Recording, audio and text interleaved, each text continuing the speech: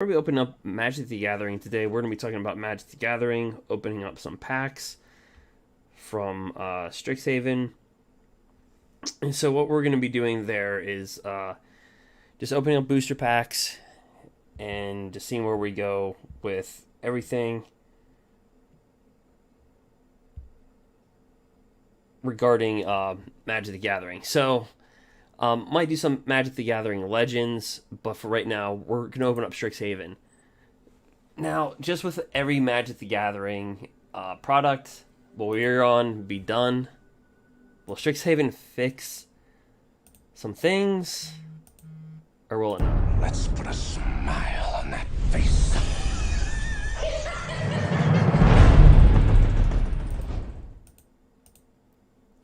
I don't know. So, the one thing that we're going to be doing is cracking open some packs. Obviously, they've changed the overlay a little bit on MTG Arena. So, and as you can tell, I've been playing Magic Legends as opposed to Magic the Gathering. That is why my dailies literally are just stacked up. So, anyway, we're going to go ahead and crack open some STRIXHAVEN packs. I guess we just get Ikoria out of the way. And then we'll just get the Kaldheim out of the way. Doesn't it seem so long ago that Ikoria came out?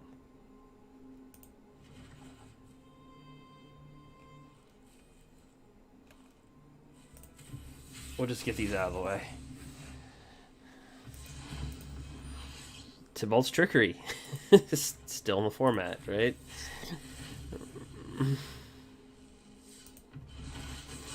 Okay, so let's move on to STRIXHAVEN. Ready? Pack 1 of 50. Okay, so I'm gonna... What? Wait. We got a rare outside of the rare slot. Okay. So this is for 3 green. It's got trample. As long as you control 8 or more lands, it gets +5/+5. That's crazy. An Augmenter Pugilist. The other side of the card is a sorcery spell. Choose target creature you control. Each other creature you control becomes a copy of it until end of turn, except those creatures that aren't legendary if the chosen creature is that. What? So you can have like a bunch of 1/1s and all your creatures become... Like you could have like an Elder Gargroth and just copy it and all your creatures become that.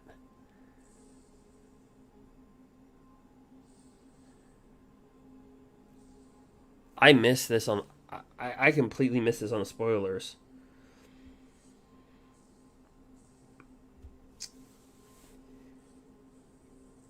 Yeah, I agree. The horror, it's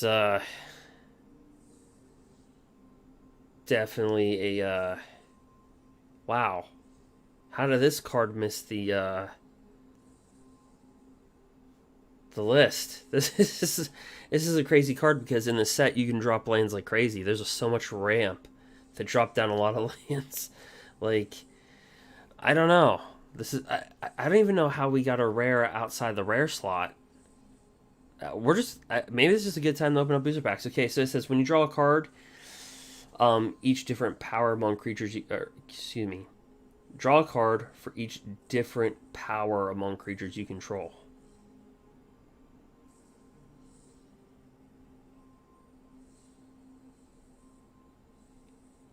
That's pretty strong. Okay, so we're just going to go over the commons really quickly, and then we're going to kind of just go through these more at a more fast pace. But so whenever this attacks, you can pay 2 life. If you do, it gains flying. Pretty much just a draft card. Exile target non-land permanent. Its controller draws a card. Again, I don't see this being played. Sacrifice this and return target instant or sorcery card from your graveyard to your hand. Activate this as sorcery again. I don't see this being played mainstream. When it enters battlefield, you gain two life. A draft card, realistically, and whenever opponent casts or copies an instant or sorcery spell, they lose 1 life. Let's see what the rare is. Urza's Rage.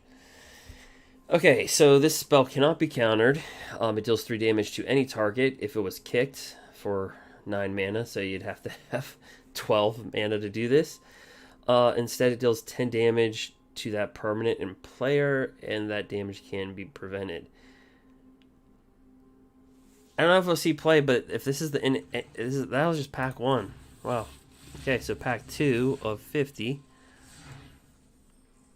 Negate reprinted. Okay, so Silver Quill.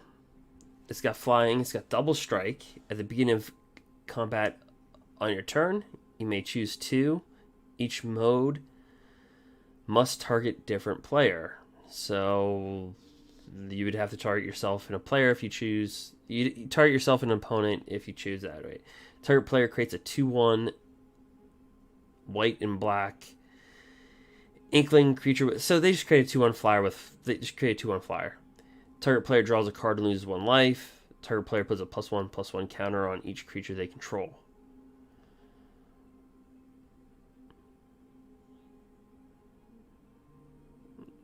I mean, it's not a bad card. Exile target creature. Up to 1 target instant source card from a graveyard. Whenever you cast a copy or copy an instant or sorcery spell, put a +1/+1 counter. This could see some play. I can see somebody actually playing with this. Okay, as additional cast a spell, you may sacrifice 1 or more creatures. When you do, copy this spell for each creature sacrificed this way. Draw a card. Can see play. I don't know. I'm looking to see if the things will change the meta realistically.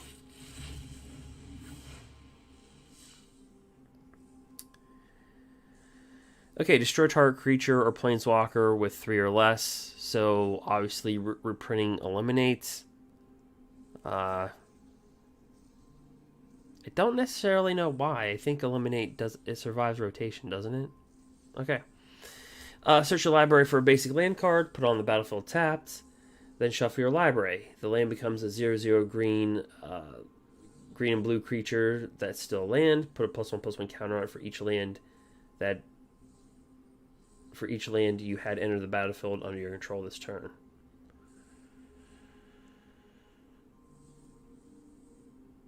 Yeah, so it all goes back to the spell that we first got, which is pretty odd. We got a double rare in our booster pack. So that first rare that we opened, there's going to be a lot of ramp. So let's see what our rare is right here. And we get a mythic wild card. So pretty good. So far, first 3 packs, pretty solid, right? Okay, Snakeskin Veil. Put a +1/+1 counter target creature you control. It gains hexproof until end of turn. So there's a lot of those cards in the format. This is just pretty good, pretty straightforward. What I like about this card is the counter stays on the creature itself. It never leaves it. So that's also good. Okay, this card would be used in Scrabble. I'm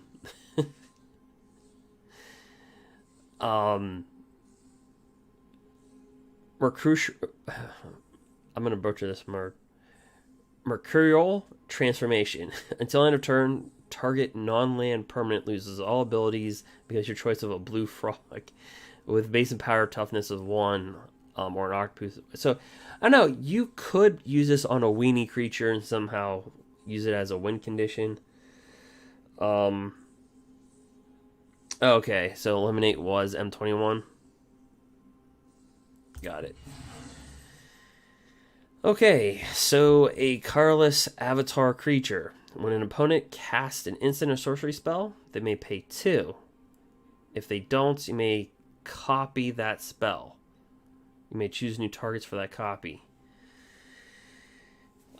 Okay. And as we've seen with Magic the Gathering cards, they're getting very wordy. So it's like reading an abstract from a science novel. No, I'm joking. Okay. So the backside of this card is each player looks at the top 5 cards of their library and may reveal a land card or an instant or sorcery card from among them. Each player puts those cards they revealed this way into their hand and the rest of the bottom of the library. Each player gains 3 life.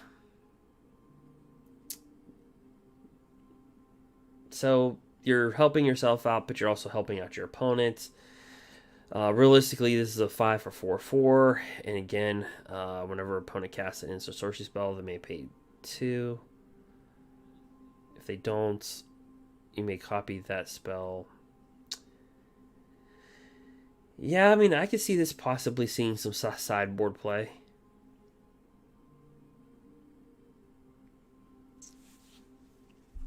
Probably.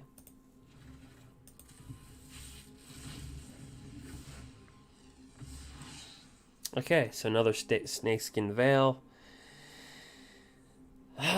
Okay. Equipped creature has flying. Whenever equipped creature deals combat damage to a player, draw a card and discard a card. Yeah, again, probably just another draft card, but Quandrix commands. Okay, so this is a command card. Historically, through Magic the Gathering, there has been command cards since about 2011. Choose 2. Return target creature or planeswalker to its owner's hands. That's pretty good. Counter target artifact or enchantment spell. That's also good. Put 2+1/+1 counters on target creature. Target player shuffles up to 3 cards from their graveyard to their library. This is just an overall just good card. It doesn't do anything that's extreme, but at the same time, it just does so much. It's got a lot of utility, I guess.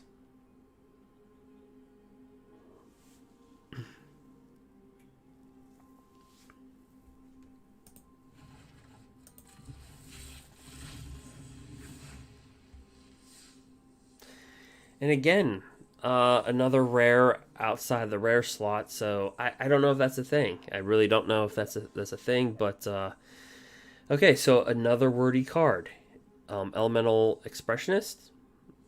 Subtype is a wizard. So whenever you cast or copy an instant or sorcery spell, choose target creature you control until in turn it gains, quote, if this creature would leave the battlefield, exile it instead of putting it anywhere else. And when that creature is put into exile, create a 4/4 blue and red elemental token. So that's a lot to absorb, especially when I didn't completely look at every spoiler. And again, this wasn't a highlighted spoiler, so it's the first time I'm actually reading this card. Okay, so whenever you cast a copy of an instant sorcery spell, choose target creature you control until end of turn.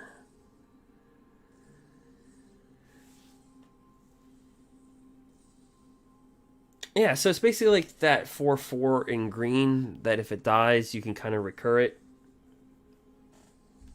Let's look at the rare. Gift of Estates for blue. If an opponent controls more lands than you, search your library for up to 3 playing cards, reveal them, put into your hand. So this is kind of like for people that used to play Magic the Gathering a long time ago, this is like a balance, just one part of the card name balance. Kind of.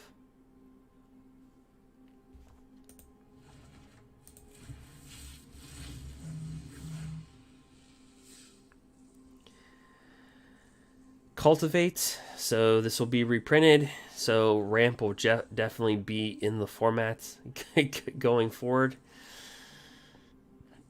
We get a Prismari Apprentice. Whenever you cast or copy an instant sorcery spell, Prismari Apprentice can't be blocked this turn. If the spell has mana value 5 or greater, put a +1/+1 on Prismari Apprentice. So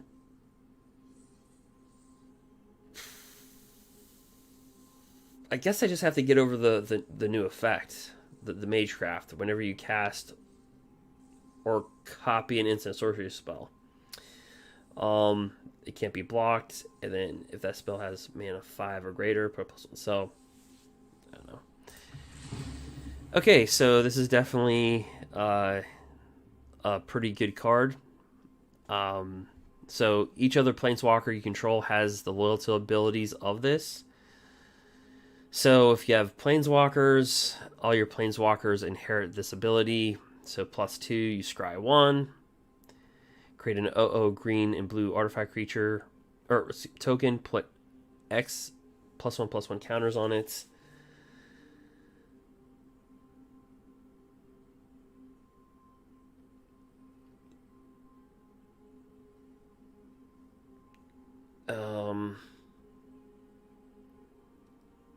Okay, -X. I got it. Okay. Search your library for an instant or sorcery card that shares a color with this planeswalker. Exile that card.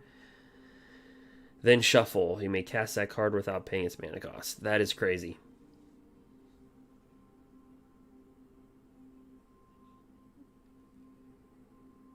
It's like Karn.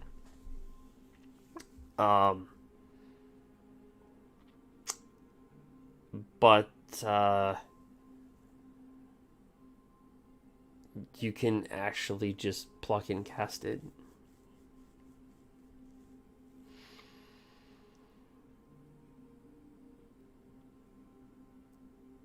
Yeah, that's pretty crazy.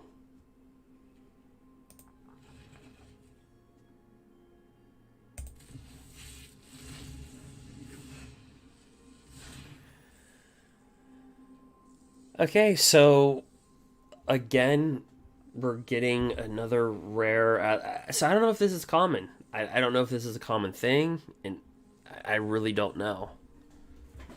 Okay, look at the top 6 cards of your library. You may reveal a creature card from among them and put it into your hands.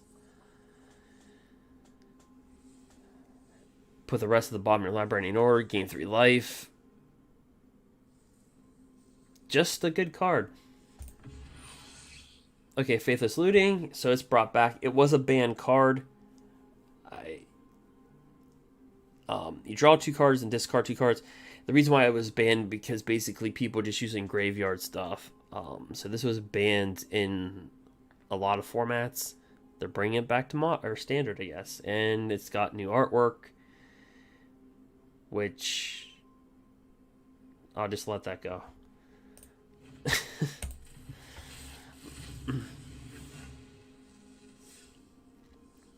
Negate, okay. Clever Luminancer. So it's got the whole Magecraft thing. Whenever you cast or copy an instant or sorcery spell, it gets +2/+2 until end of turn. Yeah, Magecraft, it has to be a thing. Okay, so we get this thing, Flame Scroll Celebrant. Whenever an opponent activates an ability that isn't a mana ability, this deals 1 damage to that player. Whenever an opponent activates an ability that isn't a mana ability. Okay. And then obviously you can pay 2 to give it +2/+0. On the flip side of this card, your opponents can't cast spells or activate planeswalker abilities this turn. Exile it. Not a bad card. You're getting a 2/1 for 2, and you do get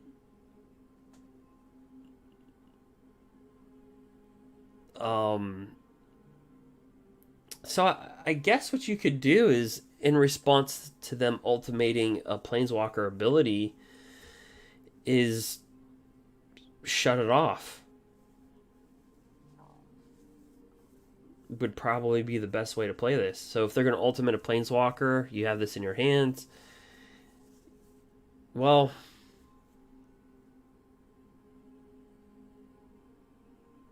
no, actually, I don't know how that would work. Because technically their ultimate ability would still be on the stack. I don't know how that would work.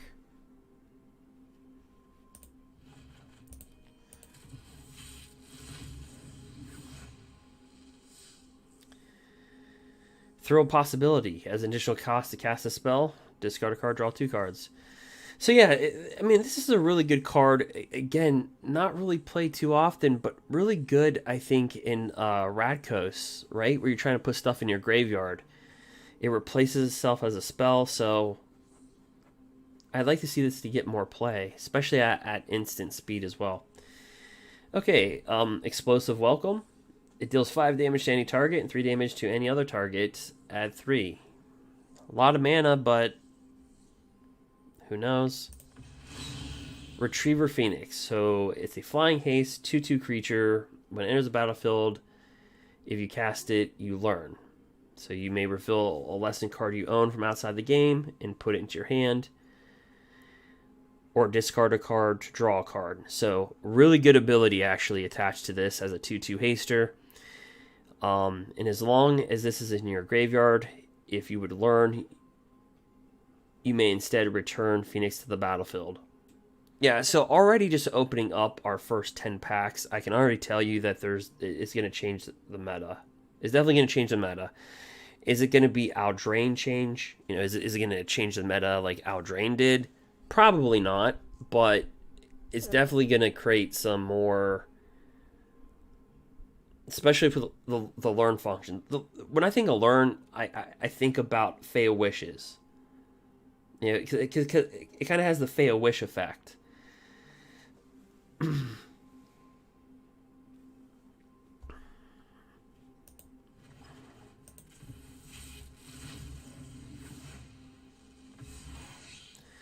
Divine Gambit. Exile target artifact, creature, or enchantment opponent controls. That player puts a permanent card from their hand on... Ooh. That's a gamble. This would be very good in the late game, not early. Exiling your creature, and for them just to drop down a big... That would... Especially with double-sided cards... I don't know. I think you have to be very desperate, or this would be used in a late game scenario. All right, target creature gets -X/-X. It's called Flunk. Until end of turn, where it's 7 minus the number of cards in that creature controller's hand.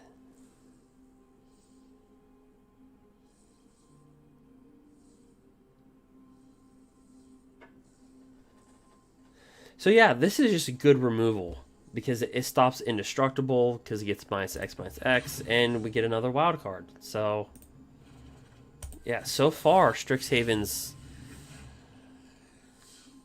Village Rites reprinted. So if you don't know what that is, it's just as additional cost to cast a spell, sacrifice a creature, draw 2 cards. Then we have Reconstructive History, return up to 1 target artifact card, up to 1 target enchantment card, up to 1 target instant card, up to 1 target sorcery. Okay, so just basically just return everything but a creature from your graveyard to your hand. Then you exile this.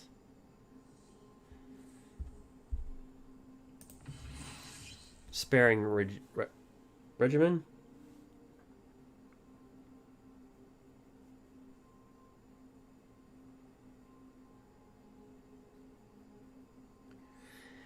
Okay, so it enters the battlefield and you learn. Whenever you attack, put a +1/+1 counter on target attacking creature and untap it.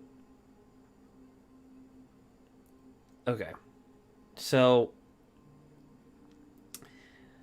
it's an enchantment. When it enters the battlefield, you learn. So again, learn is a very new mechanic.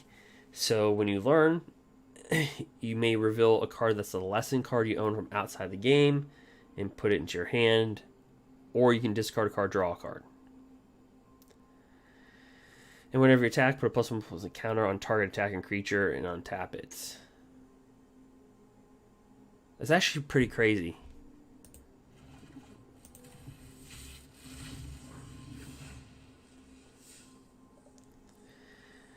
Memory Lapse. Counter target spell. If that spell is countered this way, put on top of its owner's library instead. In that player's graveyard. So it's a reprint.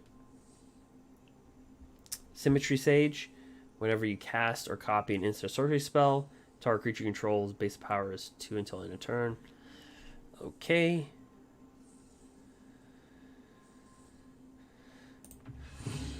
And Mascot Exhibition, create a 2/1 white and black creature token with flying, a 3/2 red and white, and a 4/4. So you're getting 3 creatures with a total power of 9, total toughness if you add them all up to 7 for 7 mana. A little costly, but can easily be placed in somebody's sideboard and using lesson cards.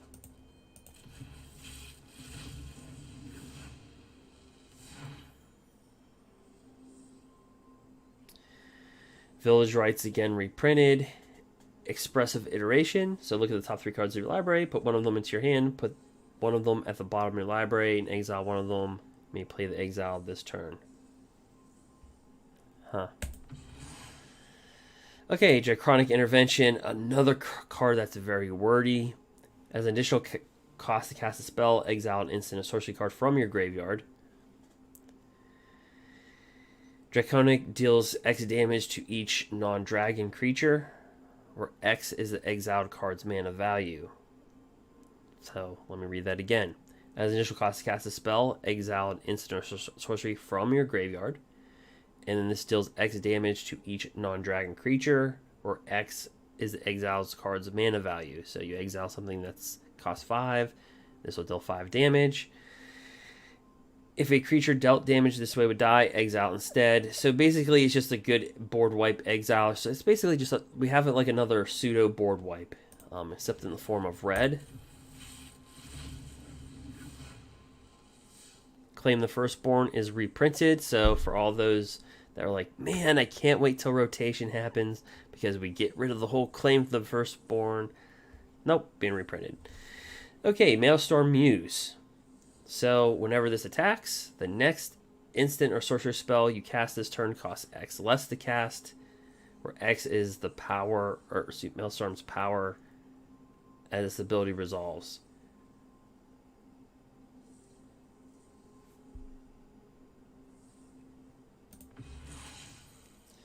Okay, and then we have this other command card. So again, just a really good card that's really good in utility, you know.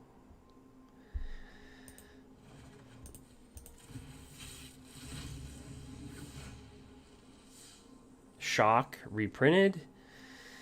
Wormhole Serpents. Target creature can't be blocked this turn. And Hall of Oracles. You can add 1 mana. You can tap it, add 1 mana of any color. You have to pay 1 though to do that. So we've seen that with a lot of lands. A lot of the uncommon lesser lands that people use. But you can pay, you can just tap it, put a +1/+1 counter on target creature.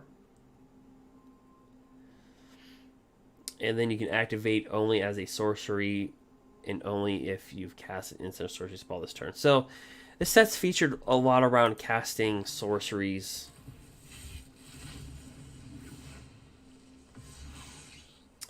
Agonizing Remorse, again, another reprint. You can look at somebody's hands and then exile non-landed card from their hand or from their graveyard. You lose 1 life, so it's nice to see that come back. And then we have Condrix Cultivator.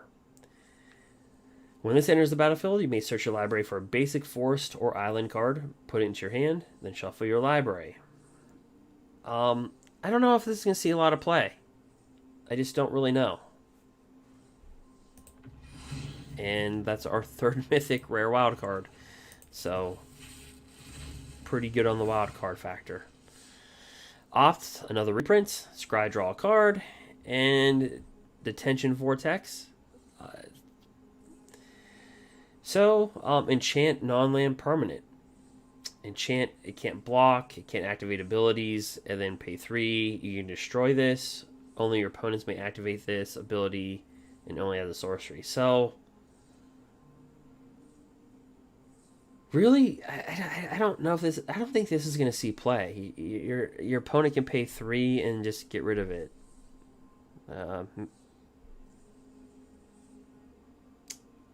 Maybe more of a draft card. Hey, Raphael. Waiting to play it tomorrow. Conspiracy Theorist. When it attacks, you may pay 1 and discard a card. If you do, draw a card. Alright, so there's a lot of that. Whenever you discard 1 or more non-land cards, you may exile 1 of them from your graveyard. If you do, you may cast it this turn. So, something that you can occur over time.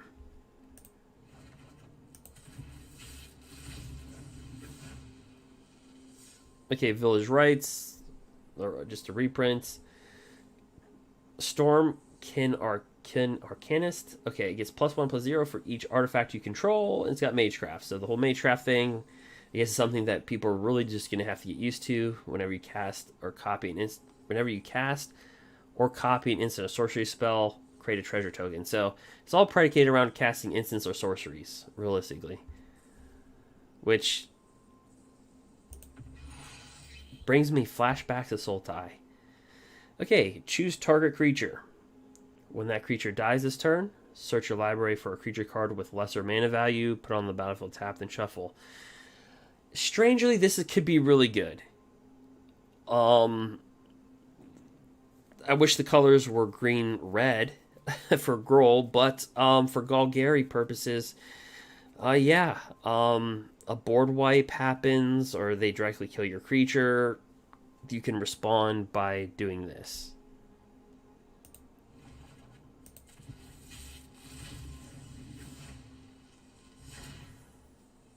Infuriate, another reprint, +3/+2. You know, overall, besides Faithless Looting, I don't know what they were thinking with that artwork. The artwork isn't that bad. I mean, what do you think on Infuriate? The artwork isn't that bad.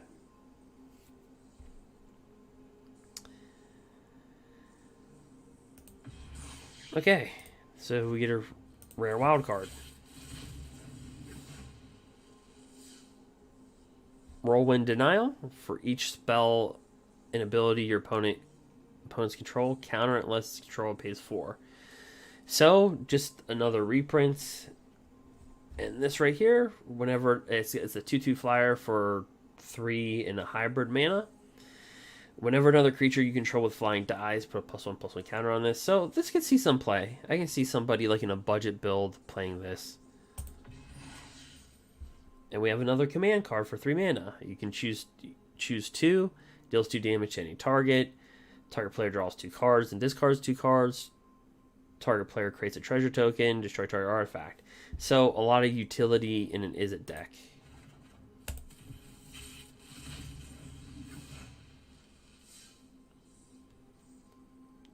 A reprint card, and just a simple equipment for 1 mana. Creature gets +1/+1, has vigilance and trample. To equip, it's 1, or excuse me, equip a token, it's 1. To equip the creature, it's 3.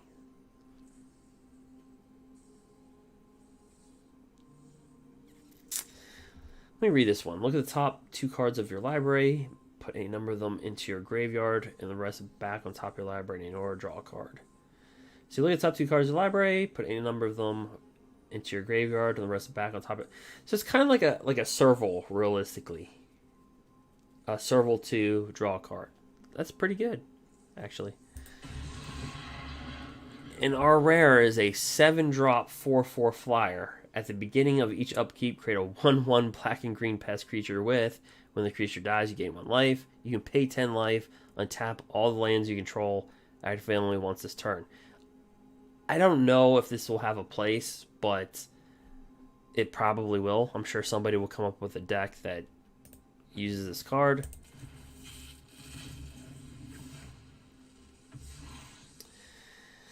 Snakeskin Veil, we've already won over.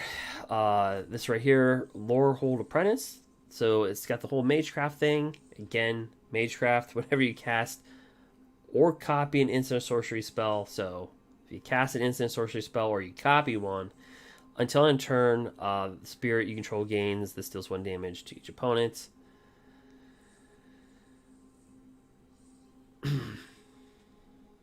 Spirit creatures you control. So this would be used in a human spirits deck. I don't know. Is there enough spirits to really support that? Okay, this was on the spoiler list, so this is a board wipe. So this cost a boatload of mana, 6, which is kind of in the range of like planar cleansing. But you may pay 4 rather than pay the spell's mana cost. If you choose to pay the 4, an opponent chooses up to 2 non-land permanents they control and return them to their owner's hand, destroy a non-land permanent. So just more board wipes right now until rotation happens. So it's got drawback, but destroying all non-land permanents is pretty huge. So versus aggro decks, basically.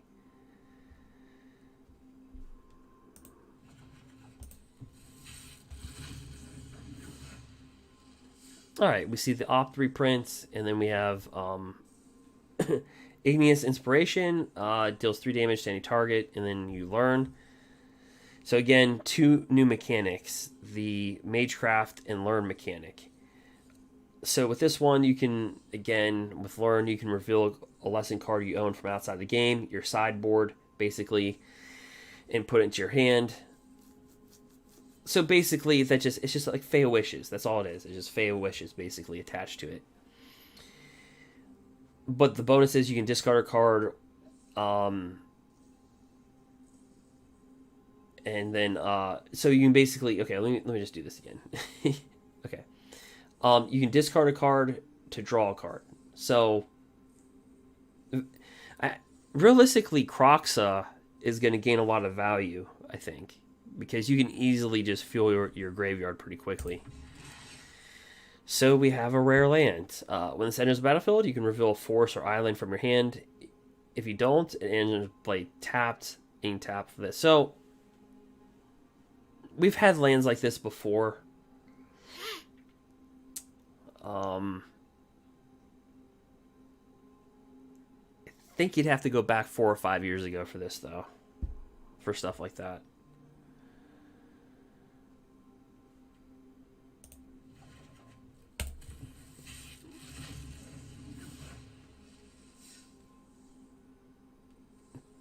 Just kind of hovering over the commons. Okay, so this is a rare in an uncommon slot, so that must be pretty common. So for 3 mana, you get a 3/1 flyer. When it enters the battlefield, look at the top, look at target opponent's hand. Now that's pretty good. You may exile a non-land card from that for as long as this remains exiled. Its owner may play it. A spell cast this way costs 2 more to cast. So it kind of has like a rogue feel, like a human rogue. It feels like a rogue almost. Something that a rogue would do. There's already a rogue in the format where you can look at somebody's hand and make them and they can pick a card and discard a card. So kind of just a delayer of the game, I guess. And then we have Lightning Helix. It deals 3 damage to any target. You gain 3 life. So this is a reprint. Heavily used in Modern, by the way. So Modern is a format that's not on MTG Arena, but it's a format that I play in. And this deck is quite heavily used in burn decks. Would not be shocked if we saw red-white, like Knight with burn.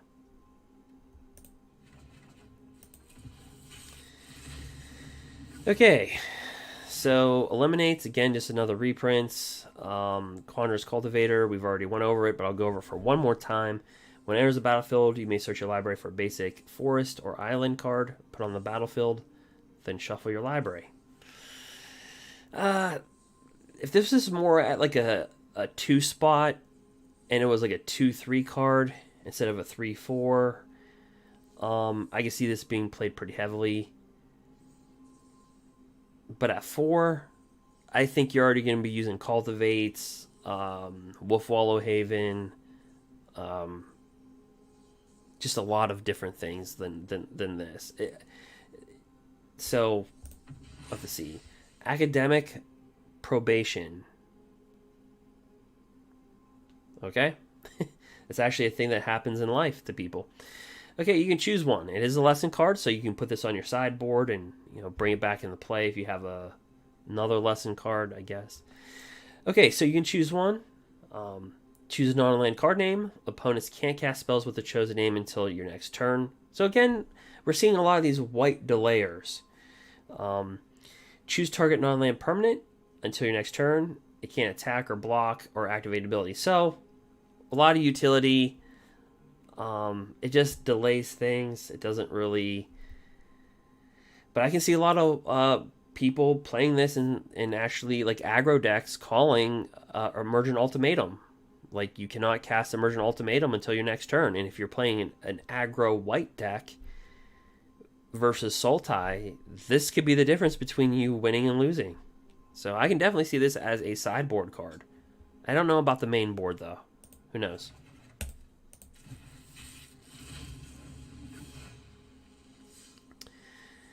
Okay, we got Grape Shot. This is a reprint, but not a current reprint. So Grape Shot deals 1 damage to any target, and it's got Storm. So, not a mechanic part of the game, but Storm is a mechanic of the history of the game. So, the Storm mechanic reads, whenever you cast a spell, copy it for each spell cast before this turn.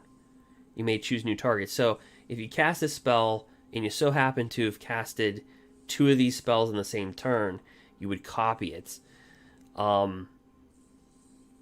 So there are Storm decks in Modern. In fact, if you look up MTG Storm, you'll probably find about 2 or 3 decks that are pretty strong. So that's that. We have Dueling Coach. So, alright, so when this enters the battlefield, put a +1/+1 counter on target creature. It's 4 mana for a 2/2, so that kind of sucks. Then you pay 5, put a +1/+1 counter on each creature you control with a +1/+1 counter on it. So, could this see play in a budget build? Absolutely. Nothing wrong with budget builds, by the way. That's how I started playing Magic the Gathering a long time ago. Could be more of a draft card for the current state of Magic the Gathering. And then we have another card that's going to be very wordy, so just bear with me, I'll just read it. So this creature's got Flying, Vigilance, Haste. It does cost 7, so... These cards kind of remind me of cards from Legends. Honestly. You'd have Legendary... From the set Legends. Which was... a long time ago. But... Anyway, let me read the card. Whenever this attacks, look at the top 7 cards of your library. You may cast an instant or sorcery spell with mana less than or equal to this power. So 5 or less. From among them without paying its mana cost. Put the red. So, look, it costs a lot of mana, but their abilities are really good. Would I play with a card? Do I see this being played like heavily? No, but like, who knows? I don't know. You know, there's pathway. In Magic right now, you can play with 3-4 colored decks. So if you're able to play with, say, green, red, white, and have a deck where you put like Cultivates with Wallow Havens, get this on the battlefield really quickly. I think that's a little bit rough just to build around one card, but time will tell. I mean, the ability is insane. Just the free cast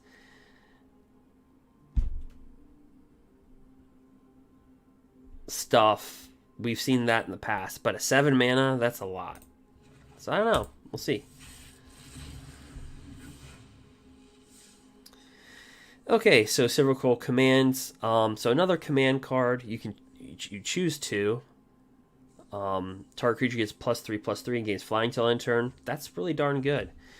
Return target creature with convert mana cost 2 or less from your graveyard to the battlefield. So kind of like a Lurrus effect. Target player draws a card and loses 1 life. Target opponent sacrifices creature. This is a good card, and it's a rare. So again, we're seeing another... And totally missed what that rare was that we just got. But yeah, so we're seeing a lot of rares outside the rare slot. And I think that is a thing in Strixhaven. Now that I think about it, I think your booster, if you buy a physical booster pack, I do think there's like a metric where you can get an additional rare. Now that I'm actually thinking about it, I think that's actually a thing.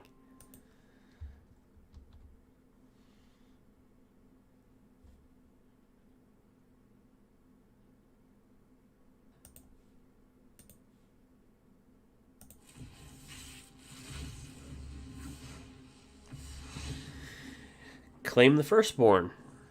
Yet again, and go blank. Target player discards 2 cards. Then exile all cards from that player's graveyard. Pretty good sideboard card. We'll just hover over the commons really quickly, and you can kind of read them if you want to.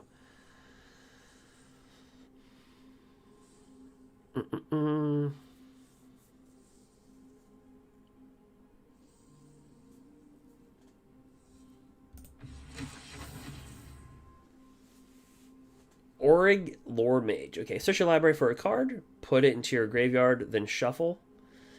If it's an instant sorcery card, put a +1/+1 counter on this.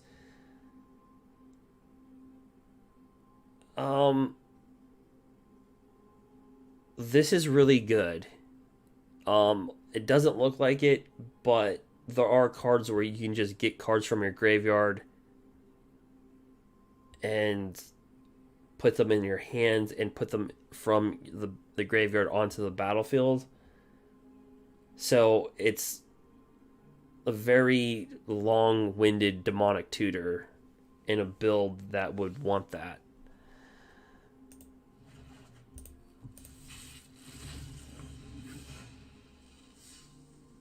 Throw a Possibility. I'm so glad this card is reprinted. Again, as an additional cost to cast a spell, discard a card, draw 2 cards at instant speed, so you can do it on your opponent's turn.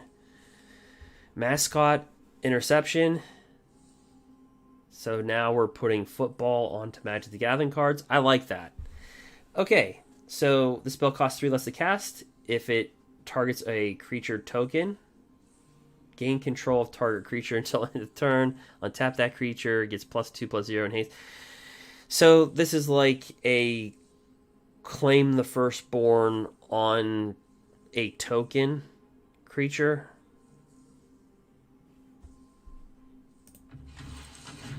And we've already gotten one of the... No, I should... Yeah, I think we already got one of these. Okay, I'll just read it. Conspiracy Theorist. A 2/2 for 2. Whenever it attacks, you can pay 1 and discard a card. If you do, draw a card. So pretty good mechanic for red, because red you kind of burn out cheap creatures. So whenever you discard 1 or more cards, you may exile one of them from your graveyard. If you do, you may cast it this turn. I think this will see play. Now that I'm reading it for a second time, you cast a couple of shocks, or you cast a couple of something, and then you're able to revive it. The card that I think of the most that this card kind of is like Dreadhorde Arcanist, which is played in Historic. Not as good, but something that is something to equal to it. And we have another Mascot Interception, so we'll go forward. Alright, again, Cultivate's going to be back in the formats, so... Divide by 0. Something that you do. So again, return target spell or permanent with mana 1 or greater to its owner's hand, and then you learn. So all it's really, again, learn is basically it's got the whole kind of Fey-a-Wish type of thing for other learn cards. And then, but the cool thing about this is you can discard a card and draw a card. So, I don't know. That'll see play. Baneful Mastery. So it costs 4. So this was on the spoiler list. I did already read this card, but I'll read it again. Or I'll read it for you. Okay, so you can pay 2 rather than pay the mana cost of 4. If you pay 2, an opponent draws a card. But you can exile target creature or planeswalker. So it's a very good card. I mean, yeah, your opponent draws a card, but you just exile. Not only do you just destroy, you exile. So it gets rid of things like Haloid Suncrown. It gets rid of things like Wicked Wolf. It gets rid of planeswalkers like Ugin. Like, just for 2 mana, just get rid of Ugin. So again, we just have another elimination spell. So until rotation happens, there is so much that Sultai can play with. Like, it's endless. Alright, we'll continue. Infuriate, another reprint. And then we have Practical Research. You draw 4 cards, then discard 2 cards, unless you discard an instant or sorcery card. Pretty good. I think there's better cards already in that slot. And then we have a rare dual land. So when this enters the battlefield, you have to reveal a plains or a swamp. If you don't, it comes into play tapped. And again, we saw some of these lands in different colors a long time ago. So this will be a good card in 2-color decks, for sure.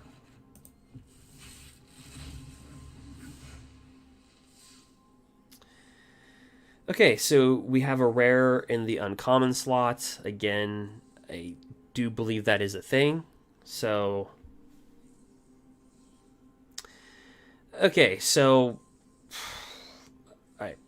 So for 4 mana, it's a 2/2. But for 2 mana, it's got Ward. So Ward is whenever a permanent with Ward becomes the target of a spell or ability an opponent controls, counter it unless that player pays the Ward cost. So if somebody tries to target this, they have to pay an additional 2 mana.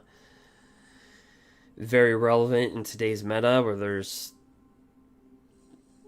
literally endless removal. Okay, so when this enters the battlefield, exile an instant or sorcery card from your graveyard. If you do that, put a number of +1/+1 counters on this equal to half the mana cost rounded up. So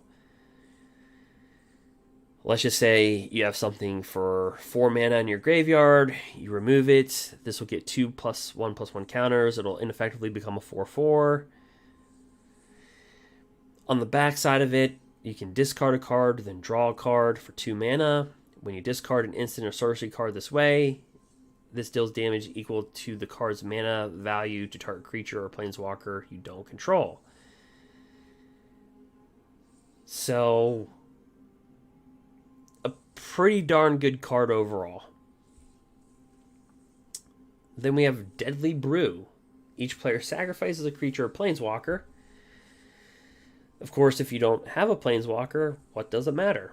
Okay, so if you sacrifice a permanent this way, you may return another permanent card from your graveyard to your hand. Okay, so going back to that one card that I opened, where you can literally tap it, and I think it was pay 3 and tap it, and search your library for a card and put it into the graveyard. Yeah, so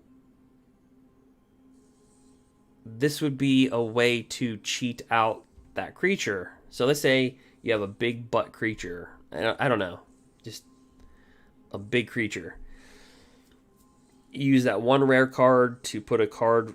You search your library, put a card from your library into the graveyard. And then you could cast this later on. You could sacrifice a creature or planeswalker. And then you could grab something from your graveyard, put it to your hand. So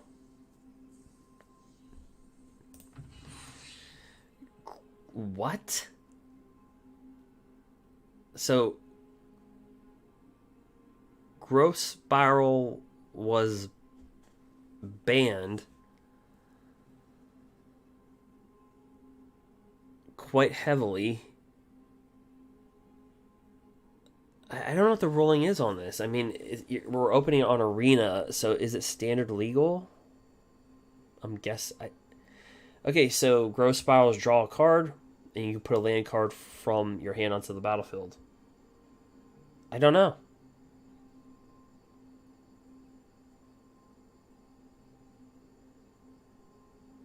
I do not know if Growth Spiral, it's banned.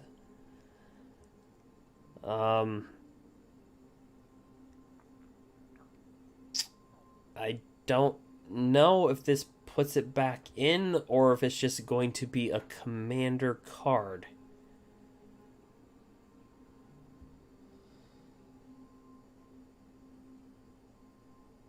Okay, at Alvaro, there are many banned cards in the archive. Okay. So this would not be standard legal, right? I'm assuming.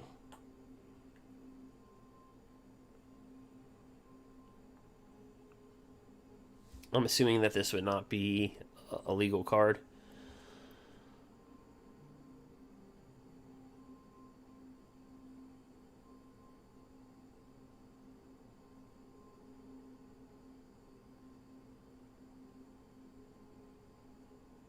Oh, okay. At Lexi, there's a bug with Strixhaven.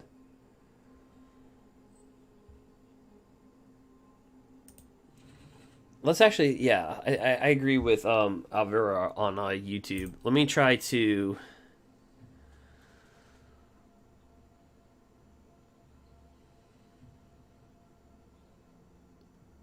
Okay, so uncommon mystics are standard legal.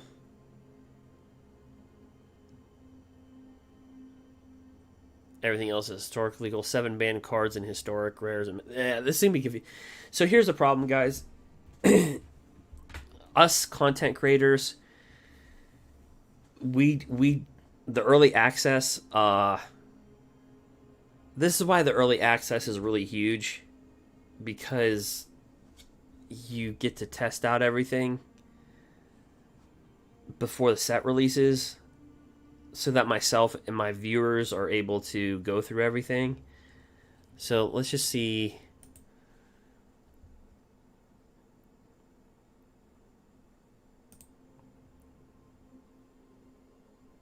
Let me just grab red spandex. It's just that it's not red spandex. It's just red white. But let me just see if I could put Growth Spiral in here.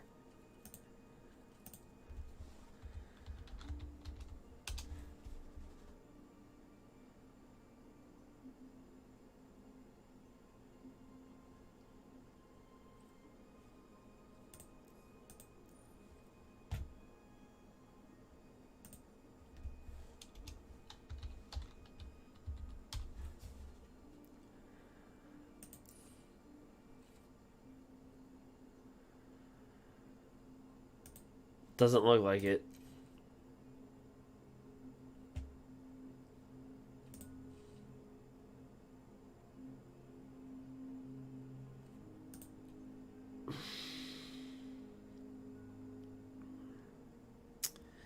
Does not look like I can do that.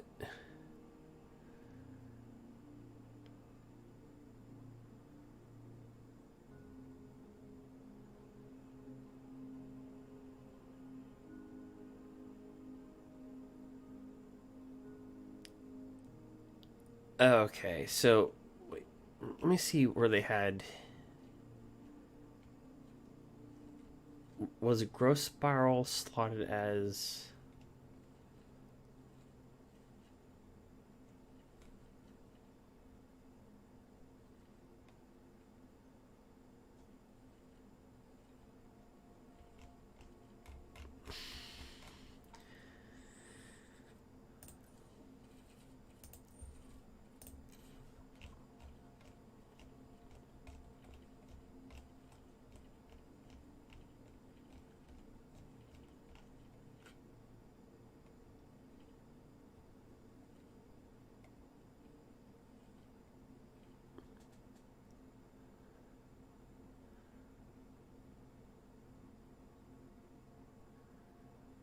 Okay, so I guess it's not standard legal.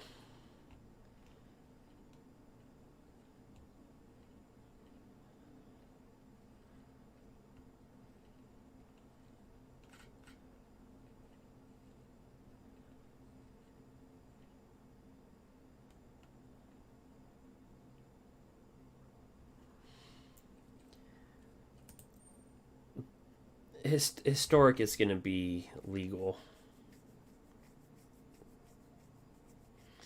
Like, so in historic, it'll be legal for sure.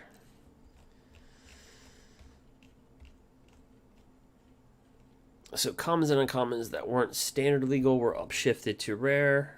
Rares and mythics that weren't standard legal are mythics.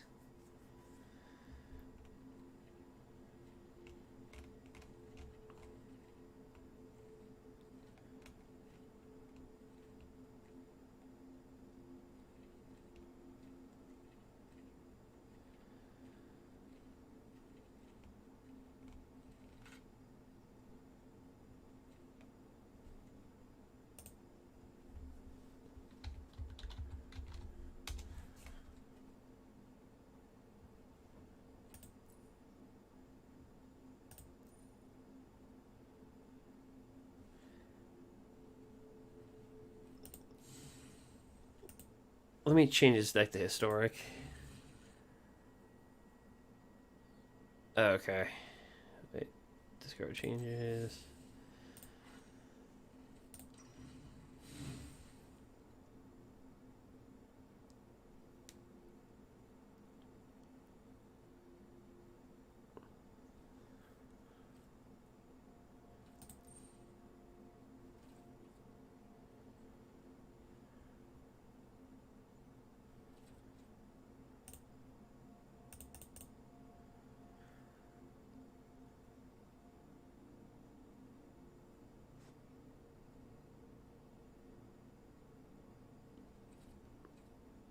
Okay, so historic, there's a subset.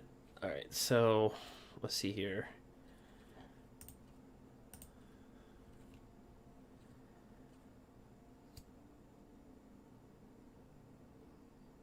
Where would that be under?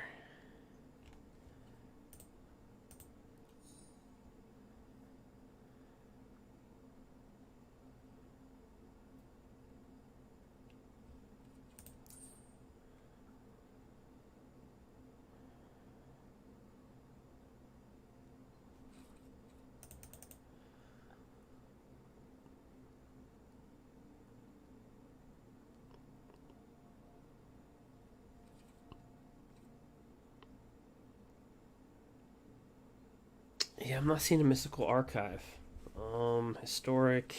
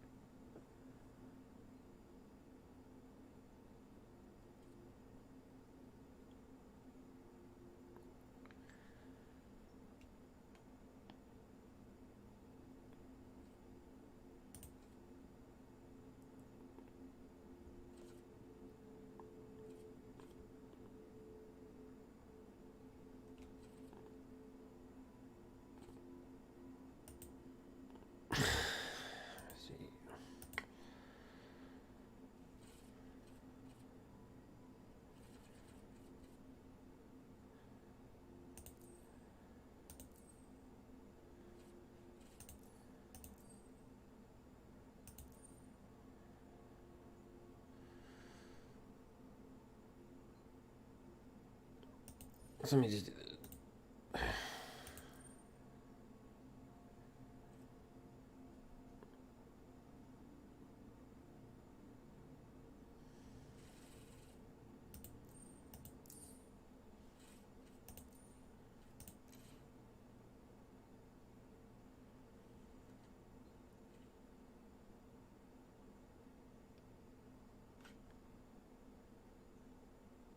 Okay, so now that kind of makes sense. And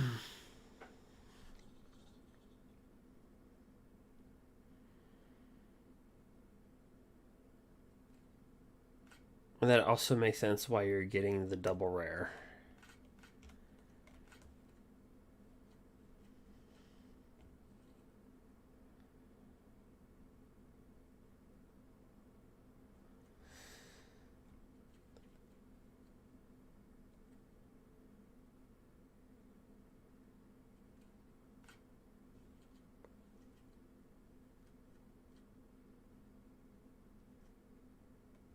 which... So, let me see something for one. Let me do another thing here. So that's Historic Mystical Archive.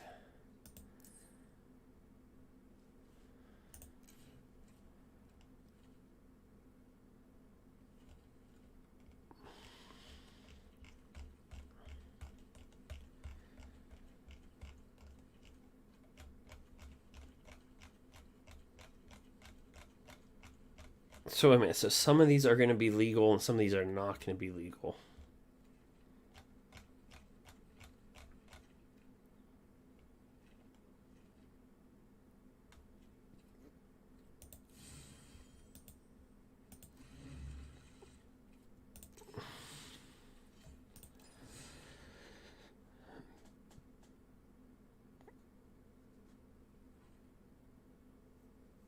Because I just saw shock and grape shot in standard.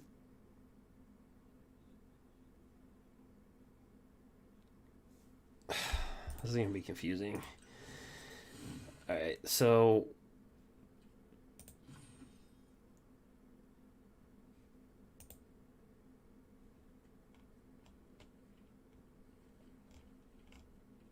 let me just narrow this search down to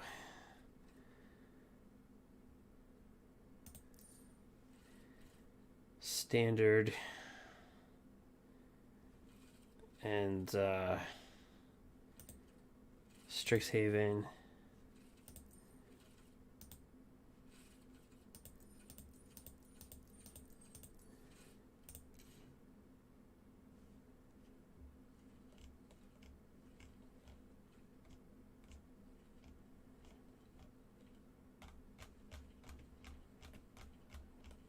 So no, it's not.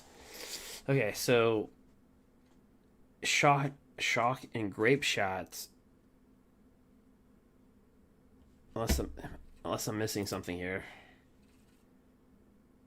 because this mystical archive is under historic.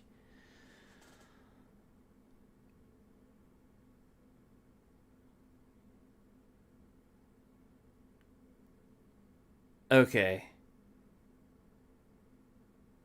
Okay, so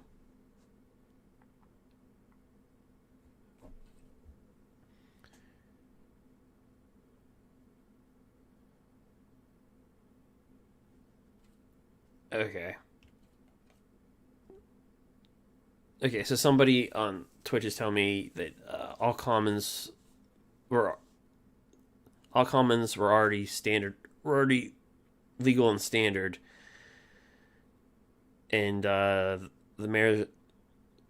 Okay, and none of the rares or mythics will be standard legal. So that okay.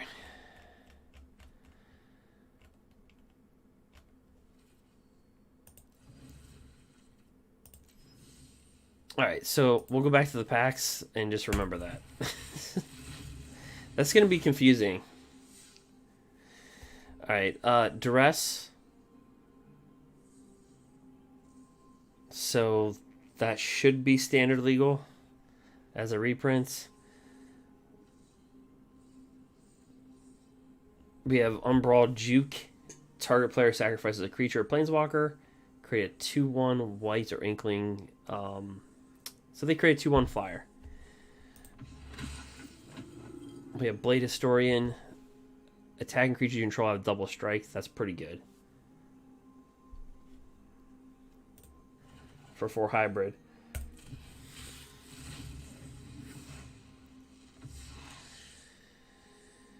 Okay, so we have Divine Gambit. We've already went over that. You can exile artifact, creature, enchantment, opponent controls. That player puts a card.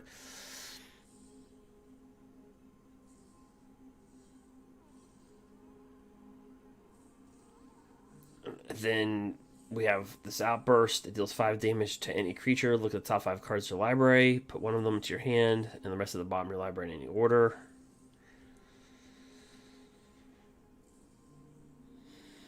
I don't know if this will see play for 7.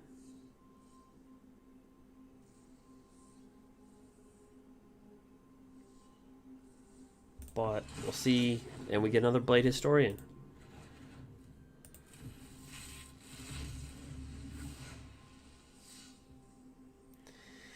We have this one where it's a Ward 2, so in order to hit this or deal damage to it, your opponent has to pay an additional 2. When it enters the battlefield, exile an instant sorcery card from your graveyard, put a number of +1/+1 counters on it for half the mana's value, rounded up. So if you have a forecasting cost insert sorcery card in your graveyard, you exile that, you put half the mana, convert mana cost into +1/+1 counter. So this would come in. This would come in as a 4/4 as opposed to a 2/2, so on and so forth. So that's going to be a thing, and then Mind's Desire, and yeah, so not going to be standard legal. Search your library, then exile the top cards of your library until end of turn. You can play with that card without paying its mana cost and Storm. So this will not be standard legal.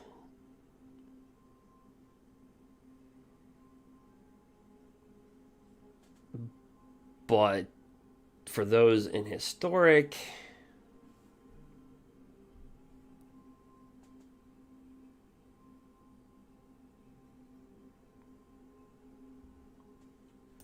yes.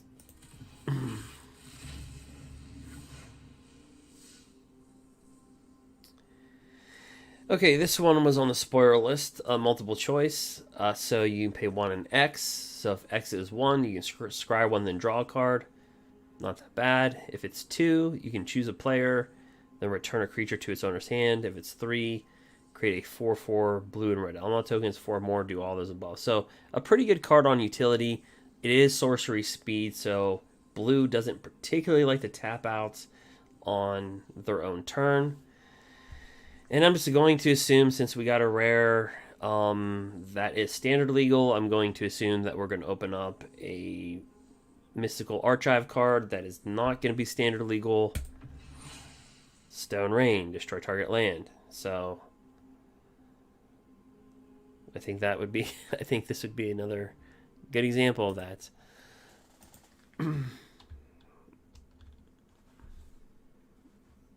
Very interesting to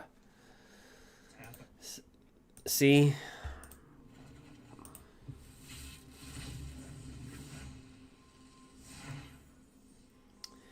So this is a card where you pay 2, exile target land or planeswalker or creature, but instead of paying the 4. If you do this, opponent draws a card. But honestly, who cares? If you're getting rid of a planeswalker on 2, you're exiling it. So Haloid Suncrowned, like, what would you do? I would rather exile Haloid Suncrowned and have my opponent draw a card than them have Haloid Suncrowned beat me down. So Weather the Storm, you gain 3 life. It's got Storm. Obviously, this is not going to be standard legal. Probably more of a historic rare card. Okay, dramatic finale. So creature tokens you control get +1/+1. Whenever one or more non-token creatures you control dies, create a 2/1 white or black creature token with flying. This ability on triggers once each turn. Yeah, so if you're building a white-black build, this is an enchantment, so it's not a creature, but your token creatures get +1/+1. So if you're creating a deck with tokens, certainly this would be the deck that you play with. I mean, getting really lucky with Mystical Archives. Yeah, I have another one right here. I mean, Time Warp. So this is definitely would not be standard legal. This is from not Nemesis. What was this? Time Warp. I'm thinking in my head. It's not Urza's Saga. It was in the block of the whole saga, like Urza's Legacy Saga, Nemesis. It's from that era, that time period, but I can't remember what specific set this comes from. I'm drawing a blank. Yeah, so clearly not would be standard legal taking an extra turn. Although we already have a card in standard where you can foretell, and for 1 additional mana after the foretell cost to actually do this. But yeah, so long and short, guys, if you're opening up booster packs right now and you see a rare card in an uncommon slot, then you're gonna get a mystical archive card, basically.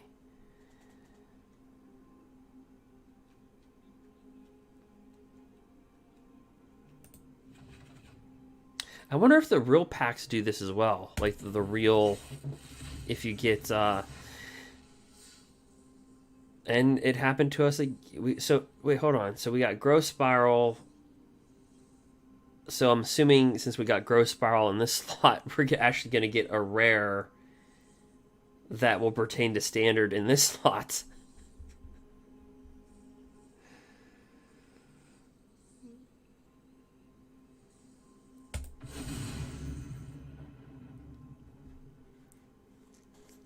Okay. Other pets, rats, insects, snakes, and spiders you control get +1/+1. So very similar to the companion Kahira. But when this dies, you gain 4 life. And then on the flip side of this card, search for Blex. Look at the top 5 cards of your library. Put any number of those cards into your hand and the rest into your graveyard. You lose 3 life for each card put into your hand this way. So I can actually see this being both used in Historic.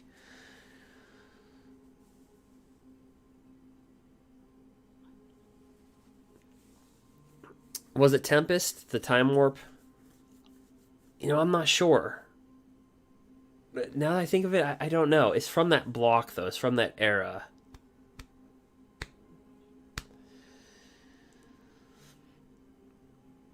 I can see this. I can actually see this played in Historic for its 4 cost because people are looking for a way to deal damage with Death Shadow. So I can actually see this being played in a Death Shadow build where they're looking to rip their life apart and to draw cards to do that. So I can see this card, the back side of this being played in Historic, the front side of this card could be used in Standard. I would have to see what that Death Touch Standard card. Remember that Death Touch Standard card? It's a 2-drop, and whenever your opponent gets dealt damage by a Death Touch creature, they get 2 poison counters.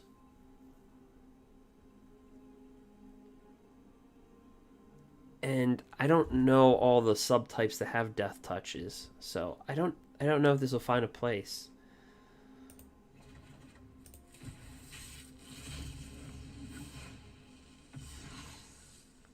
Cultivate reprinted. I'll just hover over. I should probably cover this card. As additional cost to cast a spell, exile a creature card you control. Exile target creature or planeswalker.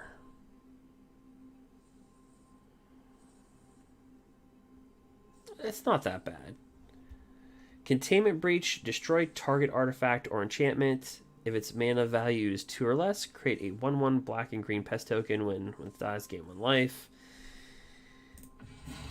And a rare is Wandering. So we already got one of these. Whenever an opponent casts an instant sorcery spell, they may pay 2. If they don't, you may copy that spell. Choose new targets for that spell. Then on the flip side, both of you will look at the top 5 cards of your library for an instant sorcery card from among them. And then put the rest on the bottom, gain 3 life.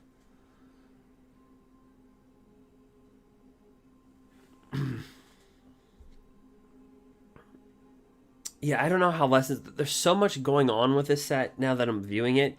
And see, here's the problem, guys, is that they took away early access to content creators.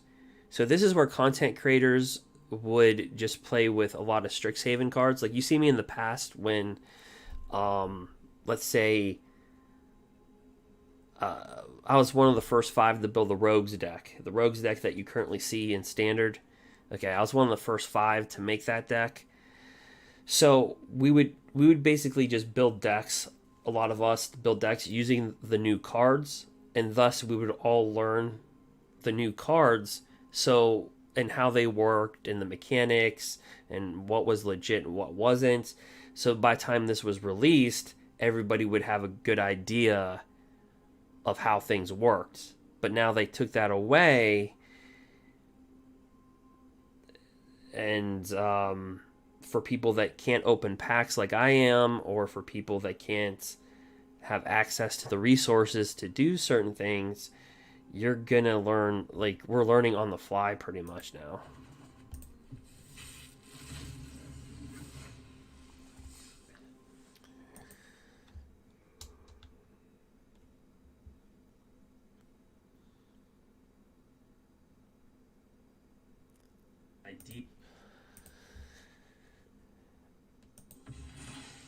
Okay, so don't know what happened there.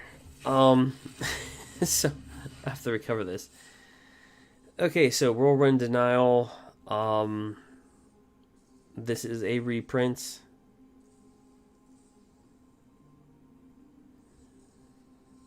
And for each spell and ability your opponent controls, counter it unless it pays 4. And then we have Creative Outburst. We've already went over this card. Deals 5 damage. Look at the top 5 cards of your library. Put one of them in your hand and the rest at the bottom. You can pay 2 to get rid of this and create a treasure token. I mean, this is 7 mana. It's 7 mana. That's a lot.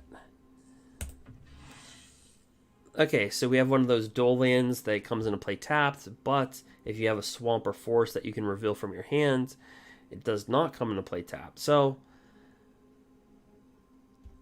this set pretty much taps into so much. It's got 2 new mechanics. It's got these cards that some could be standard legal, some are not standard legal. Then it also has land. So it's got a lot going on.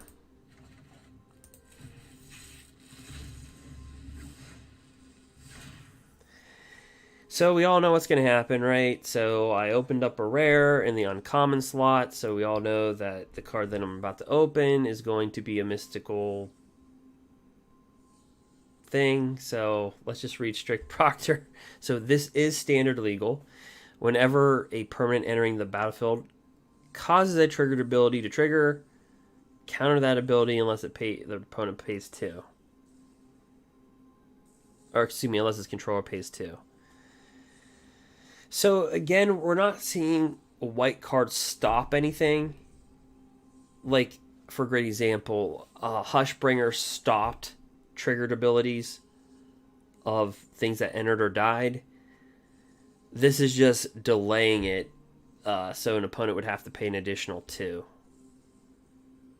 So we're seeing a lot more delayers than we are stoppers. Mercurial Transformation. I've already read this card, but until end of turn, target non-land permanent loses all abilities and becomes your choice of a blue frog. Kind of a funny card. With base and power of 1/1, or a blue octopus creature with 4/4. So you could actually use this on yourself for the 4/4 realistically. Inquisition of Kozilek, heavily used in a modern format. So don't know if this will be historic legal. I don't know. Pretty strong card in modern.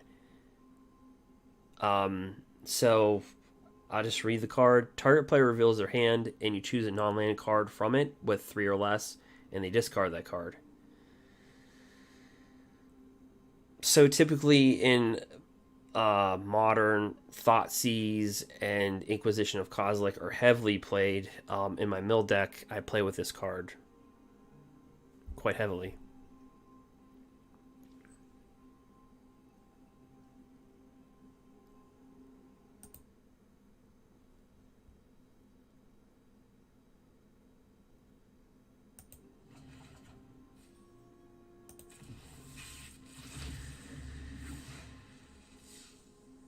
Okay, Divine Gambit, Ardent Speaker. You may put an instant or sorcery card from your graveyard on the bottom of your library. If you do, exile the top 2 cards of the library. You may play those cards. Witherspoon command. So another command card at the 2 spot, and you choose 2. Very interesting. Target player mills 3 cards. Then you return a land card from your graveyard to your hand. Destroy target non-creature, non-permanent with a value 2 or less. Target gets -3, -1 till end of turn. Target player loses 2 life. This might as well just say target white aggro.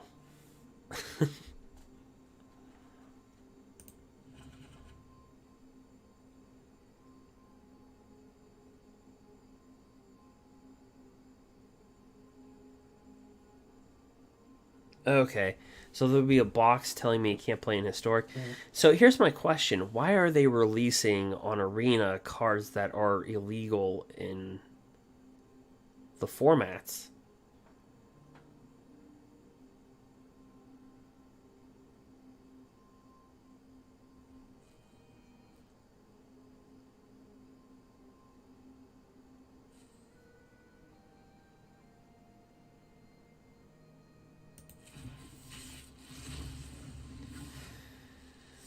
Okay, so we have Duress, and we have Solve the Equation. Search your library for an instant or sorcery card, reveal it, put it into your hand, then shuffle. And then that's our 4th mythic rare wild card.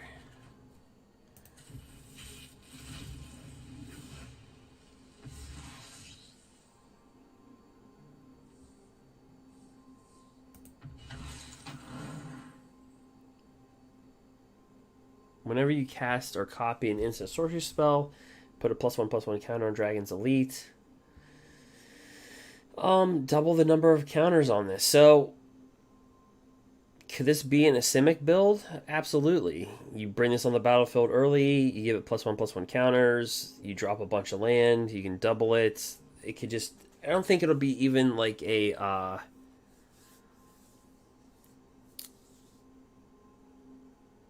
It could just be like a supplemental card. I don't think there'll be a build around it.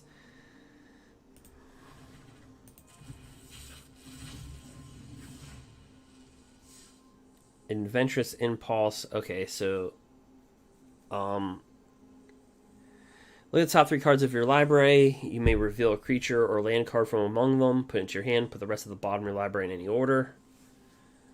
So we already have this in the standard formats. Humiliate. Something that I'm probably doing with the mystical cards. Okay. Target opponent reveals their hand. You choose a non-land card from it. That player reveals that, discards that card, put a +1/+1 counter on a creature you control. So this is like a pseudo agonizing remorse without the exile. But in lieu of not exiling the card, you put a +1/+1 counter on a creature you control. So I think that will see play. Pestilent Cauldron.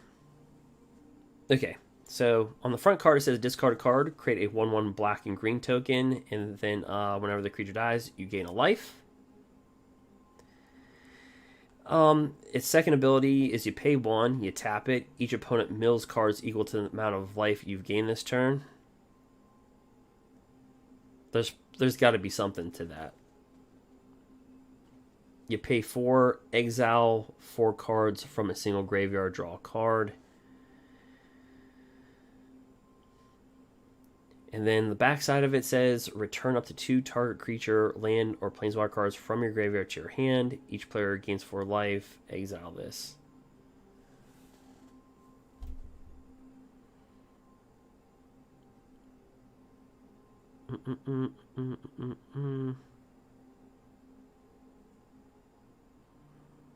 The one I'm focused on is the mill part where you gain life. Or excuse me, you mill somebody equal to the amount of life you gain this turn.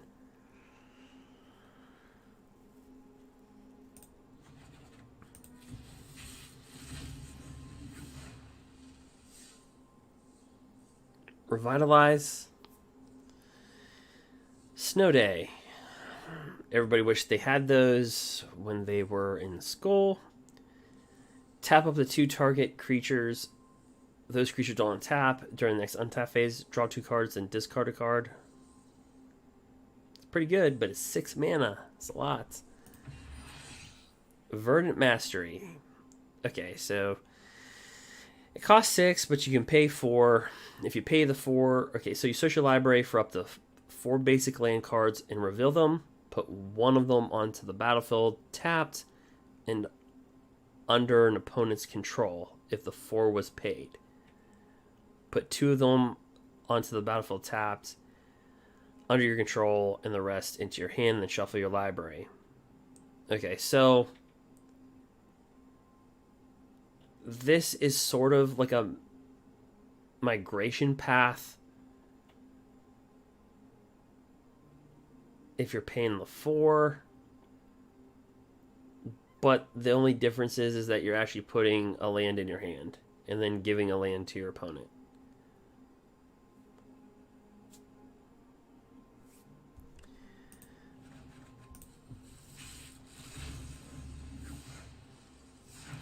There's Faithless Looting.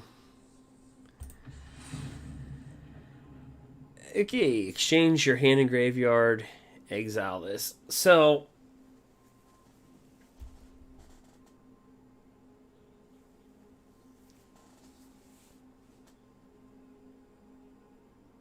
it has that ultimatum card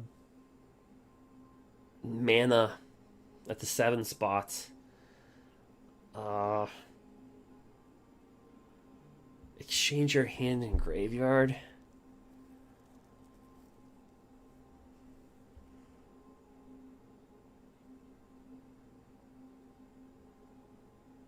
Huh.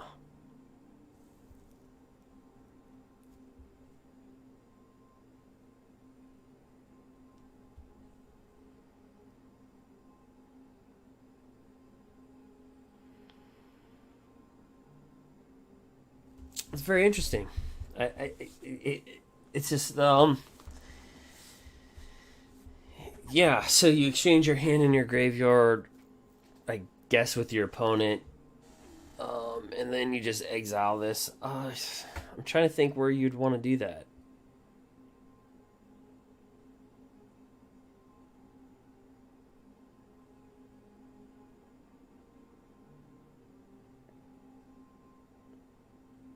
I'm assuming that's how it works. It doesn't add anything. It doesn't say exchange your land and graveyard with an opponent. It doesn't say what you're exchanging with. But I'm assuming that's how it works.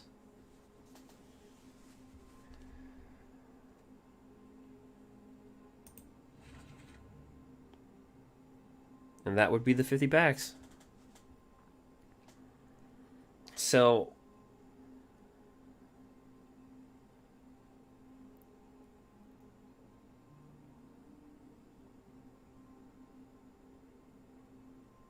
oh, you can discard it with Faceless Looting and cast it with minus Mastery. The only thing is, though, it's not standard legal, right? I mean, that card I opened, but Faceless Looting wouldn't be standard legal. So you'd have to do that in... With Faithless Looting, is that even that's historic legal?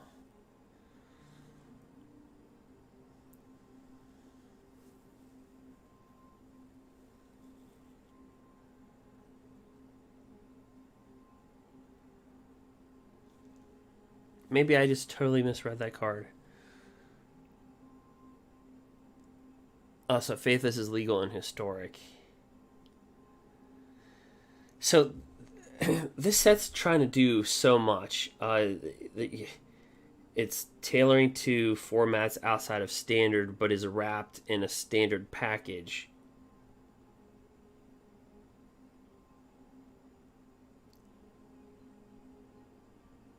And it has cards outside of historic. So...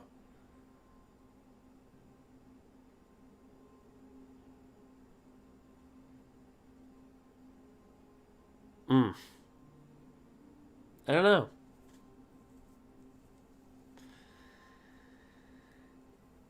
So I really don't know how I did. Because of all that going on. You think we just play like a limited draft and see what the hell happens? I don't know what the so let me grab a deck that's let me grab my lockdown deck in white that's historic, and let me see what I could legally play with.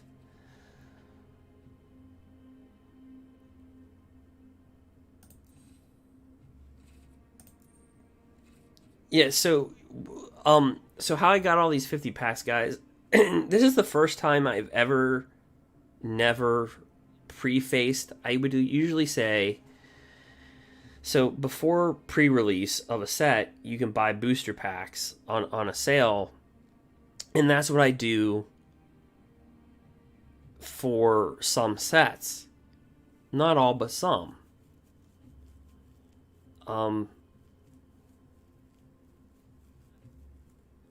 This is why the early access is so important for not just content creators, but for people. All right, so that watch them. Okay, so let me just go Strixhaven.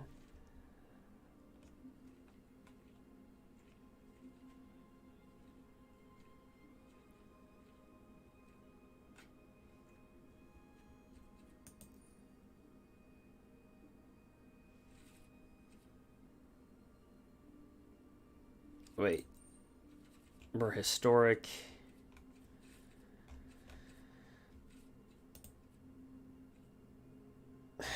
Okay, so they changed everything. Okay, so historic.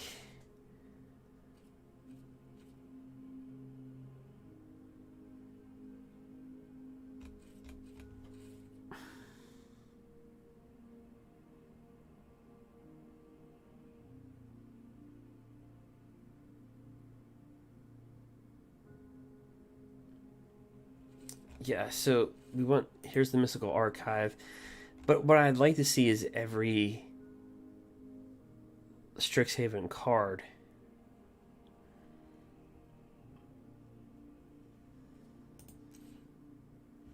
You know, not just these, but I want to see every Strixhaven card.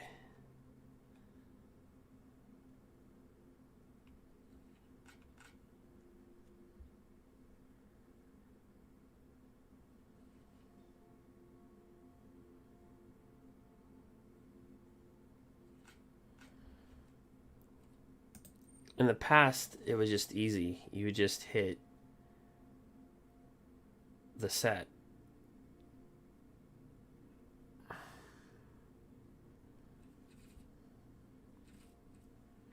Like before, I used to be able just to go Strixhaven and boom. I could see Strixhaven for historic and standard.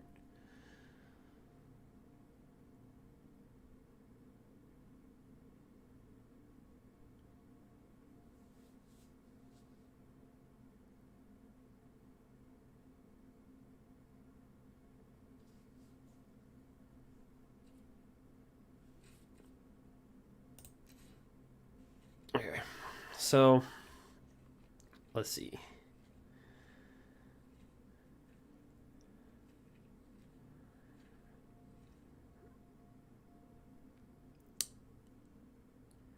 Hey, Ole. Let's see here. So, out of all the so Adventurous Impulse,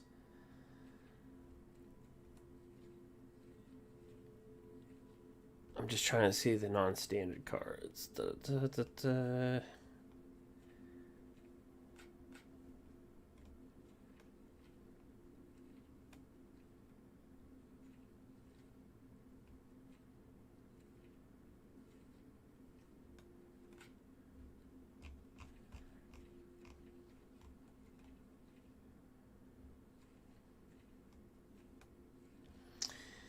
Exchange your hand in graveyard. Oh, okay, I read that wrong. Okay, so yeah, you're just exchanging your hands. Exchange your hand.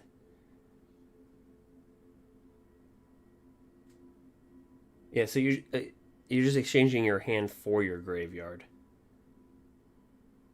If I'm reading that right.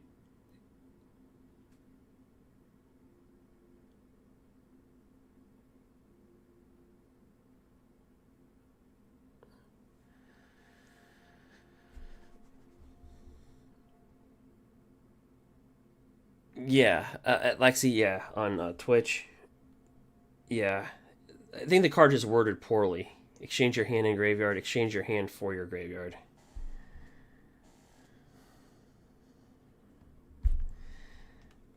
Um.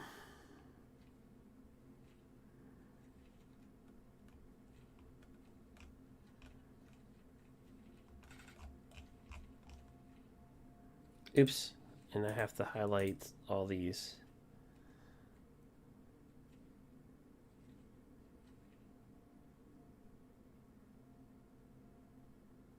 Wait, so are they? Wait, are they going to allow Acquisition of Kozilek to actually be a historic card?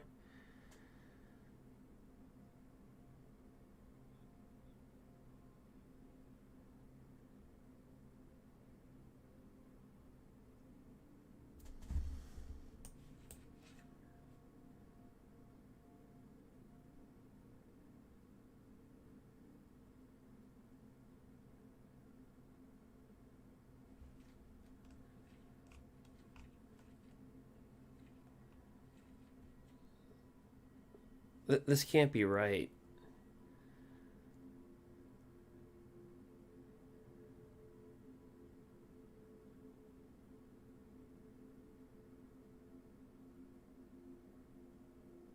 Yeah, I agree, Lexi. Yeah,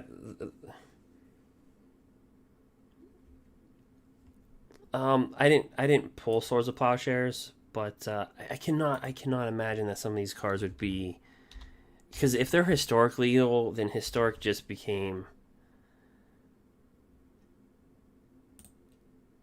I don't even know what it became. Um,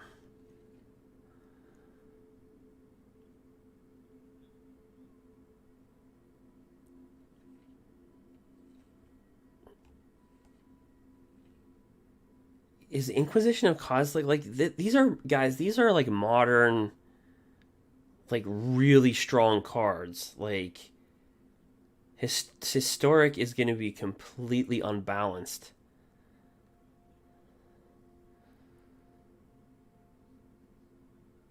It's going to be completely unbalanced because it's not historic anymore. It's like it's historic. It'd be like adding modern cards to standard. It wouldn't be standard. It's like um it. I don't know. That's just my opinion. I just wait. Faith is Faithless Looting going to be a standard? Is that? It's not telling me I can't take it out of my deck.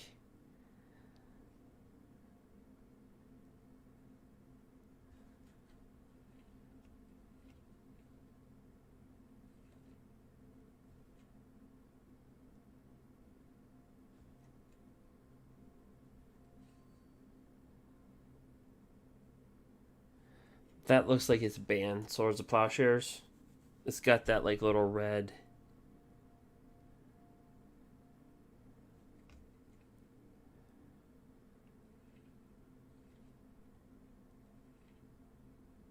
Okay, counterspell obviously is banned. Okay, so anything with that like little red, that little orange hue. Like let's look at Time Warp. Time Warp has to be like, it's got to be banned.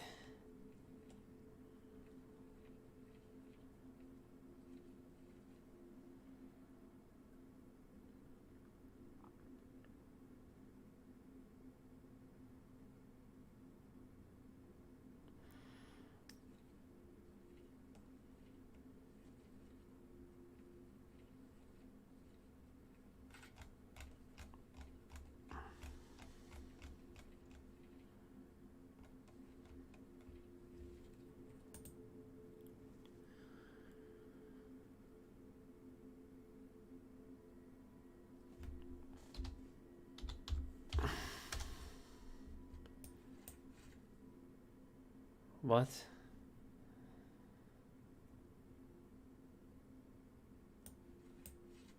Let's just say we're done with the deck. Yeah, Time Warp's legal and standard, or historic. It didn't stop me from doing it.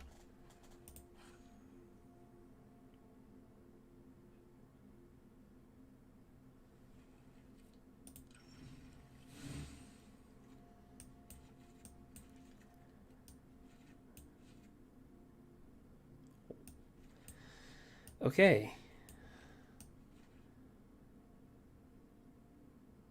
So you can't play Time Warp in Modern, but you can play it in Historic?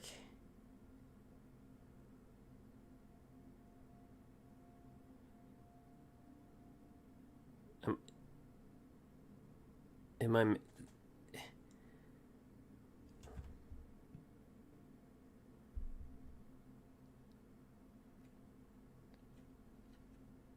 You can't pay... You cannot play with Faithless Looting in Modern, but you can play it in Historic?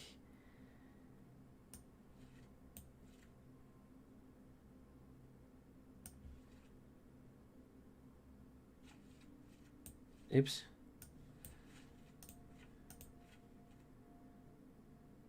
Well, let me see if it allows me to play with Faithless Looting.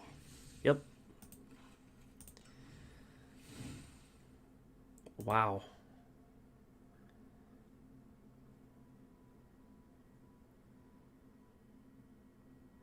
Yeah, graveyard decks are a lot worse, but this just opens up a can of worms, I think. Because it's no longer historic. You can't really call this historic anymore. It's like a cat being shaved. That was like a butchered. It's like a butchered haircut. It's like can you really call that a haircut?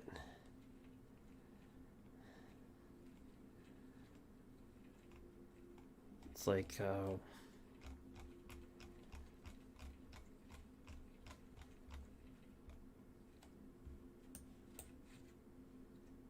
well, that's gonna be legal, of course.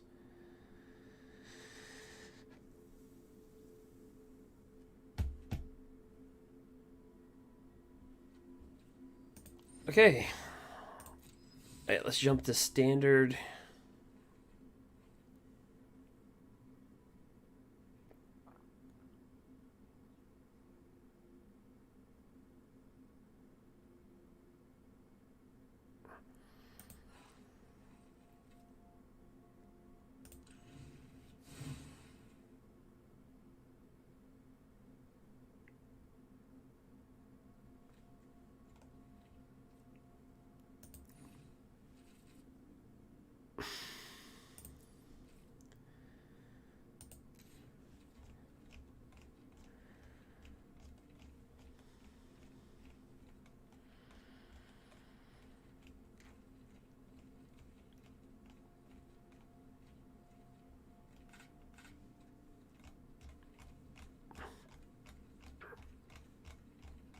I wonder if there's a list somewhere that tells you, because none of the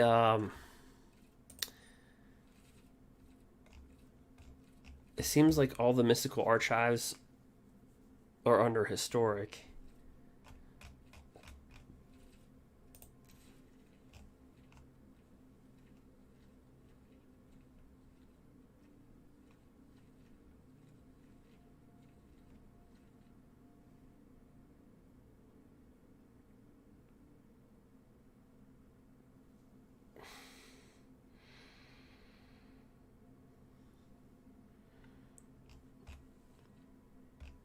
So I don't think any of the cards that we wait. I mean, I don't think any of the mystical stuff that we opened is standard legal. You think Cultivate would be?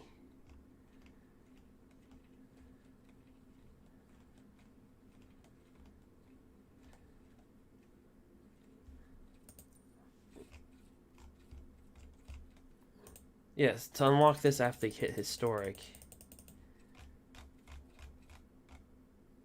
I don't know how to get to those cards from standard.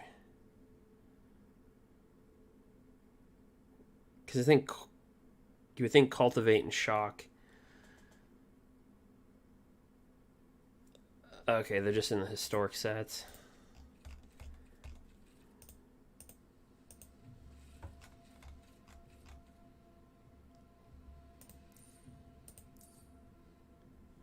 So if somebody wants to hit Strixhaven and want to know if their cards are legal, they're actually going to have to hit...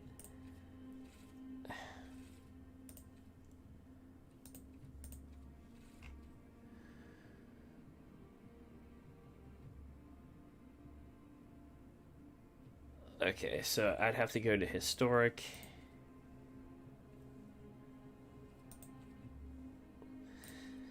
See, the problem is when you're on a standard deck,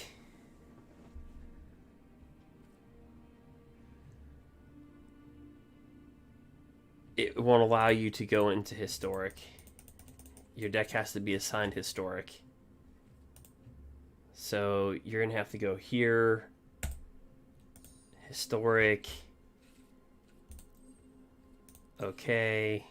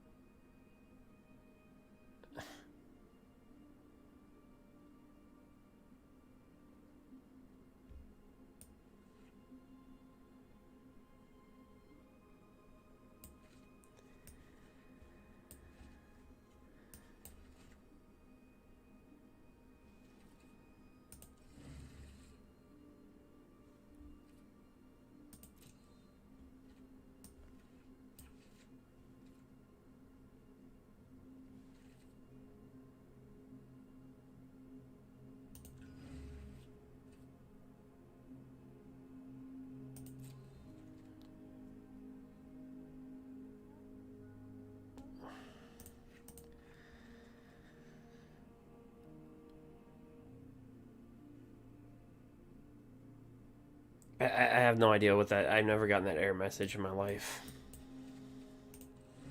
Deck name already in use? Like, what's the deck...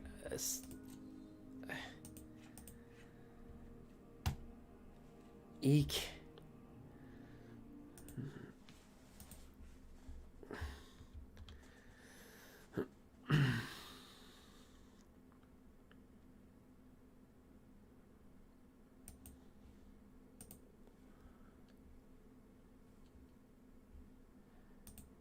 So this is going to be really hard because okay, so you have to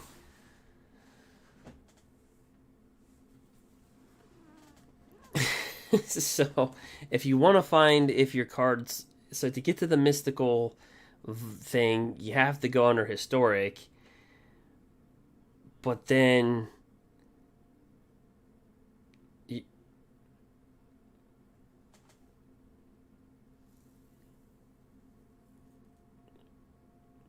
since the deck is not Historic itself, the cards that you see in front of you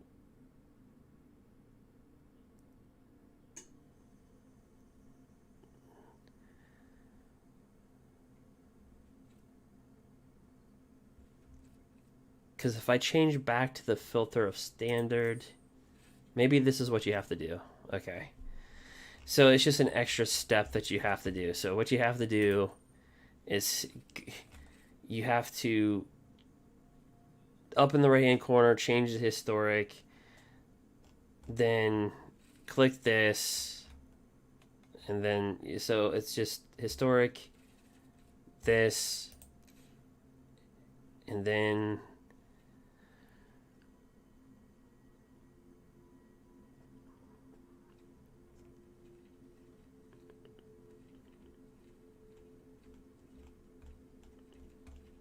if you want to slide it in your deck.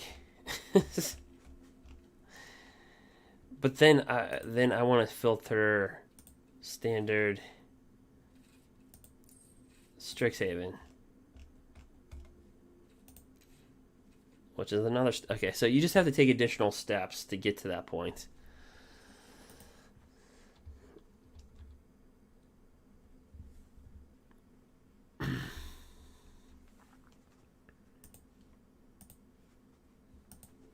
Yeah, you can do the card name, but I'm saying if you just want to look at... Like, the old way of doing it, you just literally just hit the set.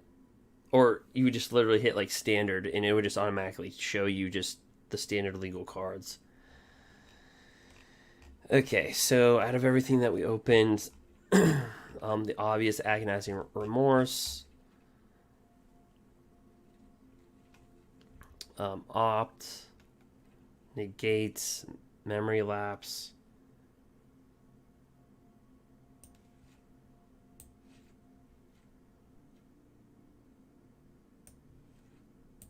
Okay, so memory lapse, although rare, I believe, can be played in standard.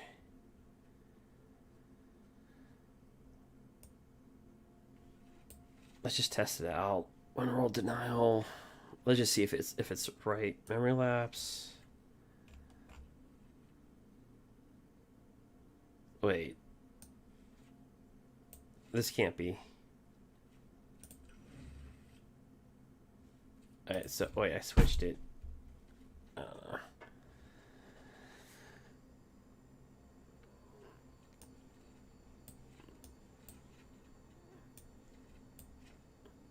So basically only the uncommons are standard legal.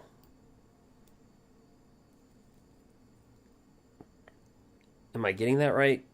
The uncommon, mystical,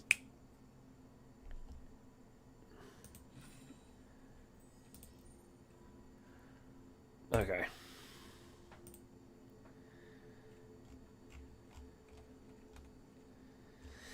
I just wish they had a better filtering system, that's all, to help people.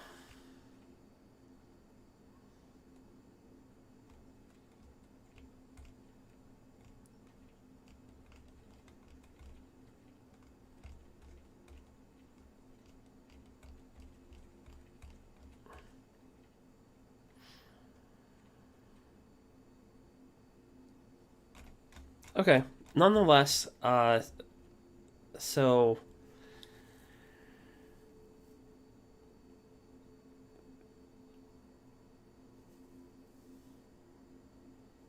yeah, I mean, she's a pretty good planeswalker.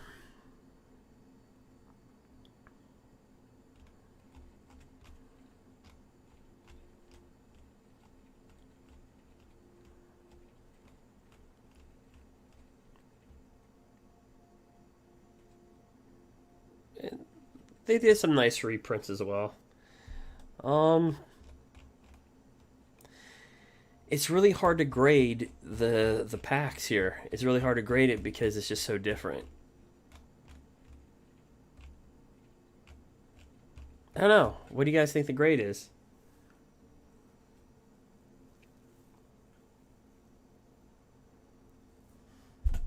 I don't know.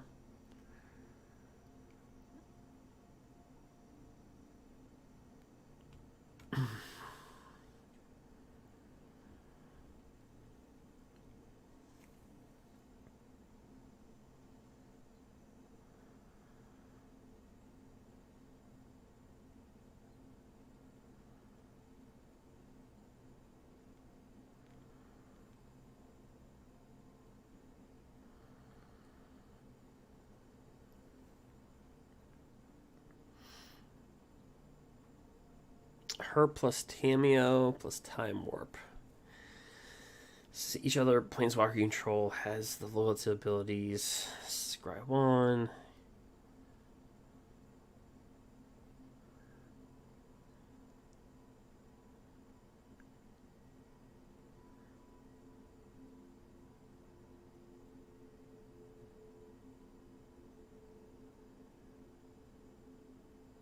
Yeah. Yep. That would be a combo. It's hard to evaluate this set. It's hard to evaluate what I just opened over just standard because I don't know if I got lucky or if I got bad. But if I include the historic cards with the standard, I think I opened really good. If I just include the standard only,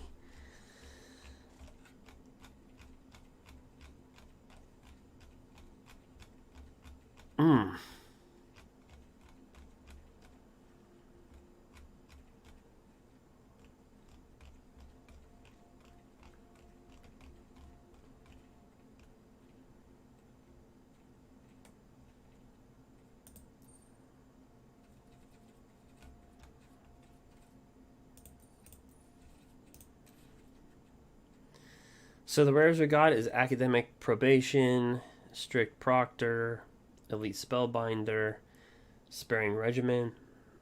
Whenever you attack, put a +1/+1 counter on target attacking creature and then untap it. Let's see what else we got.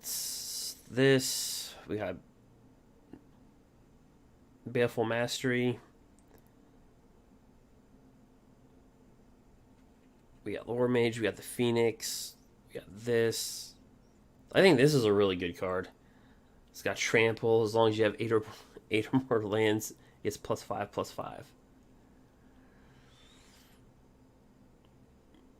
Choose target creature you control. Each other creature you control becomes a copy of it until end of turn. Except they're not legendary. If the chosen creature is legendary.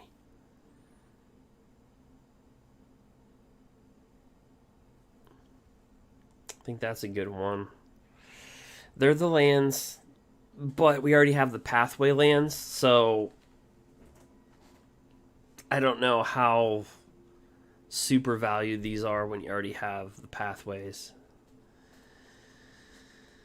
Harness Infinity could be worded better. Exchange your hand for graveyard.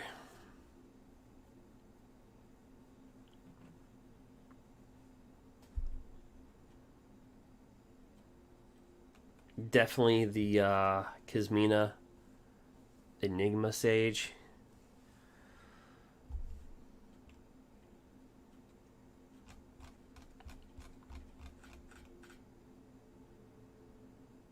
Is absolutely tough to tell. This is one of the sets where I don't really give grades. I just let other people grade. But this is like one of the sets that's just a little weird. I'm not saying it's like weird in such a bad way. It's just a lot different because it feels like it's like tailored to a little bit of a Commander audience. At the same time, it's really one of the first sets we've seen that's kind of historically driven. On the other side, it seems like, still a standard set. So it's doing a lot of things going on where traditionally sets like had things that were kind of tailored to Commander. There's a few cards that were obviously like cards that would see play in Commander, and some cards that can transcend into modern formats and historic formats. But it seems like in this case, at least for MTG Arena, that the set has is skewed towards historic,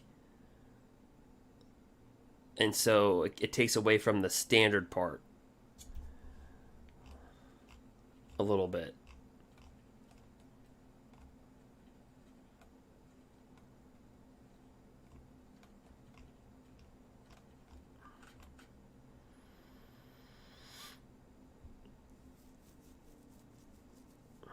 So kind of tough to evaluate on that.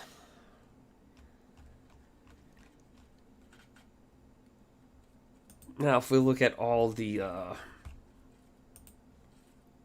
if we flip back to historic, swing.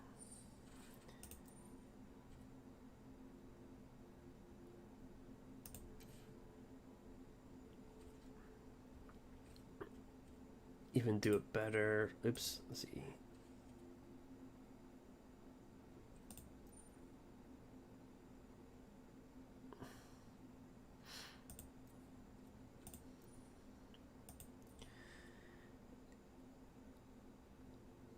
Let's see, if we go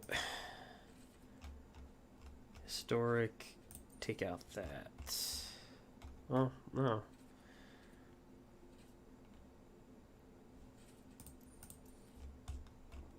If we just do this,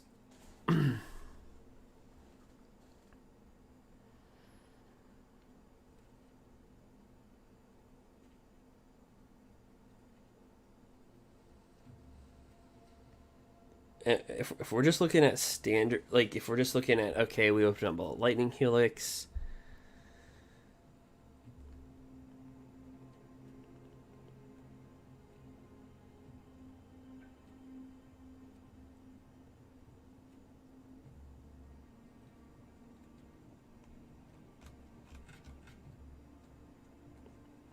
like Time Warp like, we didn't open up bad cards for Historic.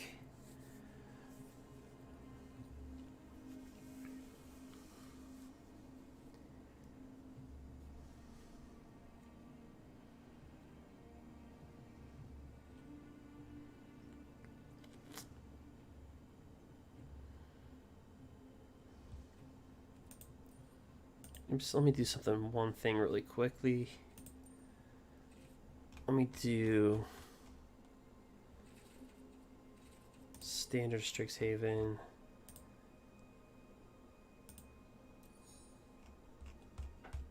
Okay, that sucks. So I have to flip it over to Historic.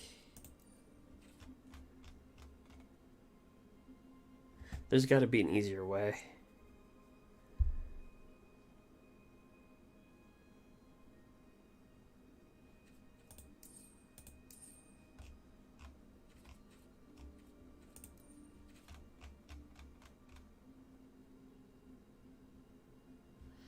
Because if I just click standard right here,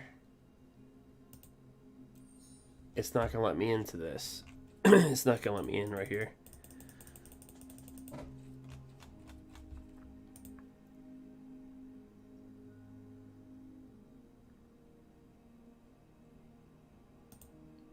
So we have to go historic, that,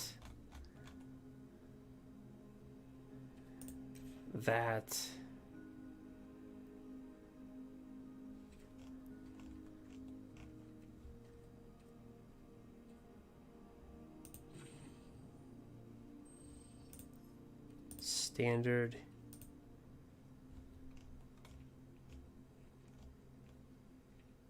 yeah, it's just an extra process. It's just okay. So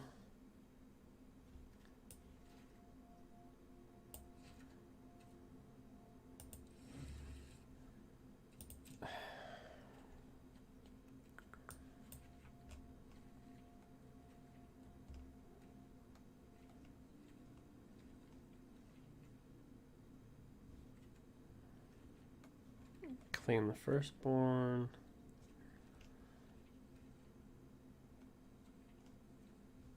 Cultivate, okay. So yeah, just view it as all the uncommons, or most all the uncommons will be standard legal, and everything else is not in the mystical thing. That's all.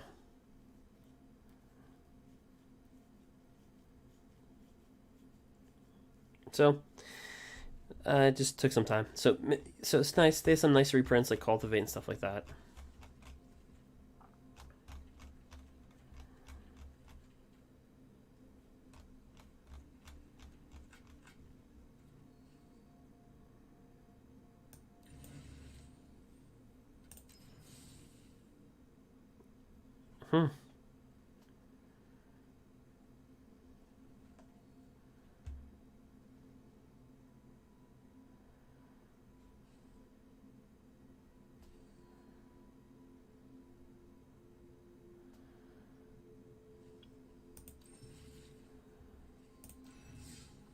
So those are the 50 booster packs that we opened.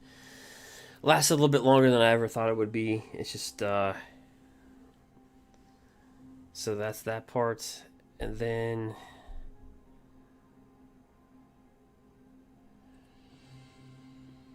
there's traditional draft Strixhaven.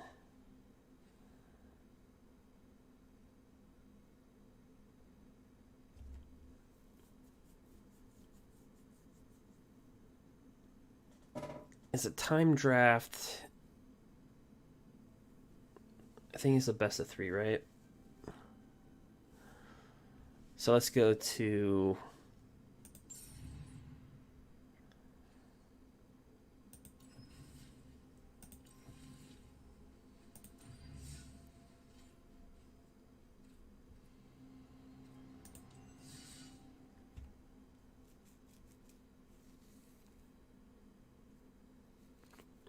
Premier Draft.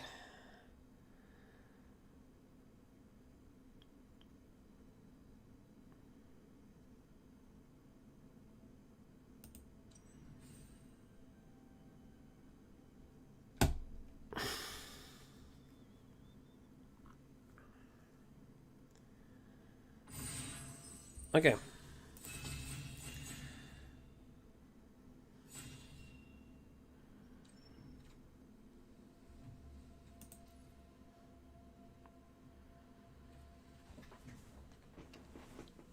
Alright, so for this,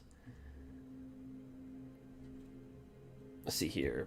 Menace, pay 3 life. Whenever you cast a copy or instant sorcery spell, create a 1/1. It's got Menace. Pass a creature with 1/1. Okay, so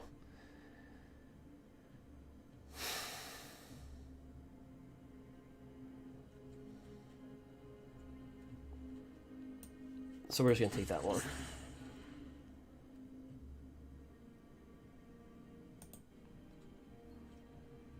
If an opponent controls more lands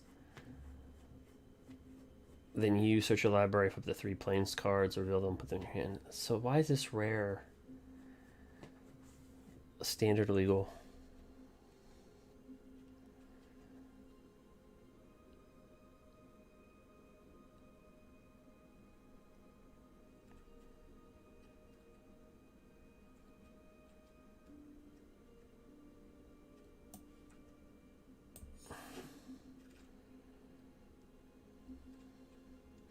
Whenever one or more cards are put into exile during your turn, put a +1/+1 counter on this.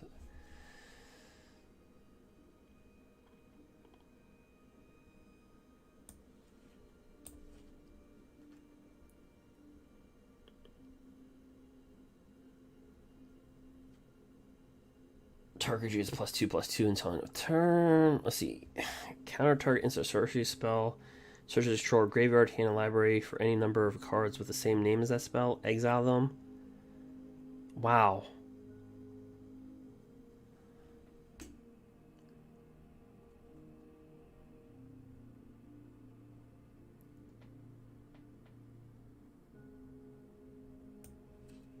That's pretty strong. Alright.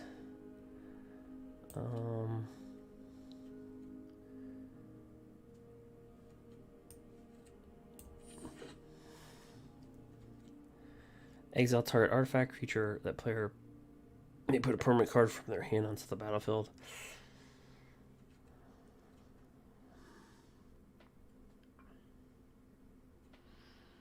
We'll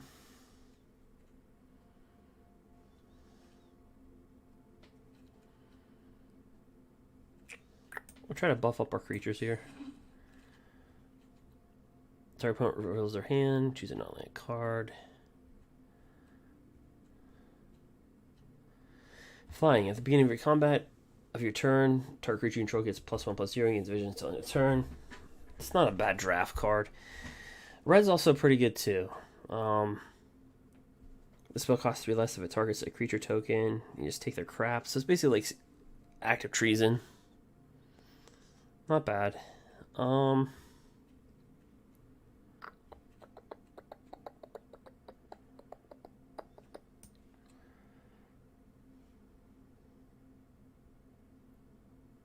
I want to go red or black, white.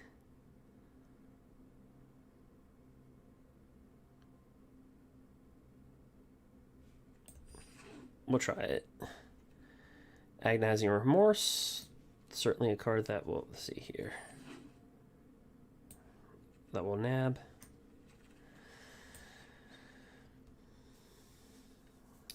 Okay, so what's it say? Vigilance. Whenever it attacks, it gains flying until end of turn if you control a creature with flying. The same is true for Death Touch for a strike. Okay, that's pretty darn good.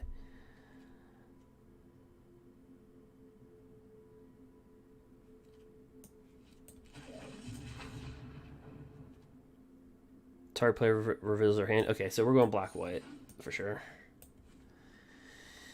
At the beginning of your end step, mill a card. If a land card was milled this way, you gain 1 life. Otherwise, it deals 1 damage to each opponent. You can pay 5. Exile a creature card from your graveyard. Create a 3/2 red and spirit token.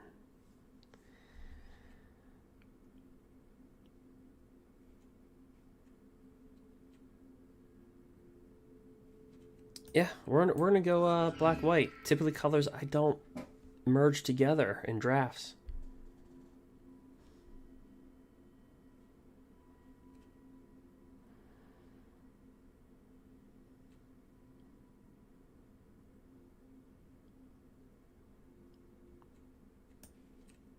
We're gonna nab that.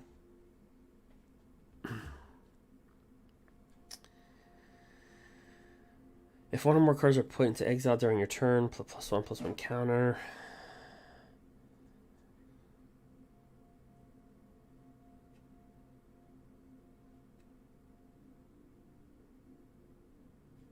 Yeah, we're gonna pull that. Exile an artifact, creature, enchantment. That player may put a permanent card from their hand onto the battlefield. Good in the late game, probably. Flying, when it enters the battlefield, return target creature card with 3 or less from your hand, from your graveyard to your hands. Yeah, we'll pick it. Duress. Okay, when this enters the battlefield, put a +1/+1 counter on it. Let's see.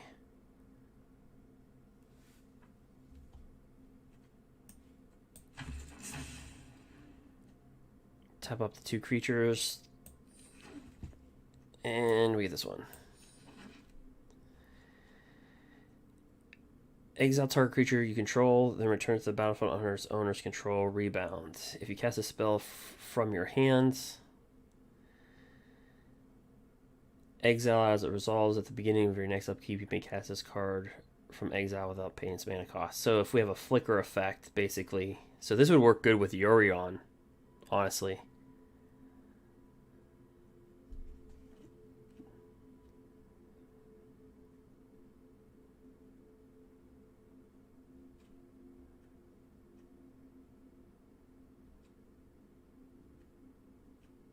Yeah, we're just going to take it. Oh, crap.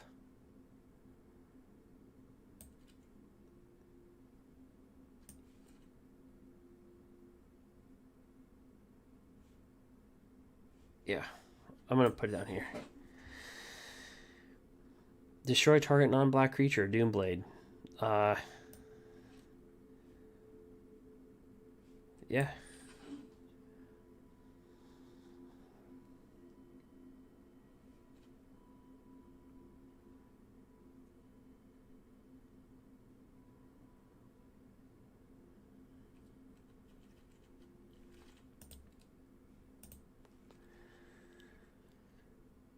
Copy target instant or sorcery spell you control. If the spell is cast from a graveyard, copy that spell twice instead.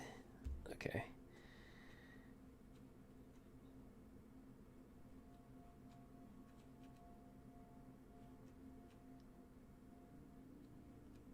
Alright, so we're going to be looking for some creatures here.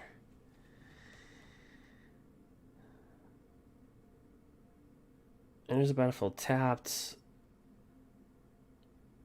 It is a 4/2 for 3. That's pretty big. Destroy target creature or planeswalker. Whenever a creature. Okay. Boy.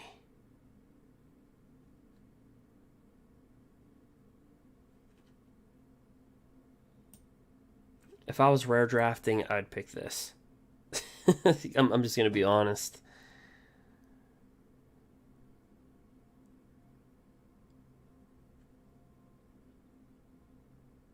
But I think the pick for our draft is this, if we're not rare drafting.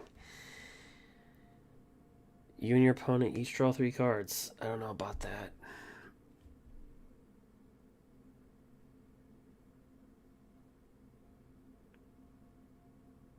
I mean, it's good, but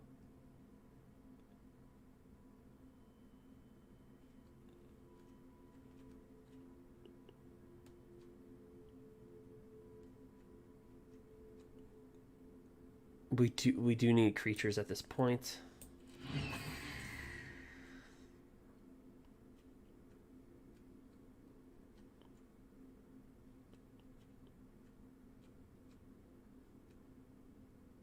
This isn't that bad.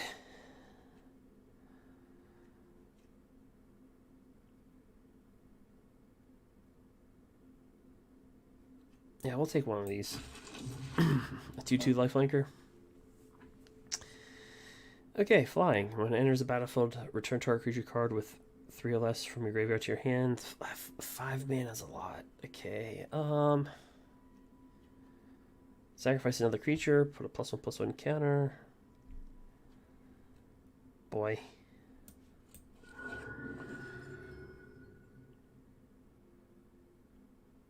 I'll take that.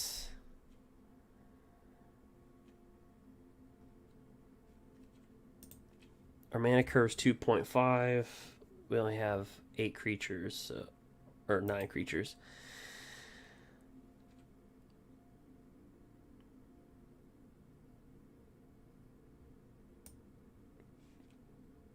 I'll just take him. He's a 5/5. Destroy target artifact, enchantment, or planeswalker.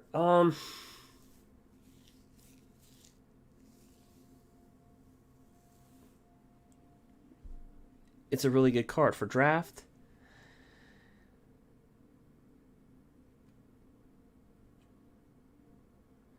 When Pilgrim Agent enters the battlefield, you may search your library for basic land card, reveal it permanently. Okay.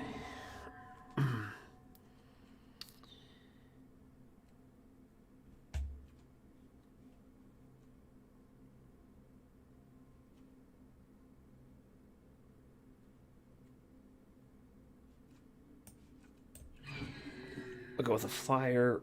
And then, let's see here.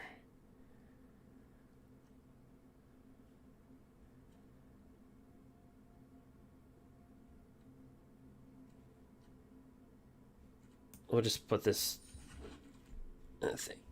Okay, so let's see here. Here's a battlefield. You may search your library for a basic lands card, reveal it, put it in your hand, then shuffle your library.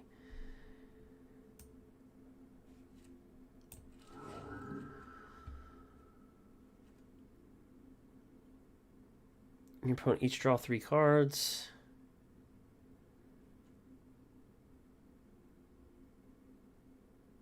We'll just put this at the bottom. We'll just put this in our sideboard.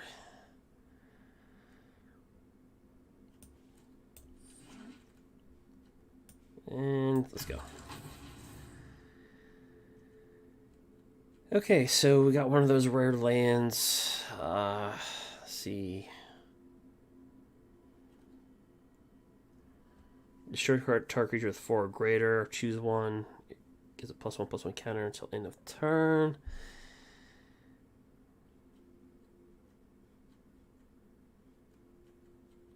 Yeah, we're just going to rare draft that one. Not going to lie about that.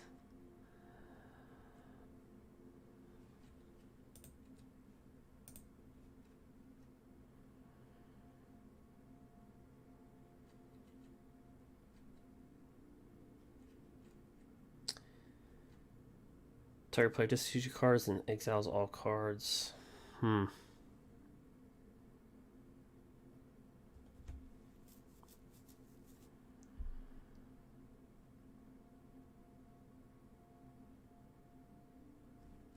Yeah, we're going to pluck that out too.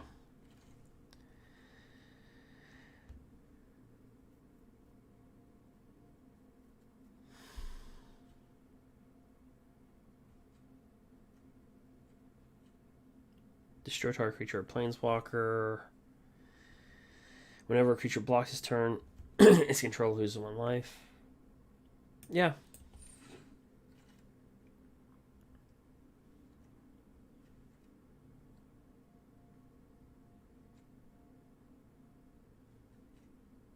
But 2 +1/+1 counters.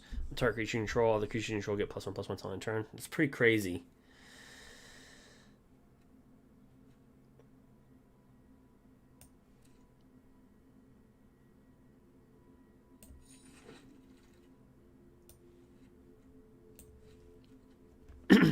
Okay.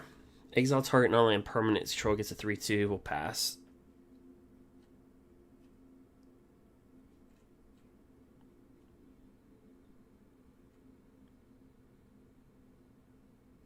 Yeah, it's a flyer. We'll take it. Okay. Enchant non-land permanent. It can't attack or block.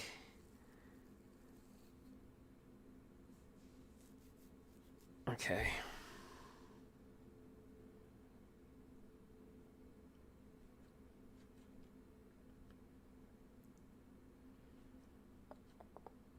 Death Touch. Enters the battlefield with 2 +1 counters when dies.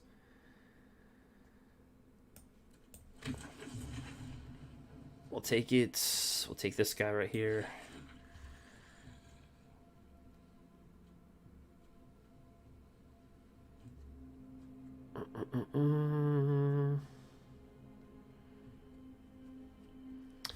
when you ever cast...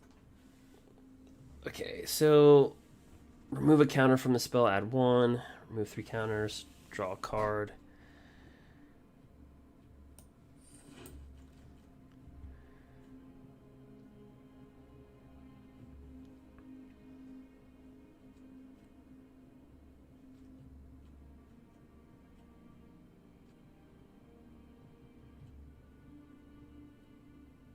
I guess we're kind of left with this. Oops. No, we're going to go with this. Okay. Target player discards 2 cards, then exiles all cards. How many creatures do we have? 15.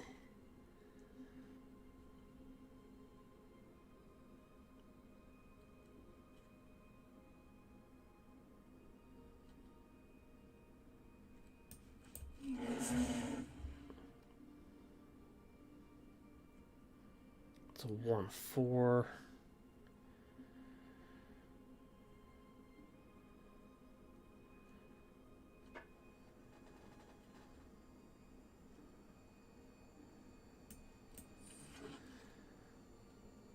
Do this right here in the sideboard.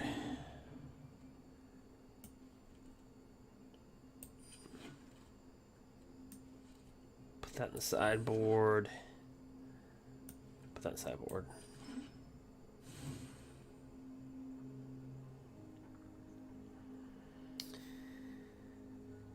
Okay, so our deck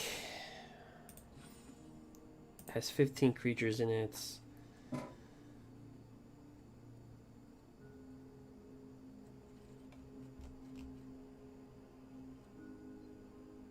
Exile target creature, exile to 1 target entry card from a graveyard. I think that's a tad too much.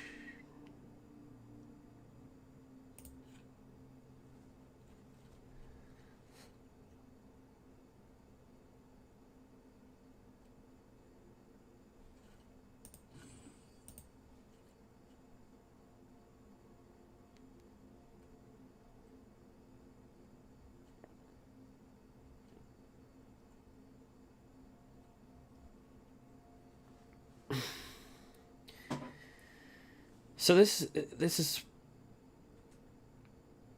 create a 2/1 token with flying.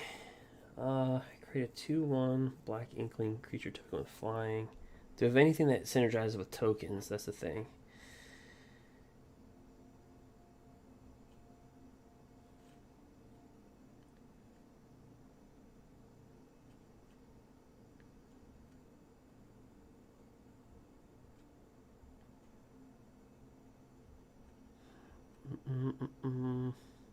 Because that could be a cut right there. Okay, when this enters the battlefield, you can search your library for a basic plains card, reveal it, put it in your hand, shuffle your library, return ages from your graveyard to your hand. Okay, so that's kind of cool.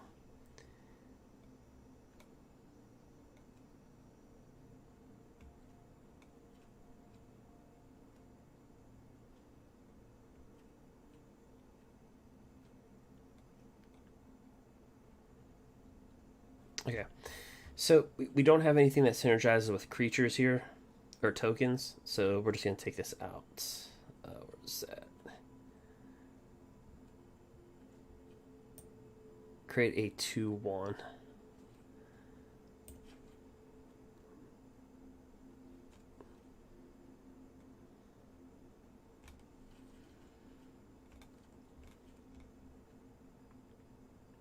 We have to make one more cut.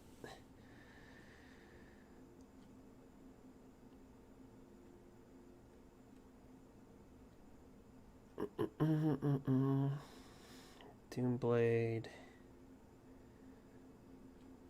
Leech Fanatic. I wish I would have drafted more of these, because we have a lot of pump spells to make things bigger.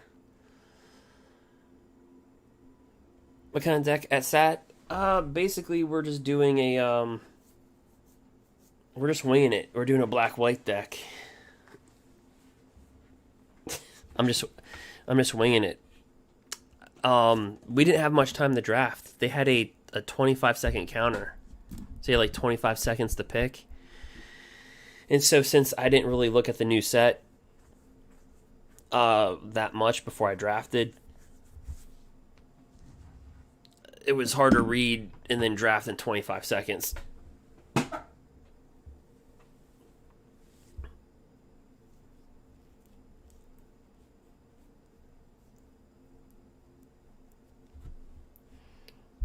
So I was like, you know what? Let's just go black-white. It makes sense.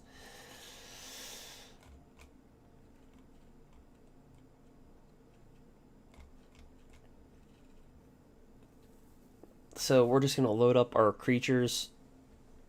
+2, +2, +2, +2.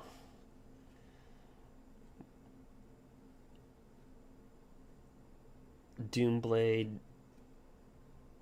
What throws you off in the new set, and what took me a while, why the video is just so long. So for YouTube, I'm going to have to make this into like 2 separate videos. We open up 50 booster packs, but some cards that we opened are standard legal, and then some cards are not standard legal. So that was a bit confusing.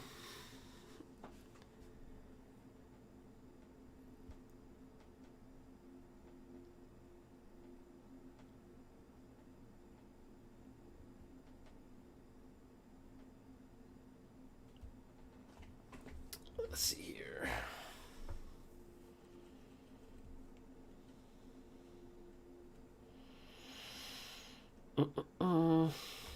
Gotta make one more cut. Target opponent reveals their hand. You choose an online card from it. They discard that card. Put a +1/+1 counter.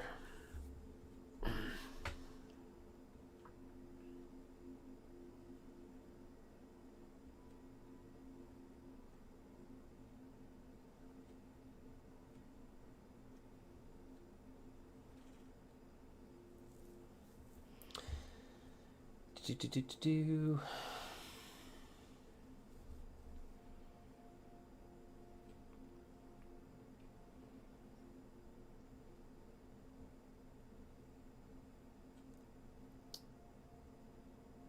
It's hard to make this one last little cut. Our objective is to win through flying. Like, win through flying. So we have 15 creatures. We can't take a creature out.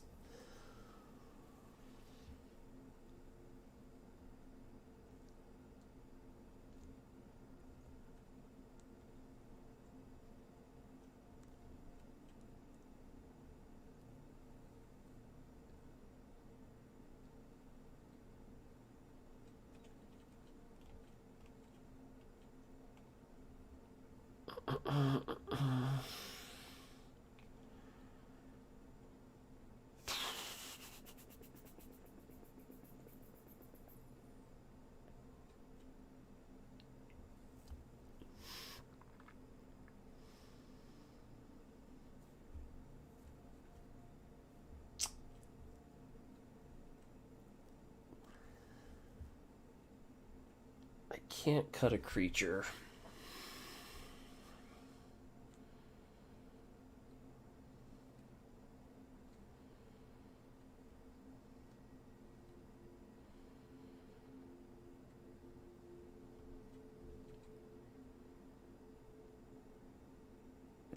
I hate to cut the Lash of Malice out because our creatures aren't really...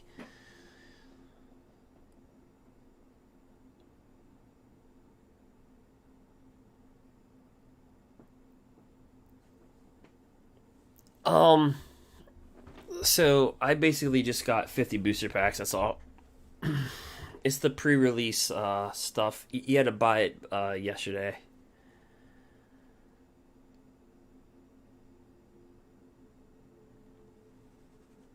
Hey, what's up, Dark?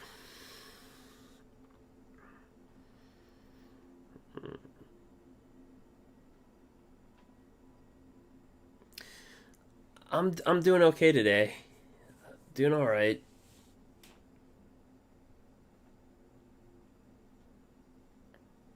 I slept the day away, so that kind of sucked.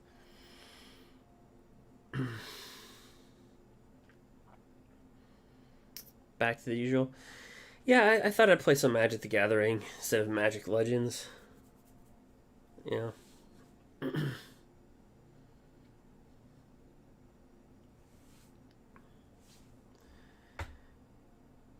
Lash of Malice. Do I cut this? Target player gets +2/+2, or cut an Agonizing Remorse.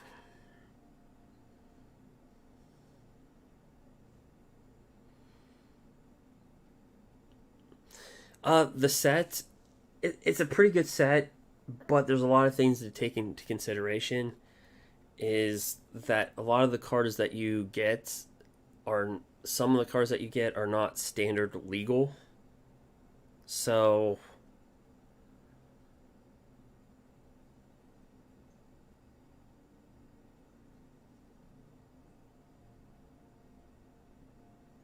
that was quite confusing. So some of these like they reprinted Time Warp, Time Warp, take an extra turn. So you can open that in a booster pack, but it's not going to be standard legal. You would have to use that in Historic, which then brings up another topic. Why is Time Warp legal in Historic?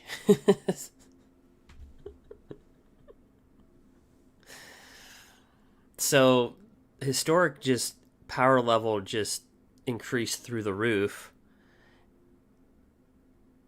and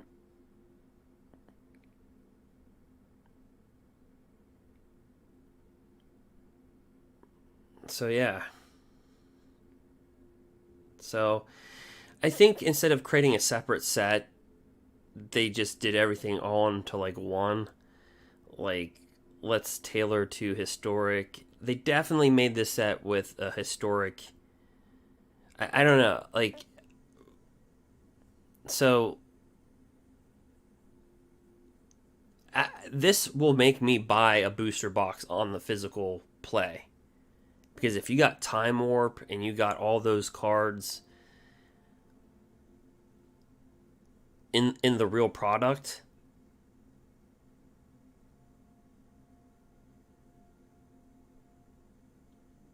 then heck yeah. But from an MTG Arena perspective,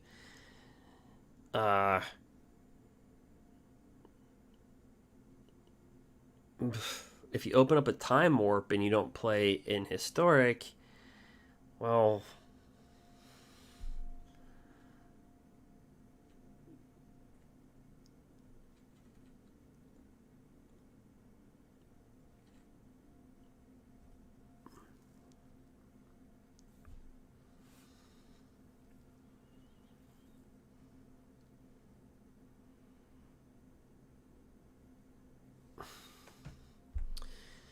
Agonizing Remorse or Lash of Malice. Target creature gets +2/+2. I thought I said +2/+2.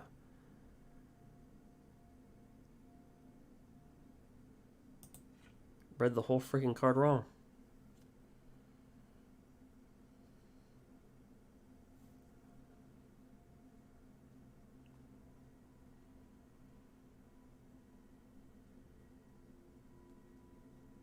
I read the whole thing wrong.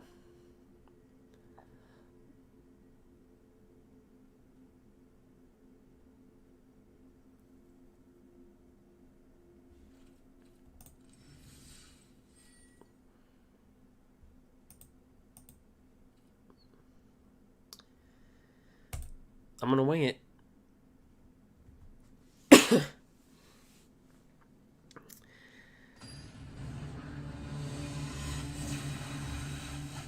+2 -2.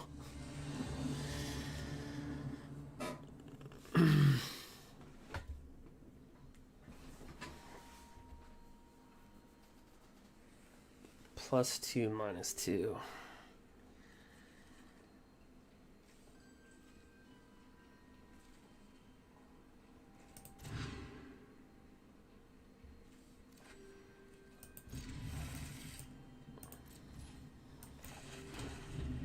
New arena though.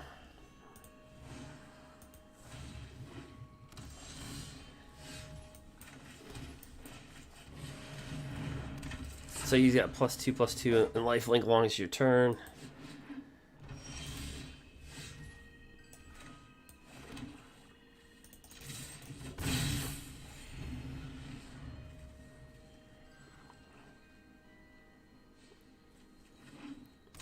It's got flying. You can pay 3 life to... What the heck is this? So vigilance. If you gain life, you gain that much life +1. On control gets +2/+1 as long as you have 25 or more life. Great. So that means we have to like try to kill him as fast as possible.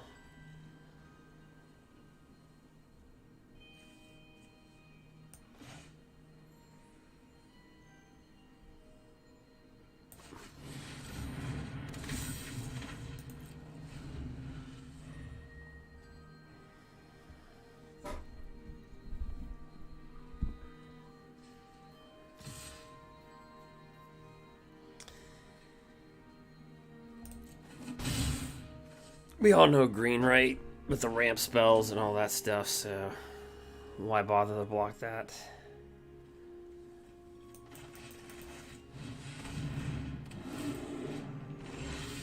So when this turd comes out, it gets a 1/1 black and white pest with this creature dies, you gain 1 life.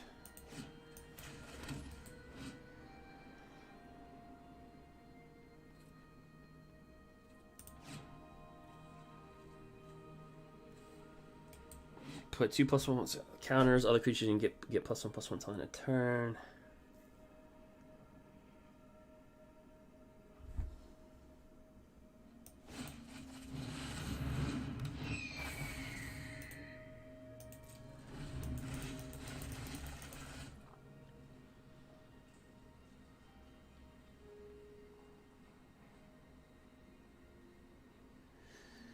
Yeah, sad. I think a lot of people start off with black and white when they first play MTG, honestly, because it's honestly probably the most simple colors, like gain life and kill stuff.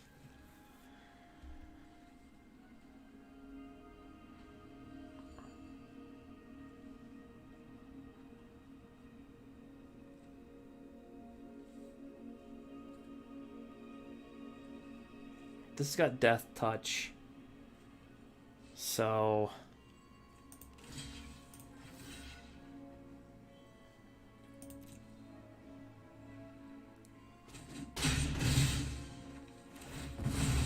I'll put all those counters on...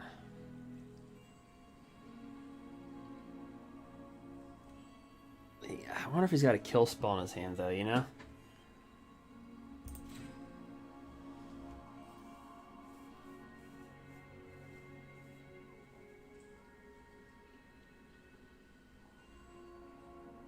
No, I can't pay 3 life.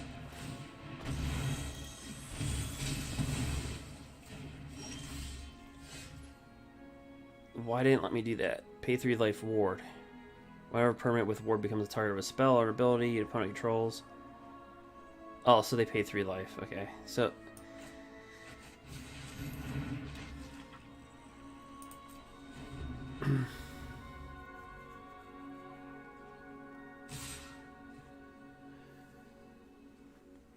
You wonder if the 5/4 for 2 mana saga creature would be any good. I don't know which one you're referring to. I don't know the new 5/4.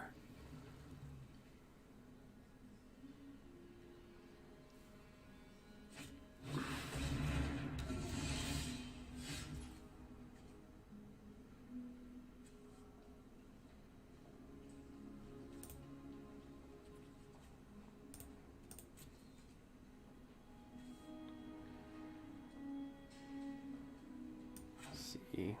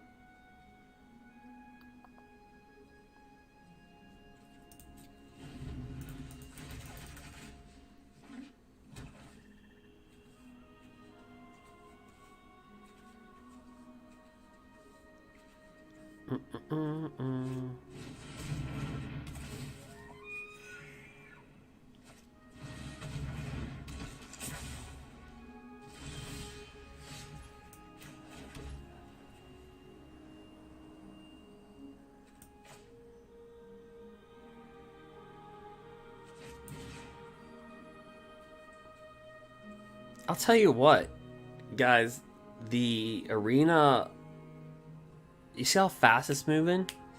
I'm so used to there being like a little bit of a delay. Like it's slower. It is, things are rifling out of my hand really fast. Like ridiculously fast.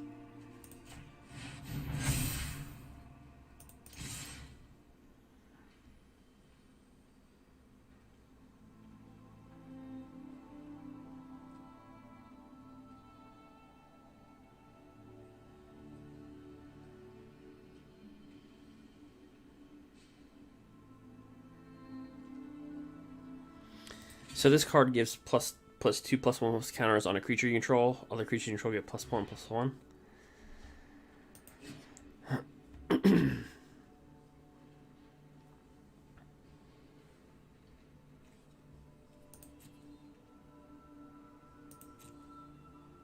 I think we'll just kill the 3/2.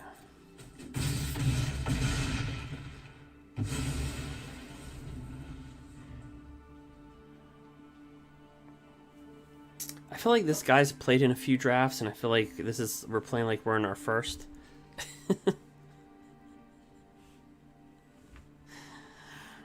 Because it's probably true.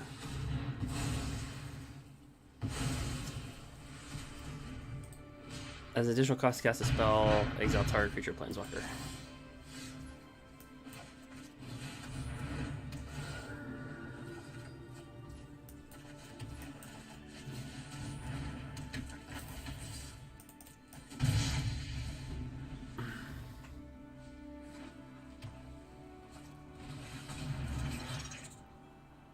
Yeah, they definitely did something because it's playing a lot faster.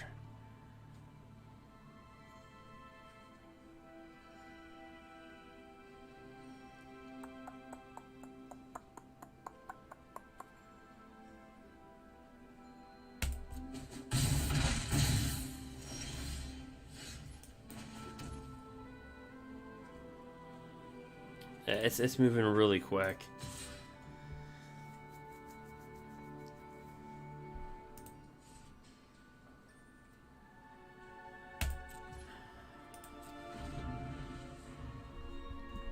Ooh, if I knew I was gonna suck this bad, I thought I would I should have just rare drafted. I did rare draft a little bit, but I should just went like full bore rare draft.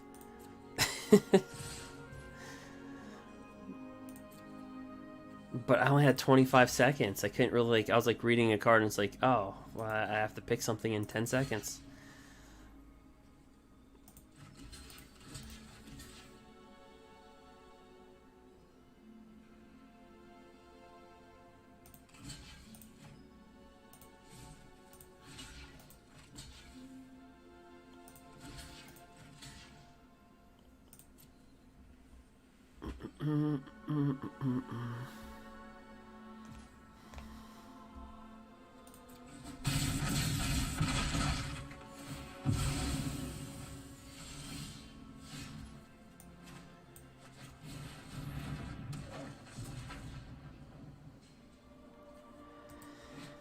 A 7/6 for 4 mana. Okay, at the beginning of your upkeep, sacrifice a creature. When you sacrifice, well, each opponent discards a card. You draw a card and gain 2 life. Yeah, that is like a really good draft card.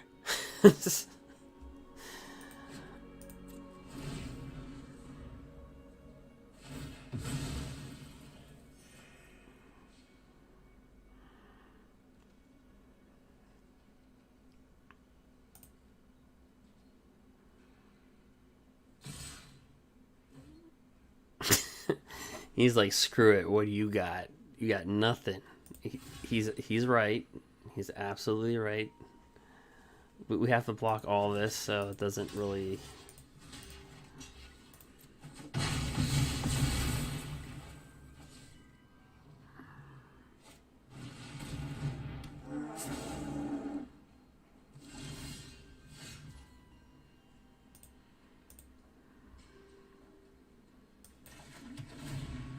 Bom, bom, bom.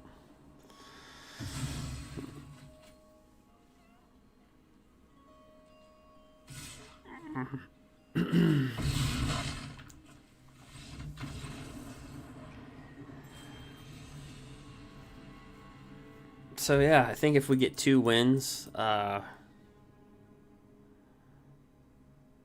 be good. All right, let's look at this deck.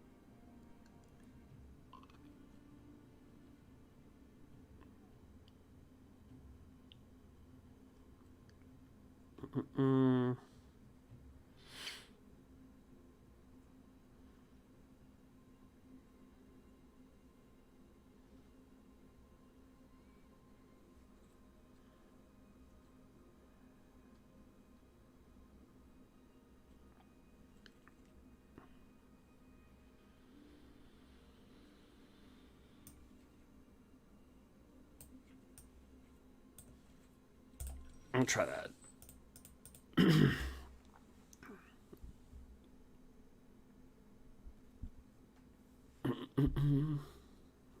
Yeah, it's moving slightly quicker.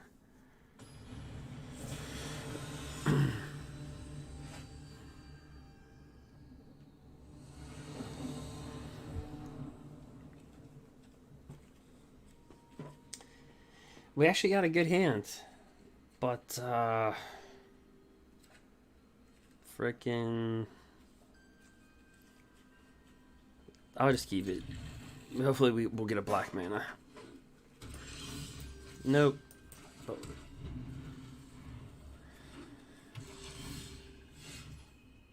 Are we playing against the same person?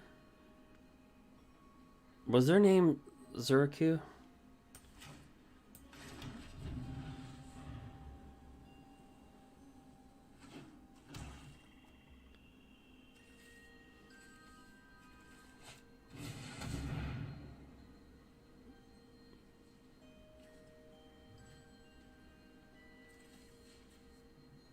We'll discard that, and we'll discard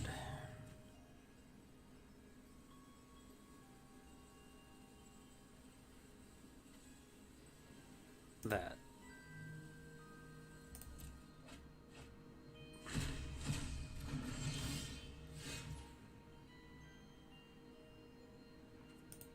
No sympathy from the shuffler.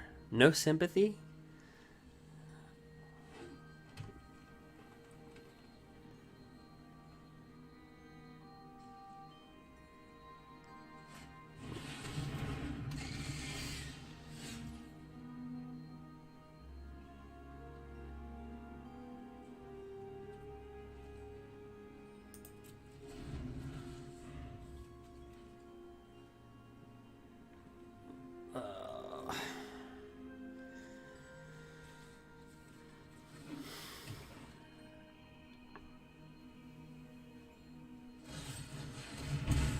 No mana. This is going to be the easiest 2 wins this player's ever experienced in their life.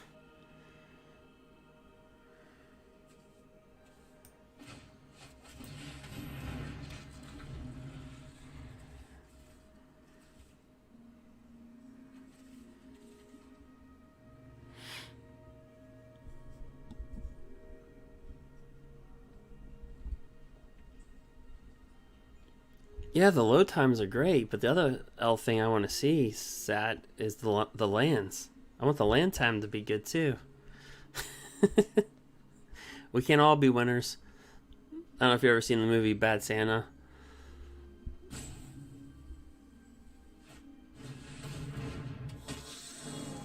He replaced a kid's candy corn and put other stuff in there. The kid opens up the candy corn and goes, "Well, they can't all be winners, can they?"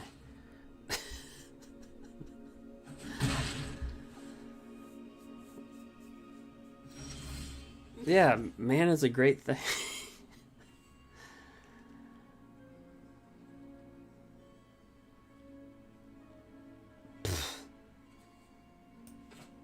We're just gonna bring this into play so I can get a freaking mana. You get a basic. You can search your land for a basic plains card.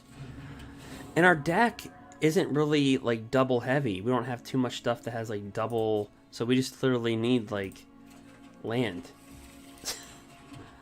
Like look, one black, one black. There's nothing we have in our hand that's like double anything, right?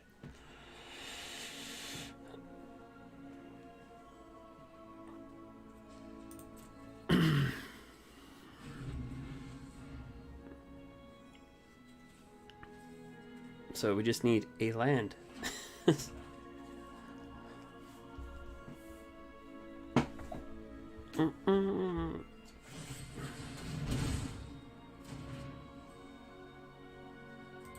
So it's draw 2 cards and lose 2 life. Each player draws 2 cards and loses 2 life. Oh, each player loses 2 life, you draw 2 cards.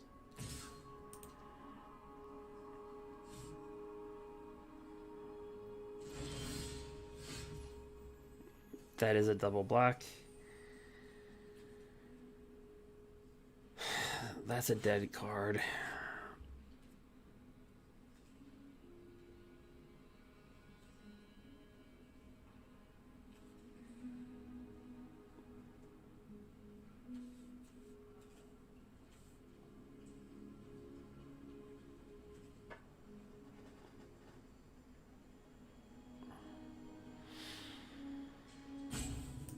Let's bring this down.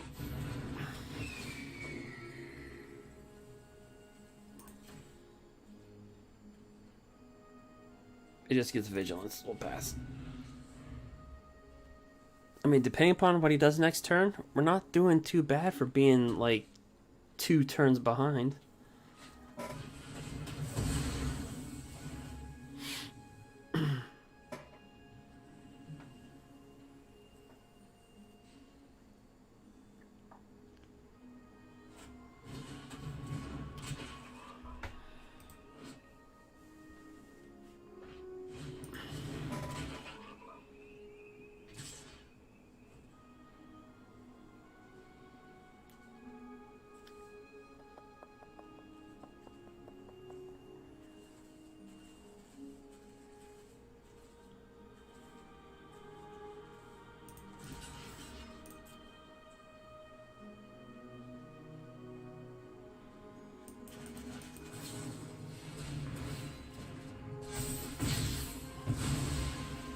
What the heck did that say?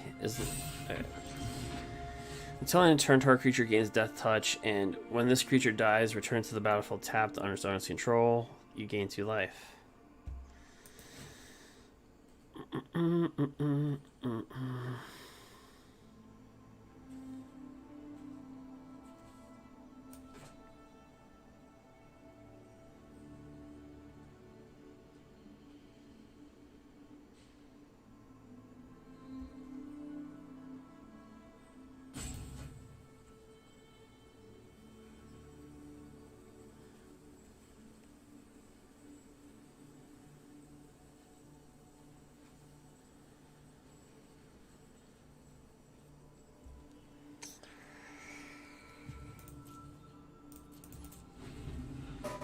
Not in a good spot.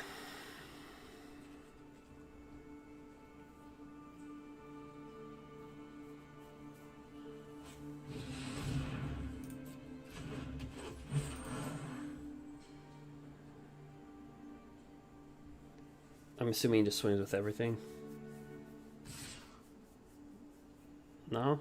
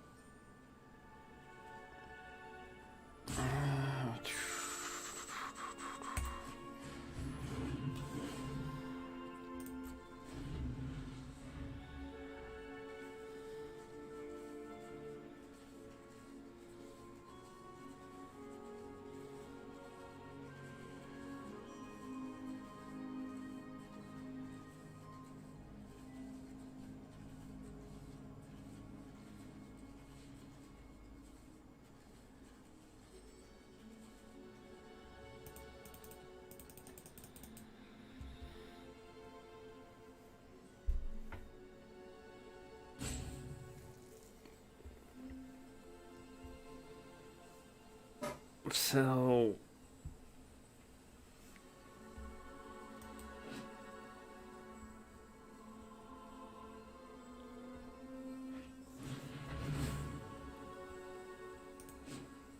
alright, so there's two new mechanics. So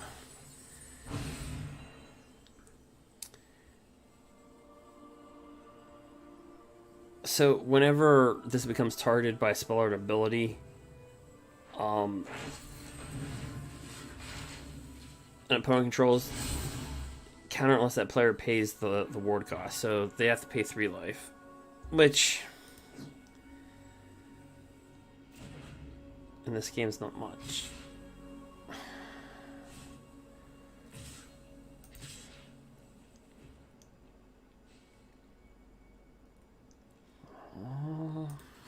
Yeah, we'll have to block. It's got menace.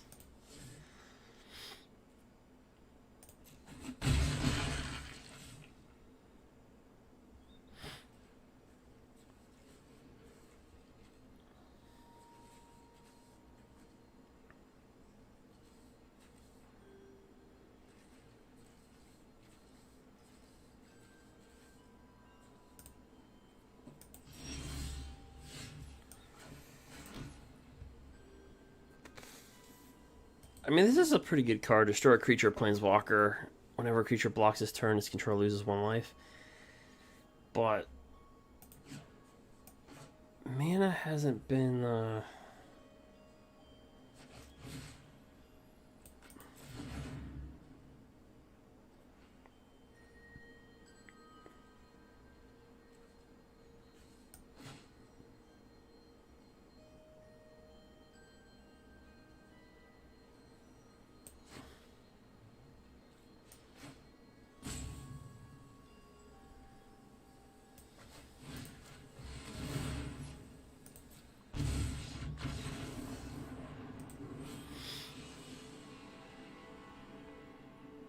Let's look at the battlefield and see what I grossly did wrong.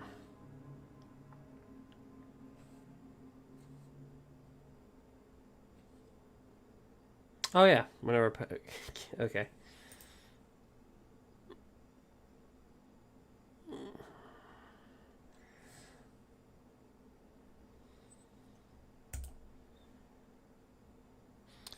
Note to self: don't draft black and white. I think we would have still. I think that could have been a game if we got mana. I don't think we would have won, but I think we could have made it a game. Woohoo!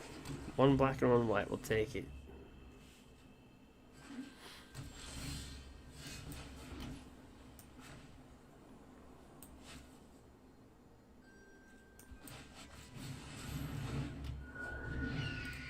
Gotta watch out for those 1/2 flyers. Let me tell you.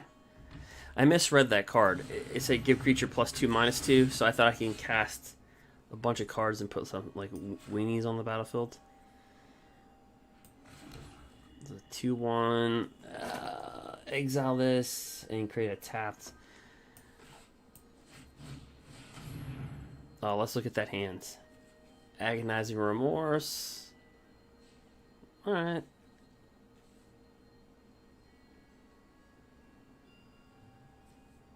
Flying Death Touch.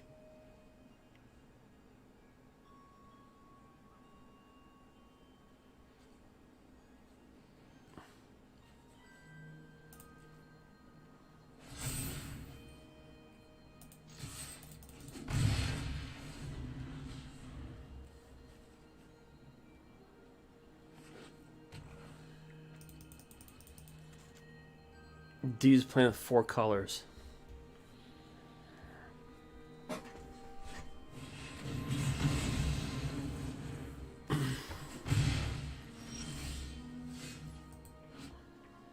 Deals 3 damage to any target if this was kicked. So some of these cards are not standard legal, but they're legal in the draft. So this is gonna confuse a lot of people. It confused me.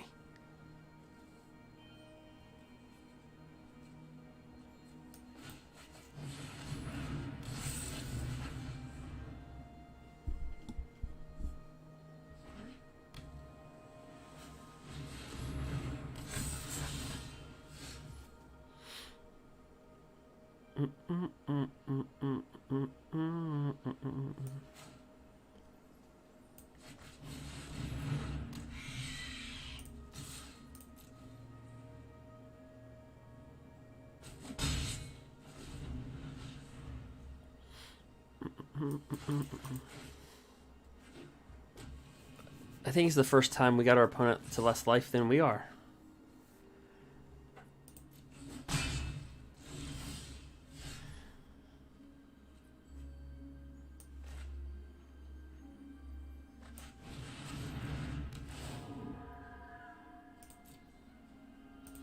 And the auto tapper screwed me over. So we should have paid this with 2 white and 1 black so I could cast this spell.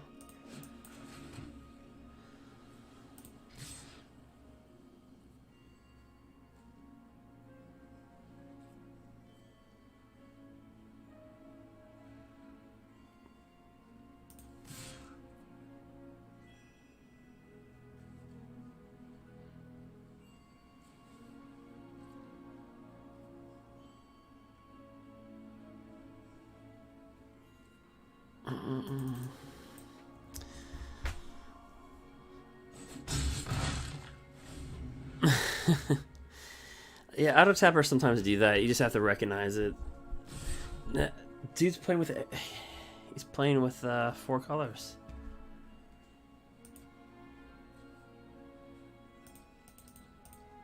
Oh, let's take it.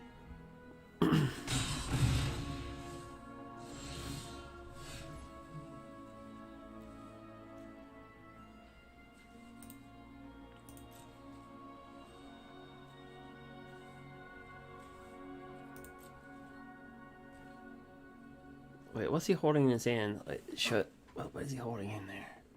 A 1/1 Death Toucher. No, he's playing with 5 colors. Holy crap. Can I read it? It's a green card that I cannot read. Destroy target artifact. Okay.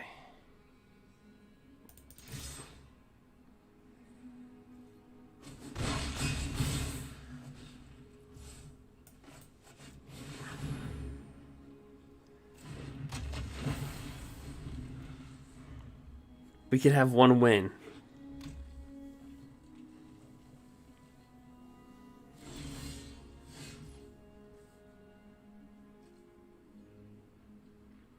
It is a possibility.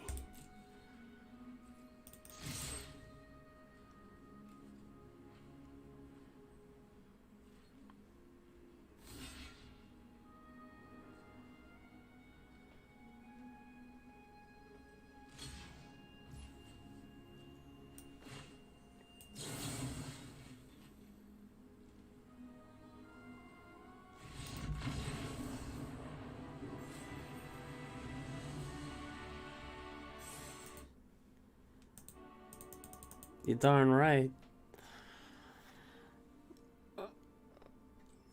I'm not that confident with our deck. I mean, we lost to a 5-color deck.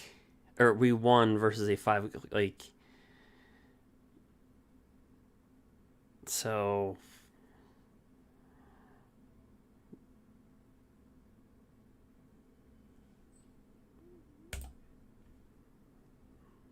Let's take this to the house. Let's do this.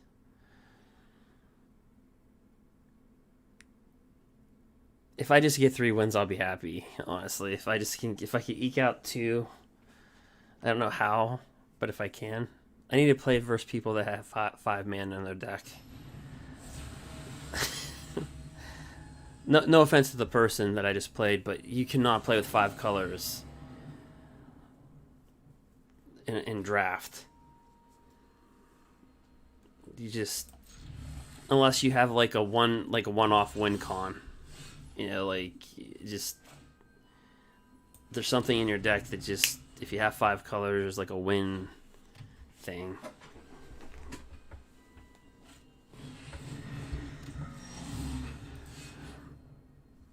Whenever you cast a, as though it didn't have defender. Okay.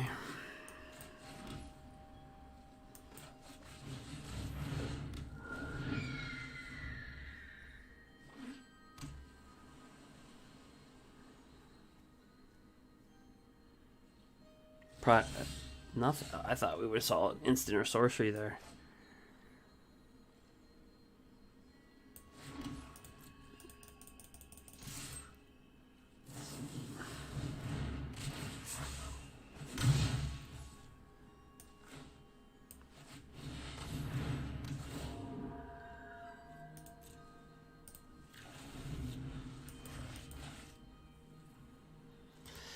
Whenever it enters the battlefield, target creature gets -1, -0 till end turn.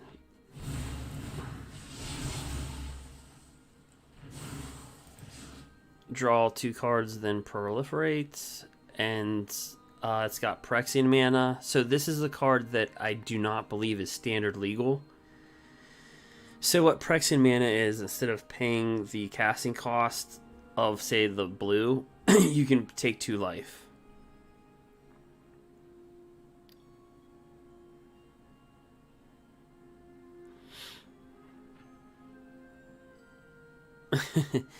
well, thanks, Dark.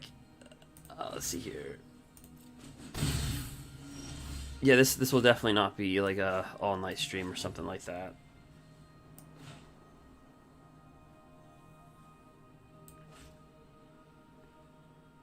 Definitely not.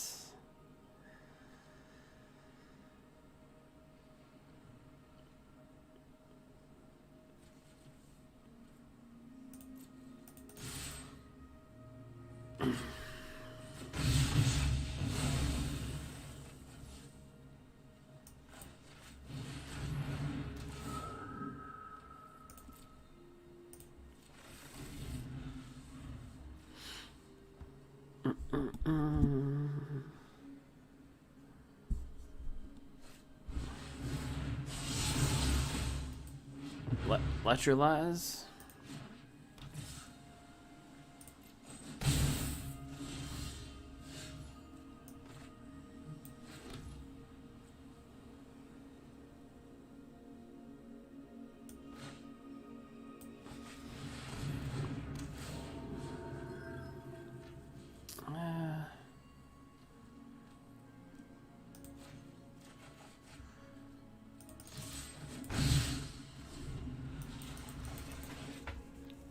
Get him down there.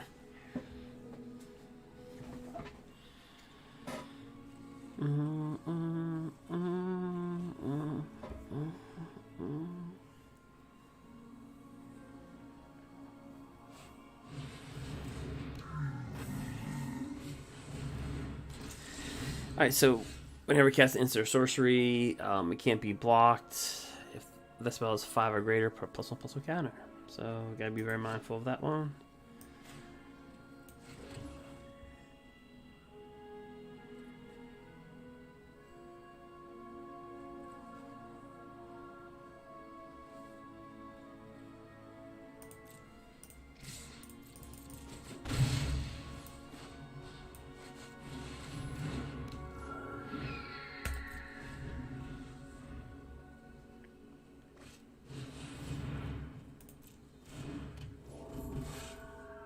It's got reach.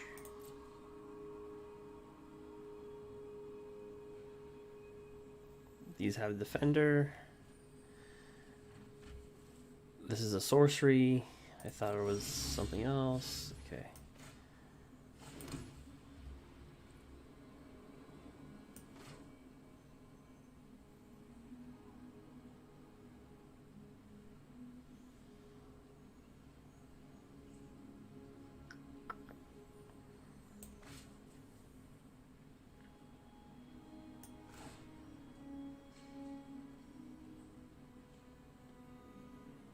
Let's drop this down.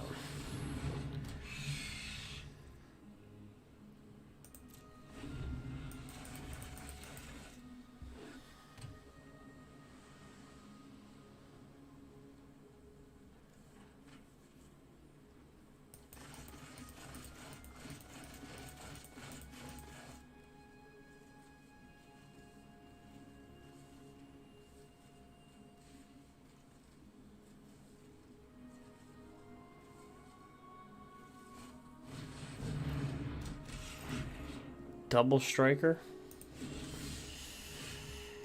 Yeah.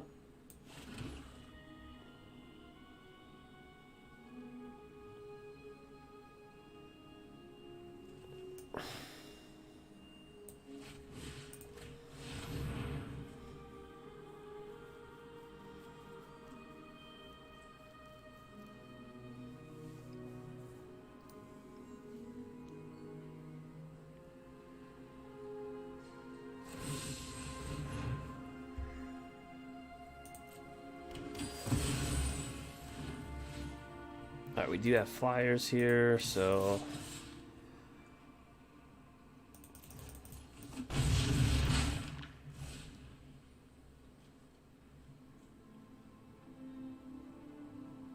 I should give this flying.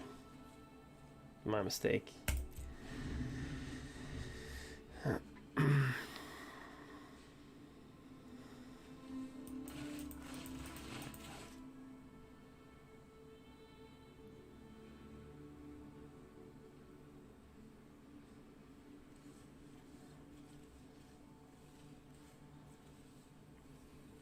You can pay 4, give a creature flying. If I would have done that, he'd be down to 6. And most likely dead next turn. See, he gets +1/+0 for each artifact you control. When it casts a sorcery, create a treasure token. Okay. Yep.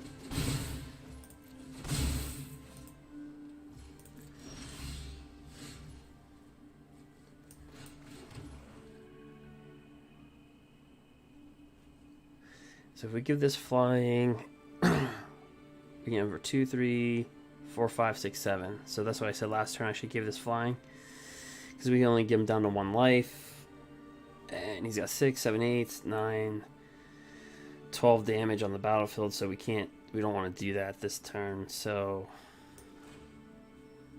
I think what we do from here is we attack with these two.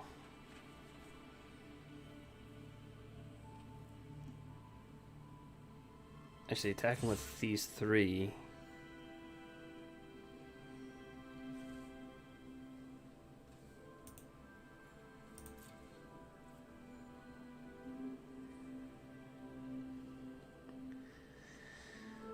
How many mana do I have? 1, 2, 3, 4, 5. Actually, let's leave this back.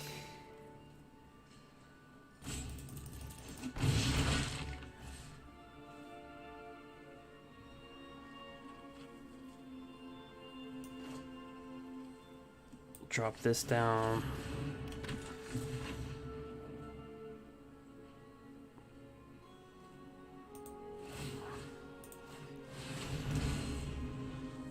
Do that. So he's got to kill us this turn.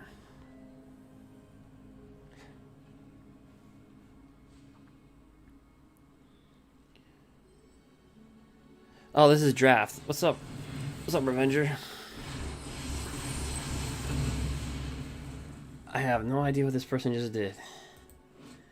This spell can't be countered. It deals 4 damage to target creature or planeswalker.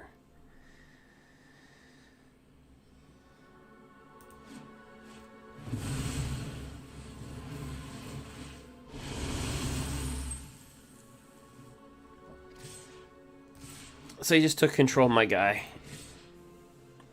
I think he's still gonna lose, but because all we have to do is just... He's got a treasure token.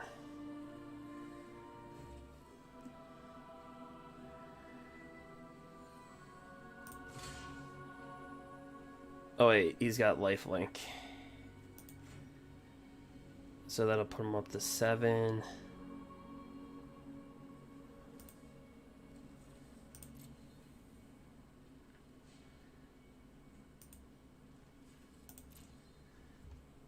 Or put them up to 6.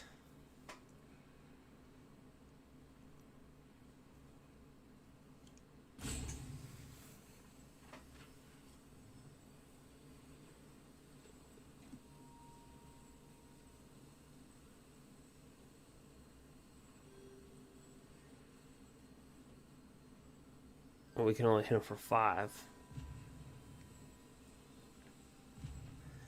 So we're going to take 6, 9, 13. Did I read that right? Nope, -1. I misread that. Oh well. Wait. Oh, this had double strike. That's why I missed it.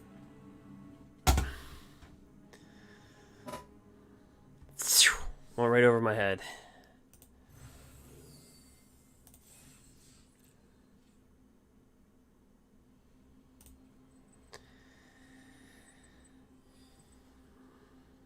It just went zoop, zip lined her right over my head.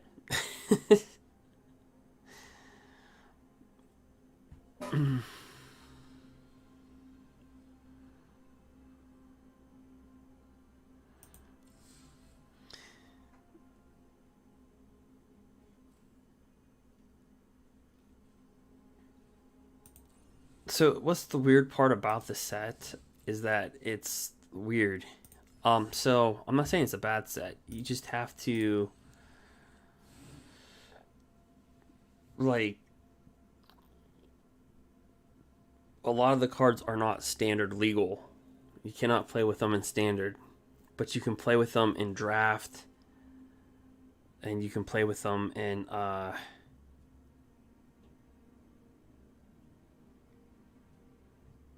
historic.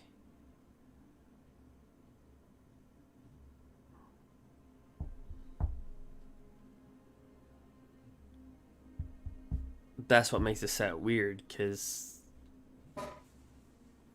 the cards that they reprinted or added, you can't play with in standard.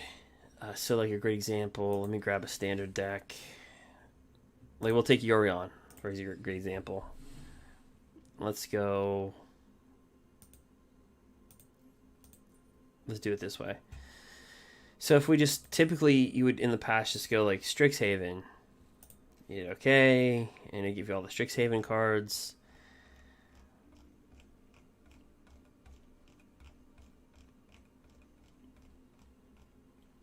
But something's missing. A lot of those edge cards. So then what you have to do, because there are some standard legal cards that you can play with, but there's some that you can't. So then what you have to do is go deeper. You have to go hit this. And the only way to get to those cards is called a Mystic Archive. So then you have to classify your deck as historic.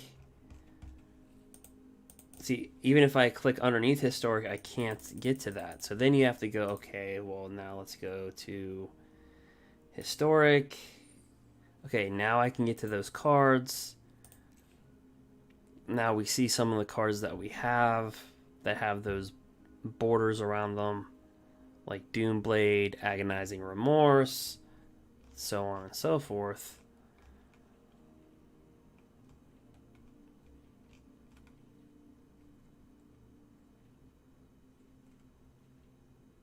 But then Time Warp's not legal, right? So it's legal and historic. So their search menu needs to be.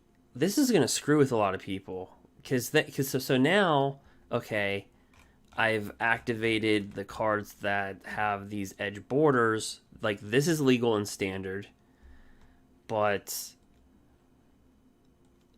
this is not legal and standard. This is not legal and standard. Inquisition of Kozilek is not legal and standard. Yeah, so it leaves you going because typically when a card's banned, it'll have that red. It'll just block it off.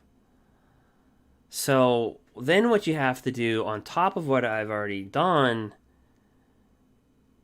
then you have to go, well, I'm standard. And then that erases. So there's no way for you to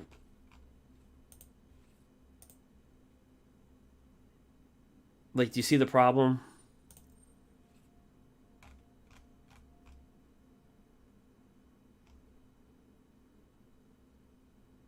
The only way to get to these cards is if I go historic.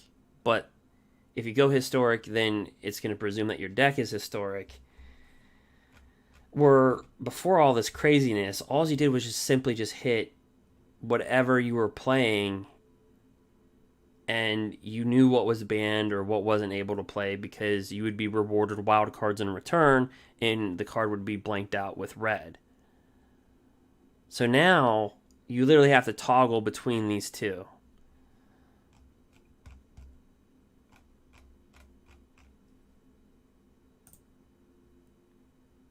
You should be able to just simply hit standard, STRIXHAVEN, and whether it has a double edge to it or not, it does not matter. It's still part of the set STRIXHAVEN. It should appear, but it doesn't. It doesn't appear.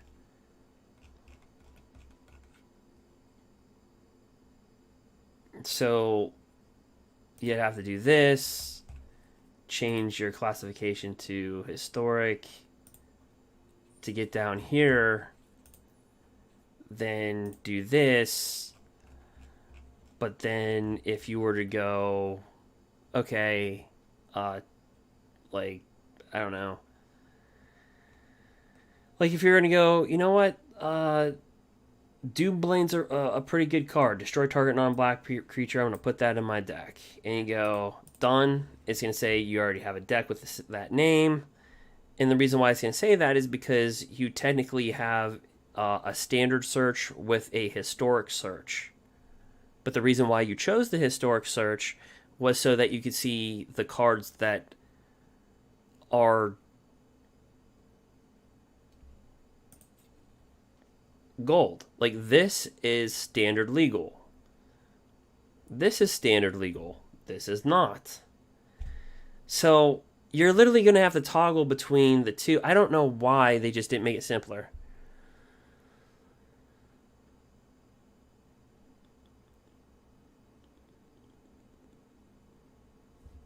Yeah, so if you do, say, this, see, I have historics slotted. The problem, and I have a standard deck. So let's say if we don't select any set, as you're saying, we hit OK. And let's just say so you're still not gonna so yeah, so if you don't select anything, it's still gonna pop up, but you're gonna have to let's see, what did I just do?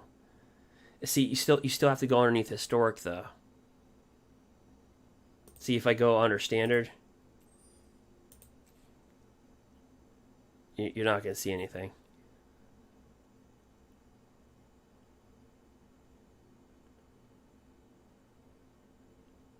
Unless I'm doing it wrong.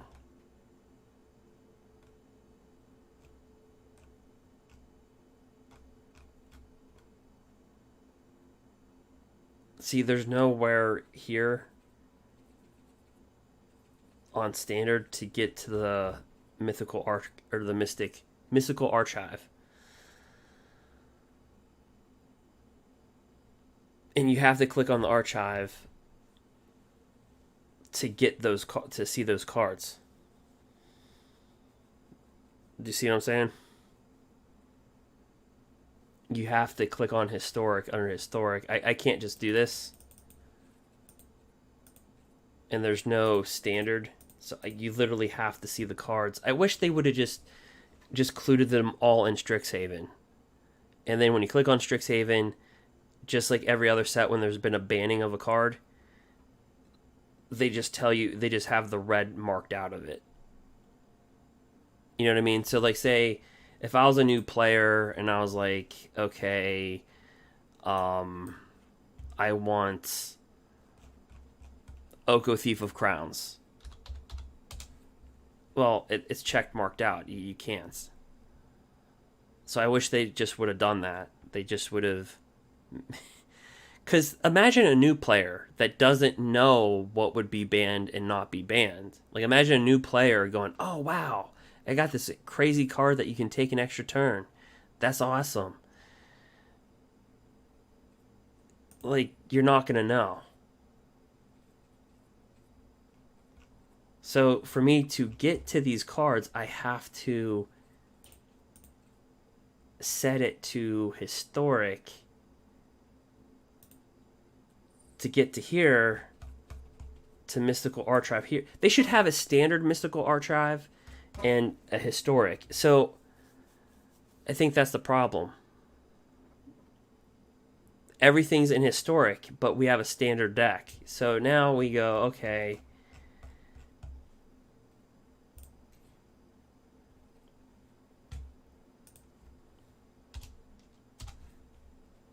and here they are.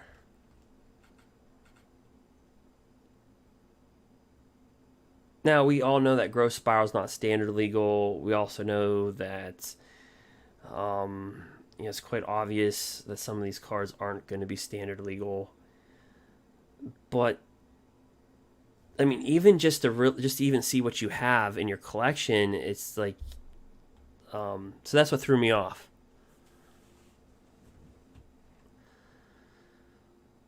Which brings up a whole nother issue. The booster packs that you open, like you get a Lightning Helix, deals 3 damage, you gain 3 life. It's a modern card. It's used in a modern quite a bit. Well, but like the value of your booster pack, if you don't play historic, do you see what I'm saying? So if you play historic, you're like, well, yeah, I'm glad I opened this one. But if you don't play historic and you play standard, you're like, well, wait a minute.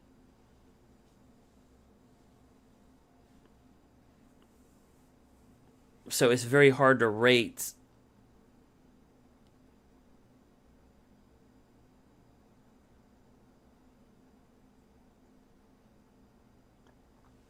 at XGO.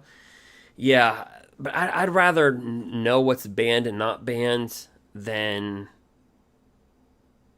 have to toggle between all this.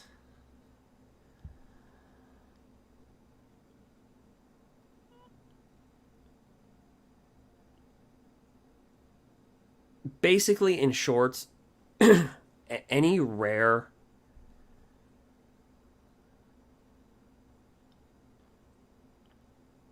that is in this gold, it's not standard legal.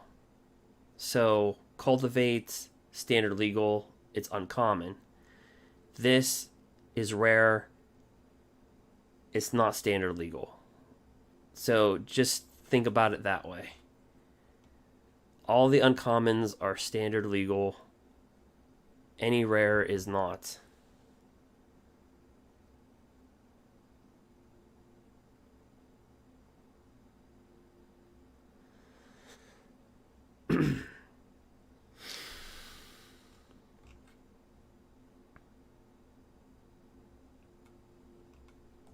So they should have just put...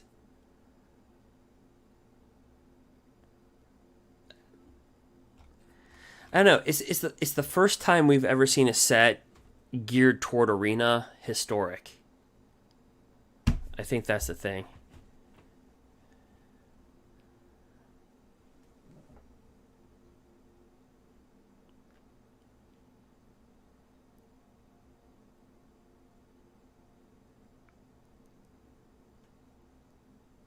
It's kind of like they did a remastered set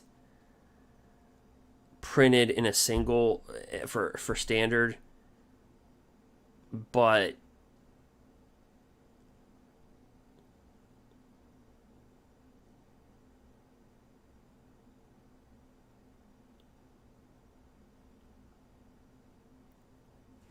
I don't know how to explain it. Hey, Porky Parrots, how you been?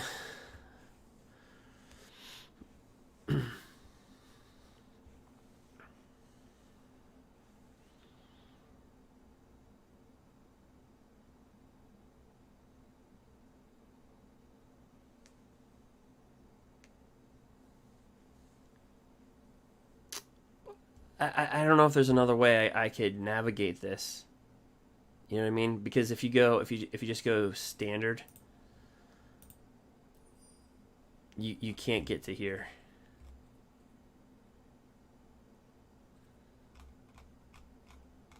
Like even if I go standard Strixhaven, look, they're all.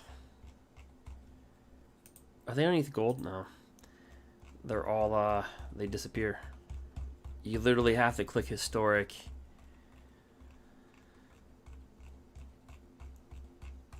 to get to them.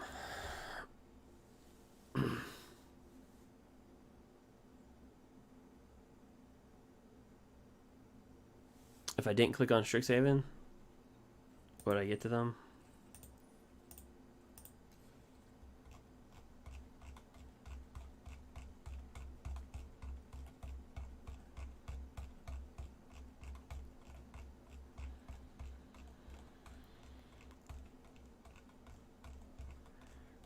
It doesn't look like it. Well, you know what? Maybe. Hold on.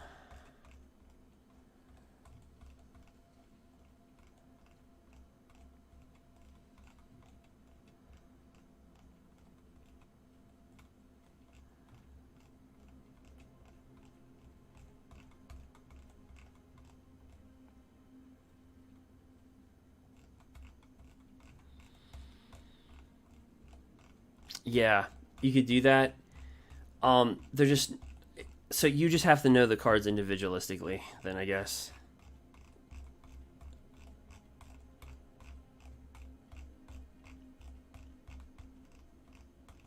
Um.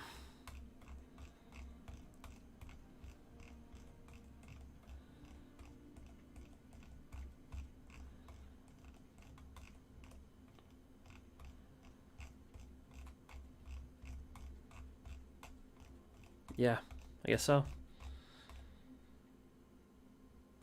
Let me try that. If we try Mystic to see if we could find the cards. Nah, that doesn't work. So yeah, you just have to know the cards by their name, pretty much. We can try Archive. But I doubt their program allows that. It probably just gives you the keyword.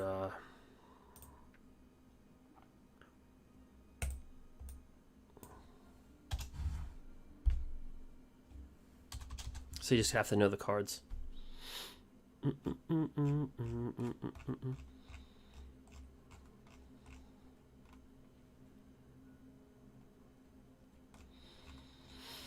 Another way is that every single anything above uncommon is not standard legal. Any rare is not standard legal.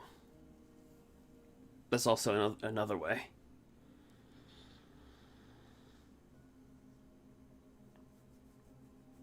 But there's no way for you to see the mystical cards just under standard.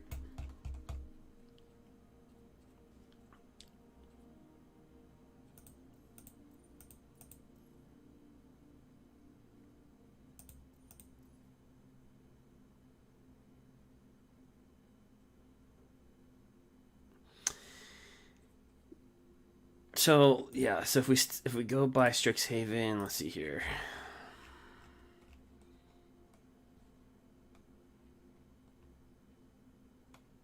Yeah, and that's the thing. If you just go by Strixhaven, they don't show you it. Which you think they would, right?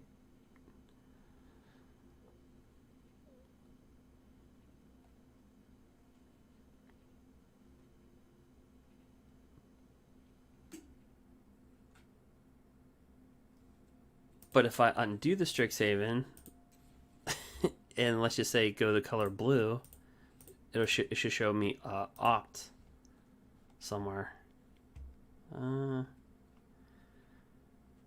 Let's see here. Right here.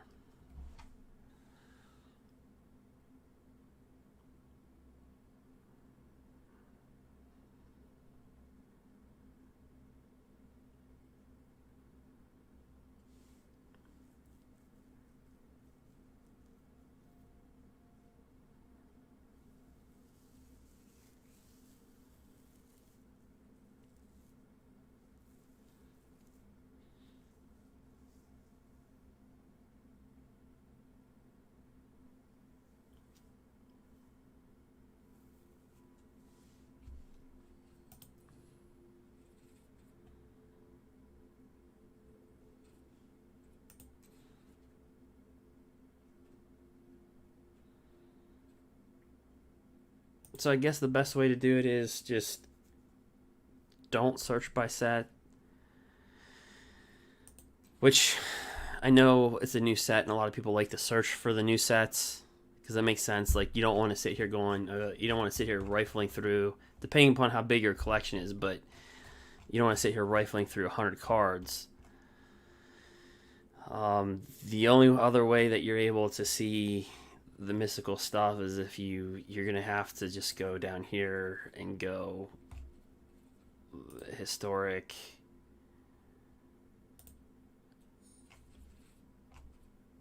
mystical archive, and that's the best way that you can do it. And just know that anything above uncommon is not legal.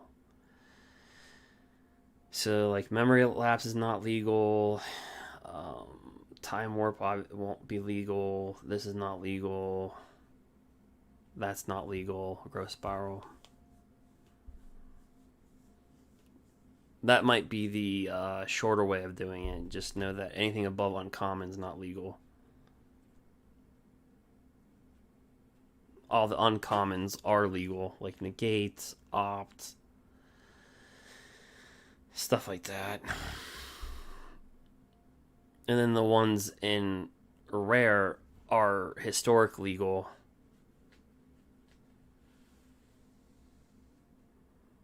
I know, it's one of the first times that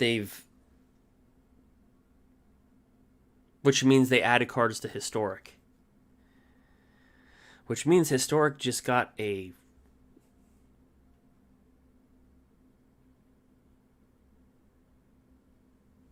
black-green for your draft set.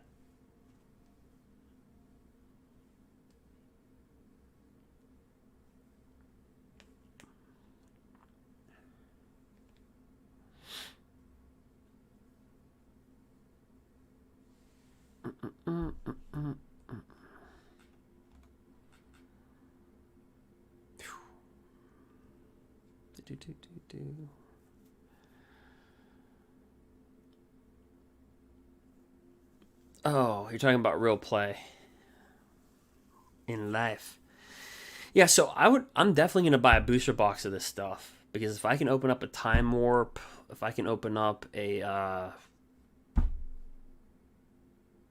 I don't know how the rarity is dispersed though. I don't know how these mystical cards are dispersed. Are they like, do you get one out of every 5 packs, one out of every 6, 2 a box, 3 a box? Like, I don't know those numbers.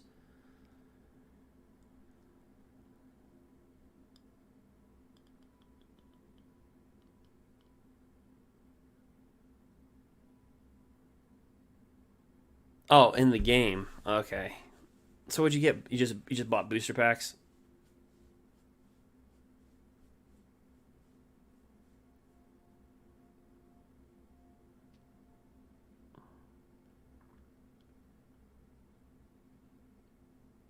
Okay.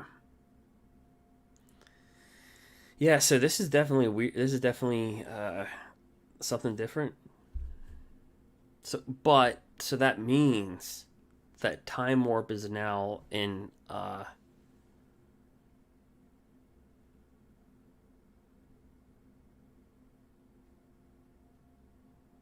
historic.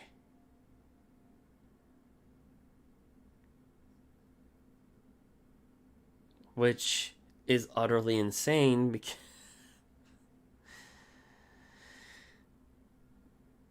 because this is a legacy card.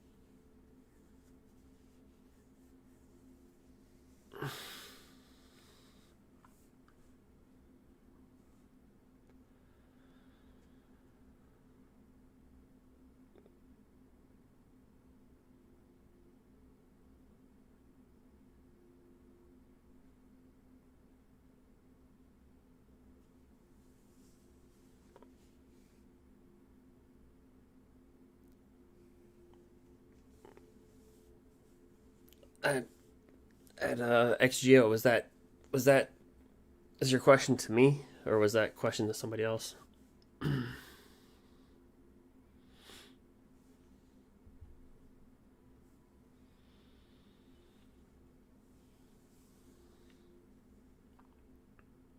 You? No, no, they didn't tell me anything like that.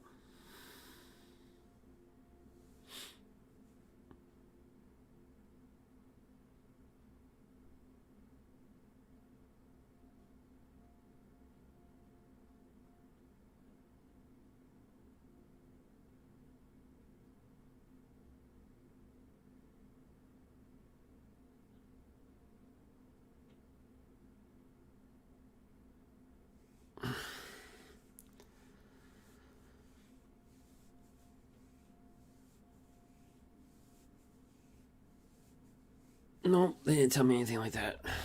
At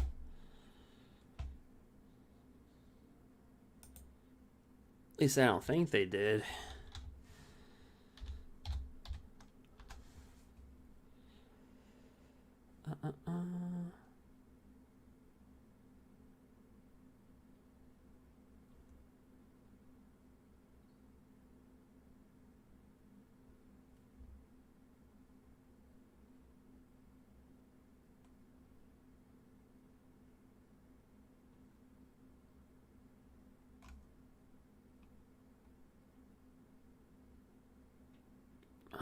Let's see here.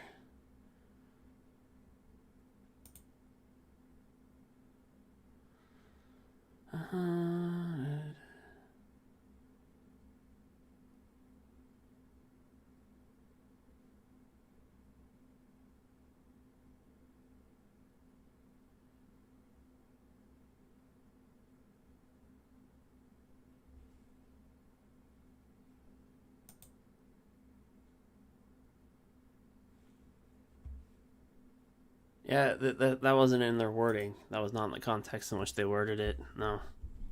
Were they only available on early access? Or, well, yesterday, I guess.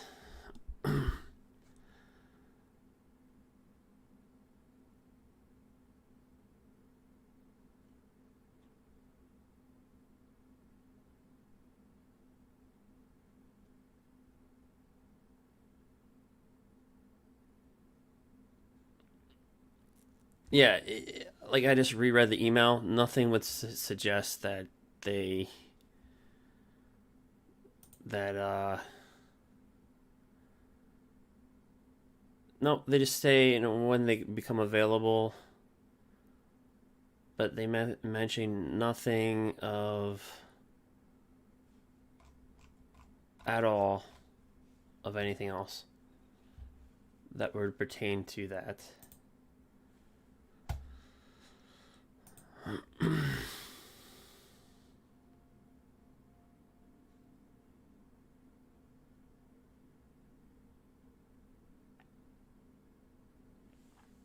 There's nothing in their dialogue whatsoever that suggests that. I knew something was fishy. So what happened was they since somebody else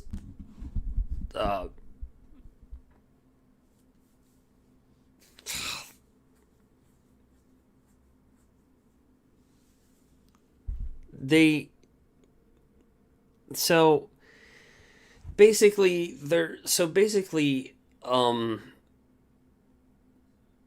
some people have done this a lot differently. Some people have actually abused the codes. They've actually used them for themselves. so which you do what you want, but so basically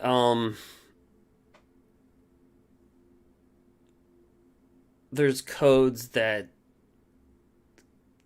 you can give people that now a lot of people would just use them for themselves, but there's codes that can be given for, redeemable cards or sometimes booster packs, stuff like that. Something when you buy, I guess the greatest example is when you go buy a pre-release kit. And you buy a pre-release kit, you get a code inside that can redeem some booster packs, something like that. Right? It'll be some like wacky code.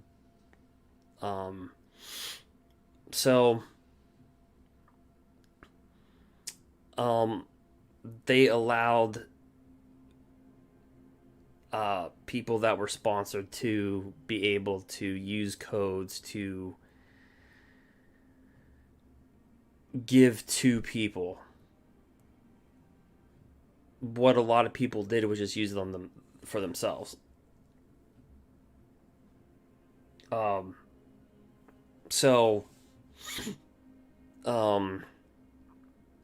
that's neither here nor there, because that's up to the. As far as I'm concerned, if you're making content and you're promoting their content, you use the codes however you want to. I've never done it that way, but I guess in all fairness, I mean,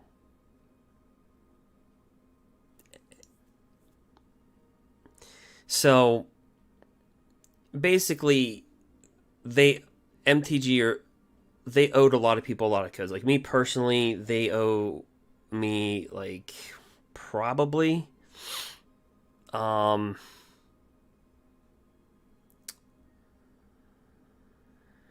close to 90 or 100.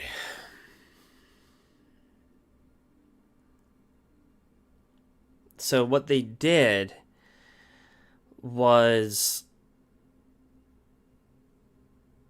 they switched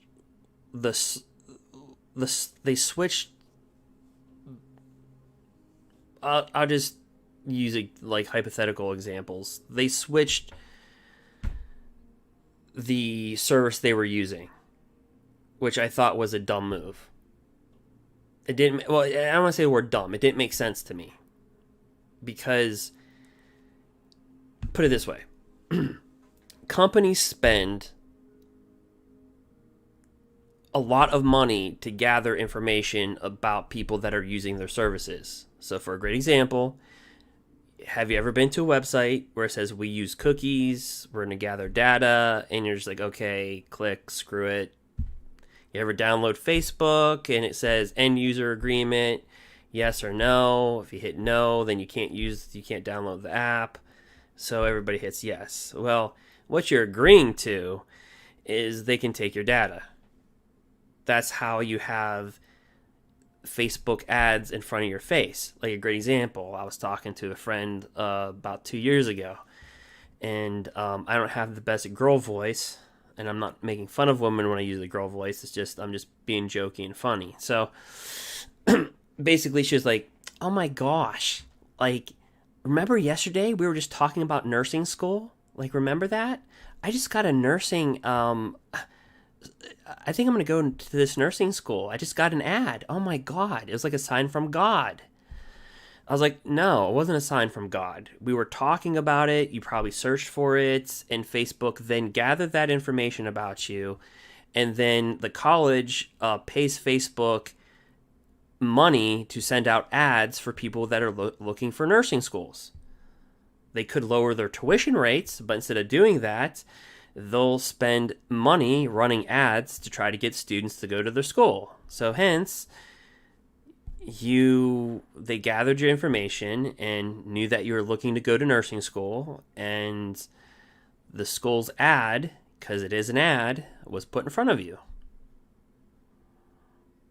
That's how it's done. Simple as that. So companies pay a lot of money to extract data from people. And that's one of the reasons why. Now, I'm not saying Magic the Gathering does that. I'm saying, but that's the reason why Facebook is free. That's the reason why YouTube is free to use. Because they're putting ads in front of your face somehow. Now, YouTube does it very directly. They're just like, we're just going to put an ad before the video runs, so who cares about collecting all of your information? We don't care because we're just throwing the ads in front of you. But imagine going on Facebook, and every time you went on Facebook, an ad popped up, like a 15-minute video, a 15-second clip of a. You wouldn't use it. You would not use it. You would get off Facebook. I mean, I don't know who wants to comment in the chat, but like, if every single time you go on Facebook and you saw a 15-minute ad, would you go on Facebook as often?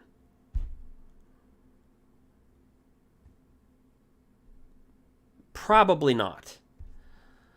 So Facebook chooses not to do that, the advertising route. Through that way, what they choose to do is gather your information so that ads can be ran to people who have similar interests to the ad. That's the same reason why when a new set comes out and you're on Facebook, and coincidentally, you'll see an ad for Magic the Gathering in the new set. It's not coincidence. You know what I mean? It's not coincidence. So,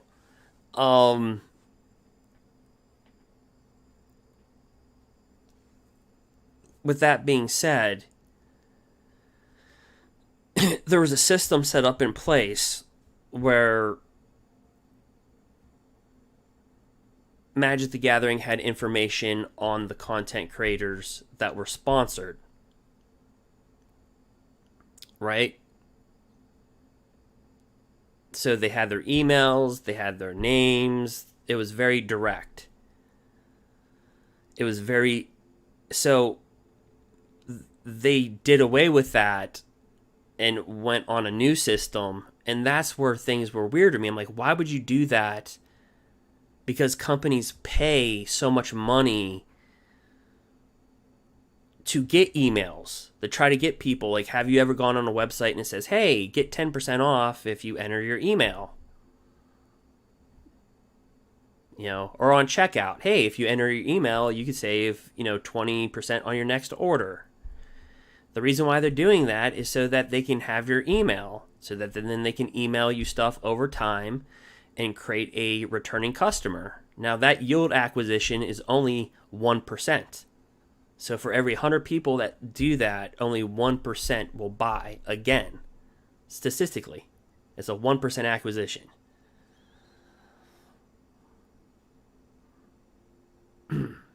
So, but they do it.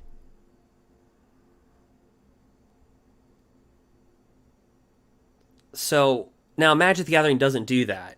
But to understand that, and then understand that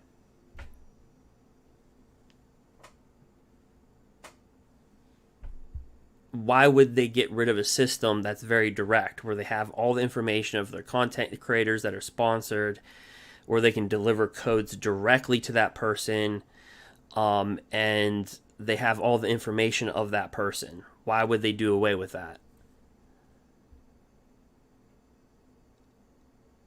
So that didn't make sense to me. So then on the new platform, their URL was broken. So then you had to go to a second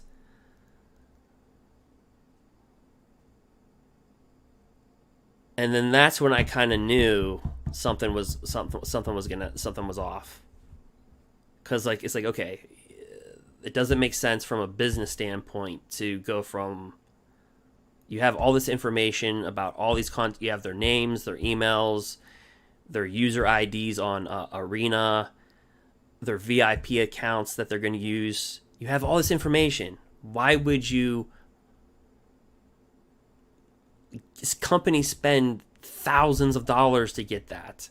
Why would you get rid of that to go to another platform, to another, I'm just calling it a platform, but it's something else. But why would you do that to go to another platform? Why would you do that? And so then when I went to that platform and then the link was busted, and then I went to the second one that was working, that was another red flag.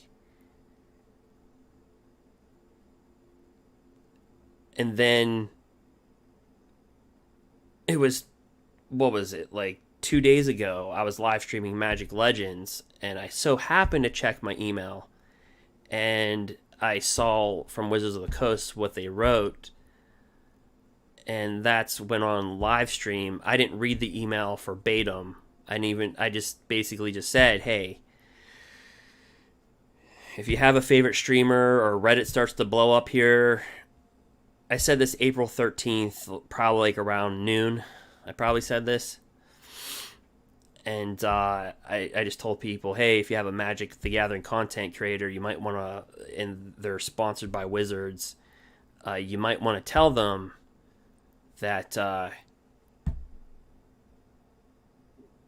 going to wake up tomorrow, and if they like took the day off work, or if they like are trying to study up on STRIXHAVEN and, you know, the night before trying to come up with all these decks that are primarily STRIXHAVEN cards, and, you know, they're telling people that they're going to get early access, and they're telling people all this type of stuff, they might want to let them know now, because if they wake up the day of and they don't check their email, if they didn't check their email, there's going to be a lot of people waking up going, what the burf? So I read the email. But within that email, to answer your question, I didn't read anything about there being an expiration date on any codes. And traditionally, there's never been an expiration date. Yeah. And I said, and unfortunately, it probably didn't reach a large Magic the Gathering audience when I said it on live stream. I was playing Magic Legends, and I just so happened to read the email, and so then I just so happened to say that.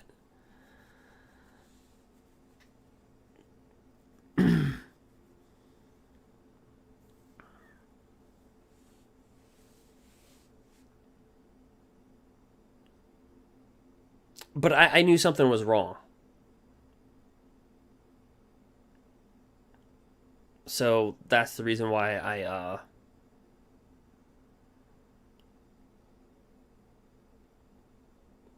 probably starting late March, I took all the screenshots. I actually have a video that I can actually post on YouTube. I pre-recorded a video back in March because I thought something was wrong.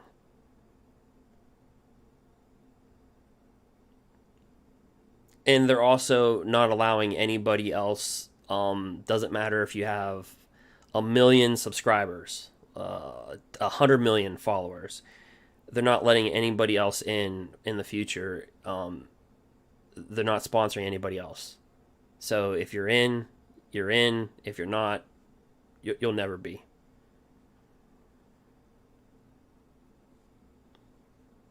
Basically. Which means, okay, but what are they going to do? Like, so they put out this big, long email saying, hey, if you got this email, you're in. Anybody else? No, we're done. We're done.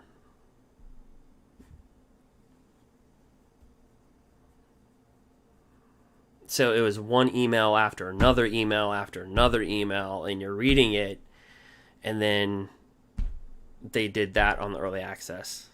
So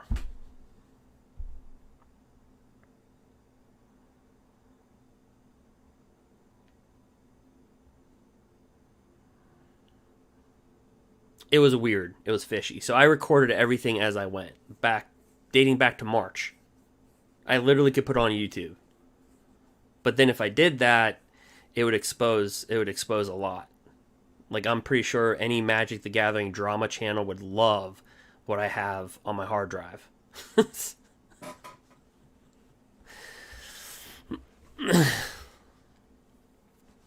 I don't know how many drama channels are out there. I don't know. I don't watch a lot of Magic the Gathering YouTube and stuff.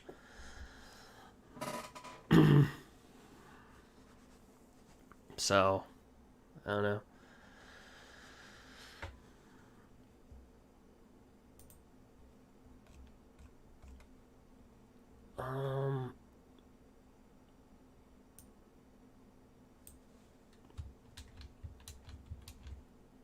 I'll try sharing a code. How about this? We'll play a game and I'll share a code, but I'll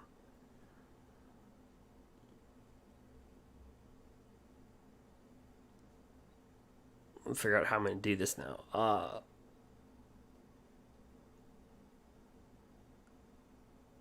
I'll try it and share a code. And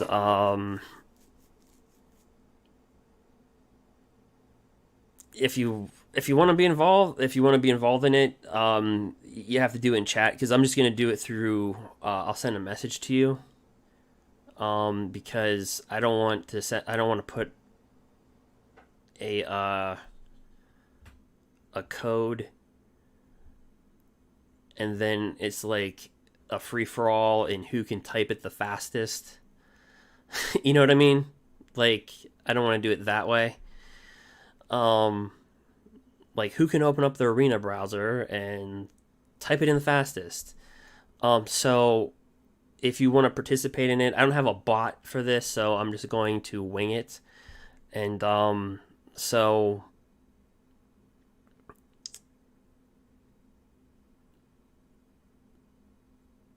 I don't know, if you want to participate in it, just type the word code in the chat. And I'll play a match in the best of 3 of standard, and at the end of the match I'll give one out. So just type the word code in the chat, basically, and all you have to do is be a follower. And yeah, it's kind of weird. I don't have a bot for the system. Probably would help, but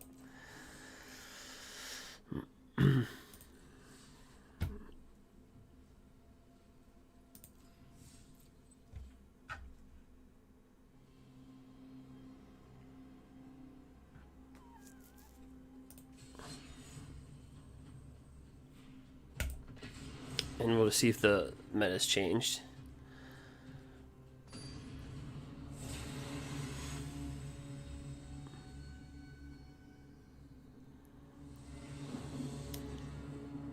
Hey, and at Naruku 93, were you playing in draft? I think I just played versus you. Like, maybe a half hour ago. Did I play you in back-to-back matches?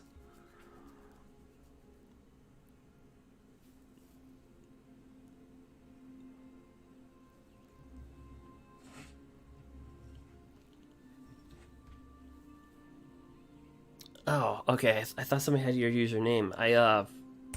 If you did, I got you 2 wins.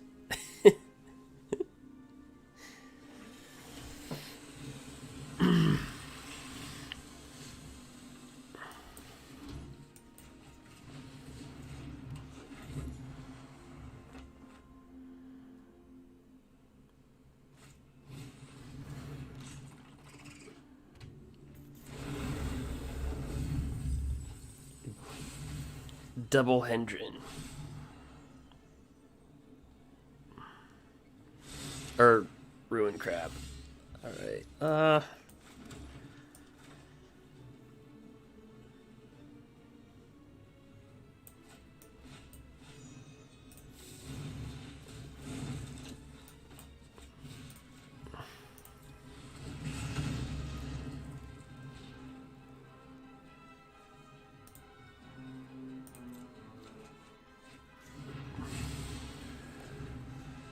Drop a land in there.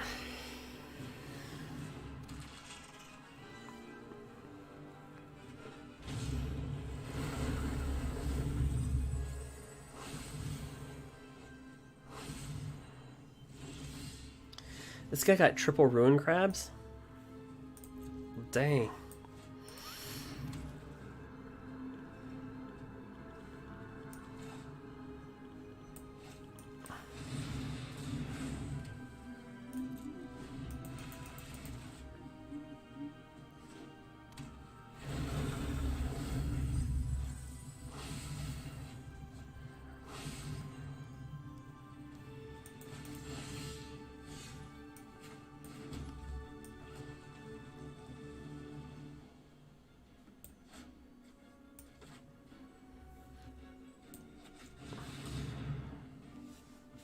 He could counter this with yeah, Drown Lock.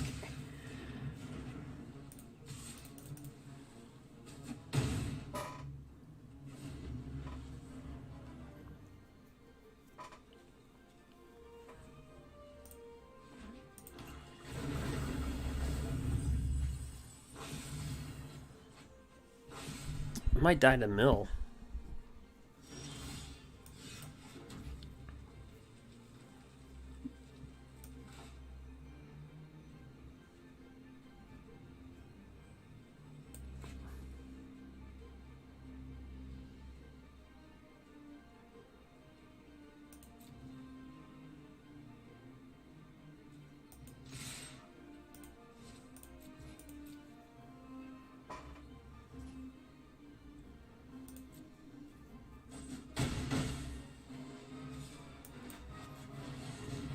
Just drop down Toski.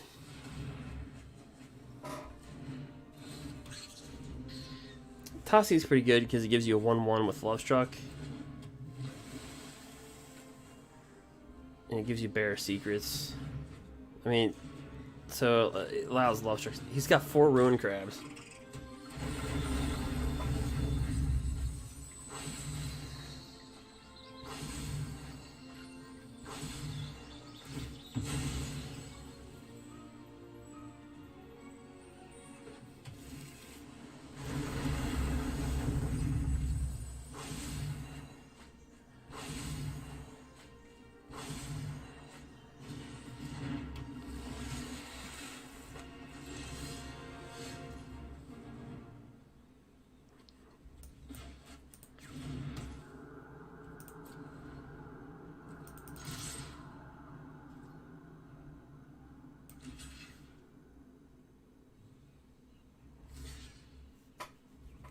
I would have liked to see something meta changing, but it's only been a day. He probably thinks I have Embercleave. I don't.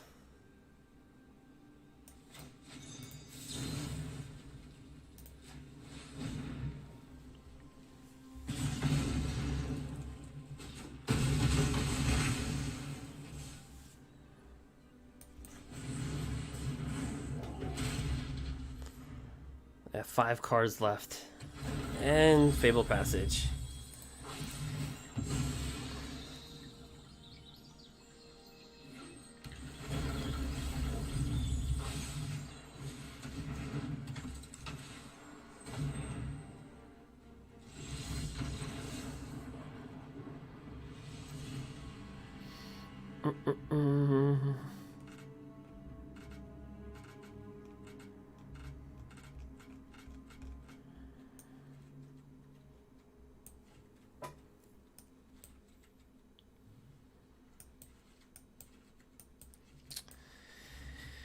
I think I'll take out Toski, put in Phoenix of Ash.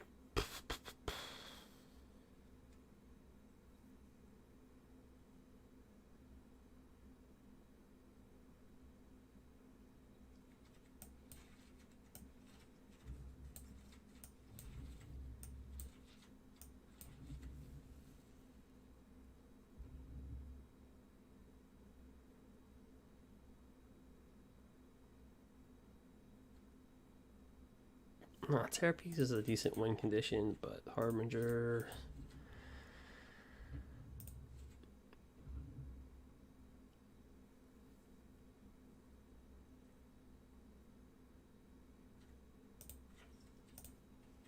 Do it that way.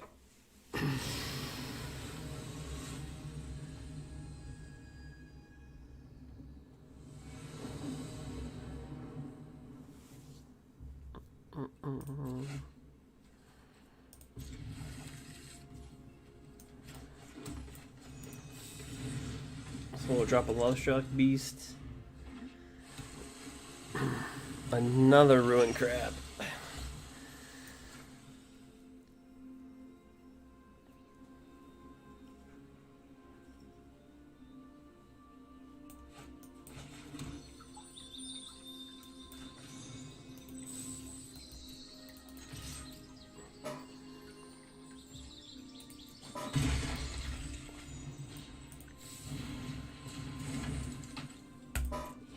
In the turn. I'm just doing this to thin out the deck. He's got double Ruin Crab again.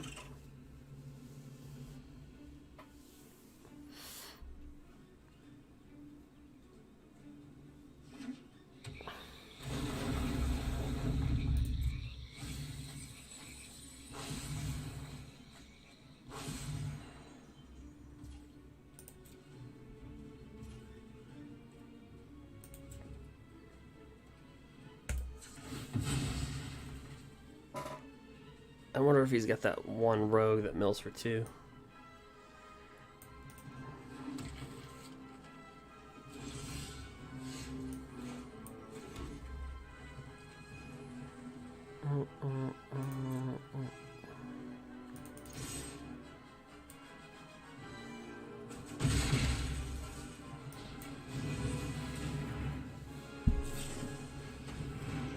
And he does.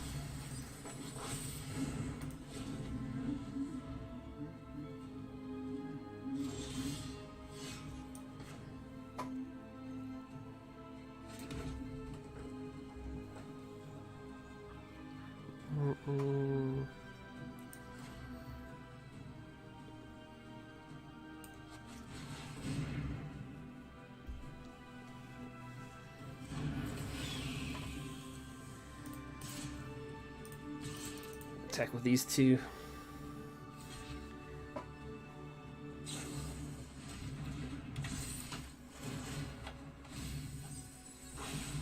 Down to 37 cards.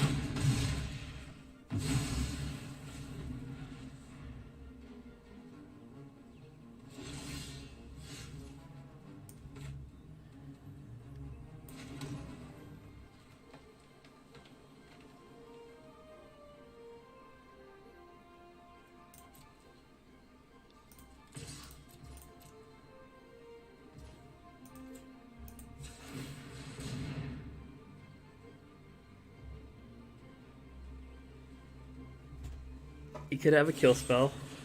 He does.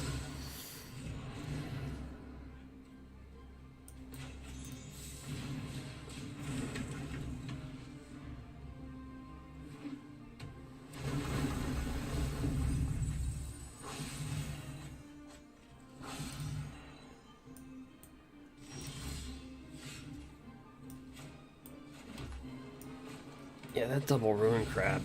Tough sled. Take us out.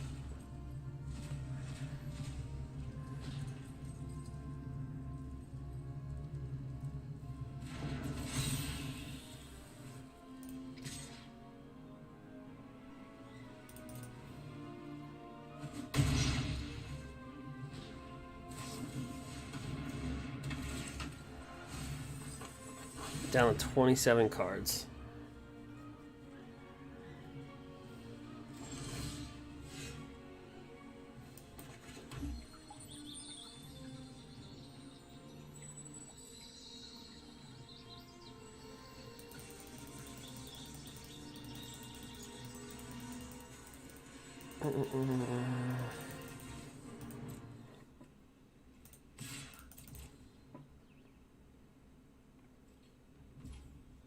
We'll just have him take the 3. here, because I'm going to cast this out.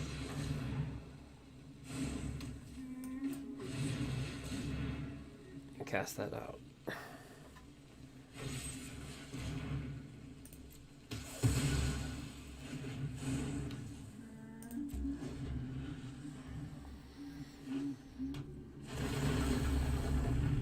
But that double ruin crab turns 1 and 2 are really hard to overcome.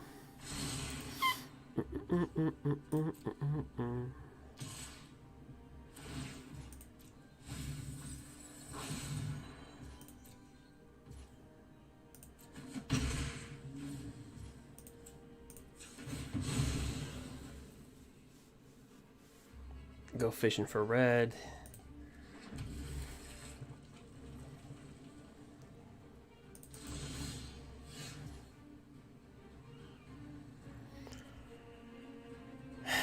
Let's see. So we have yet to see a. He can't Heartless Act this creature. He can eliminate it, or he can use Drown on the Lock.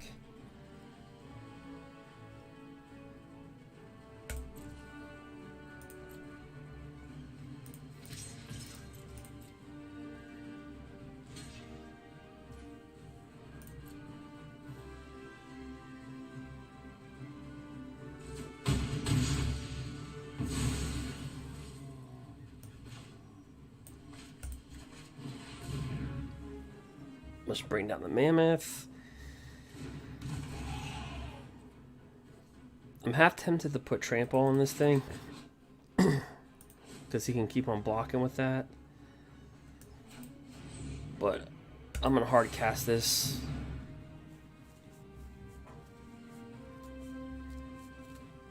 Instead of mutating it onto this to give it Trample. So there's the Drought. There's the Drown on the Lock.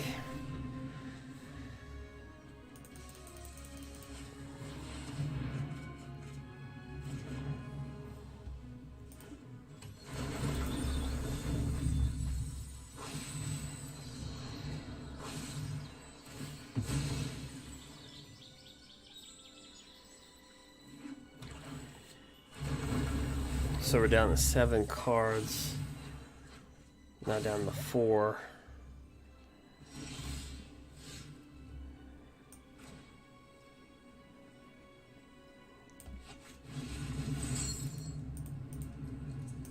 We'll escape that. Bring these out.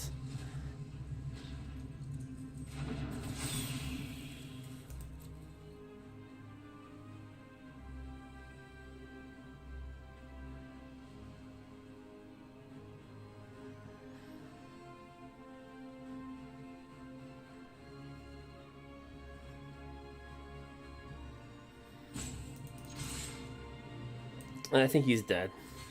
He's gonna block that to that, that to this. And then we pump this once.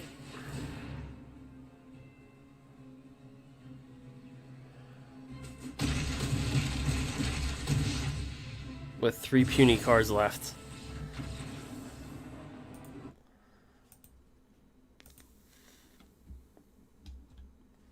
Go on to a game 3.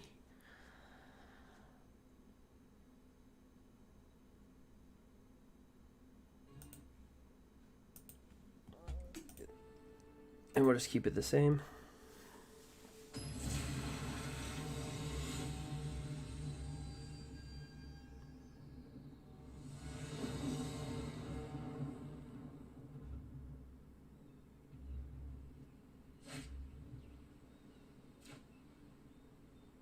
White, black, and green.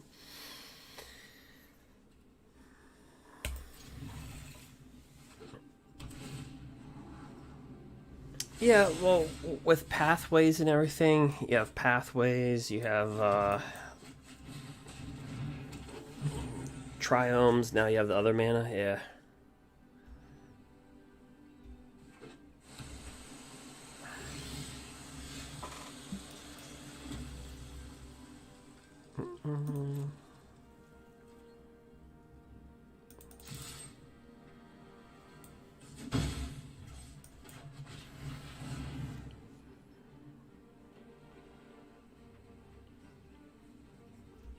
So all this does is if you have a creature 4 or greater, you just tap for 2 mana. If you don't, add 1 mana of any color.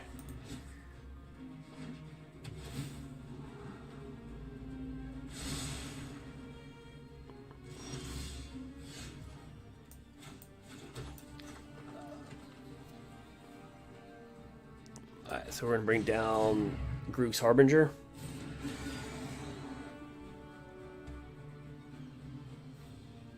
Since he's 4 or greater, we can now cast this creature. We can tap for 2.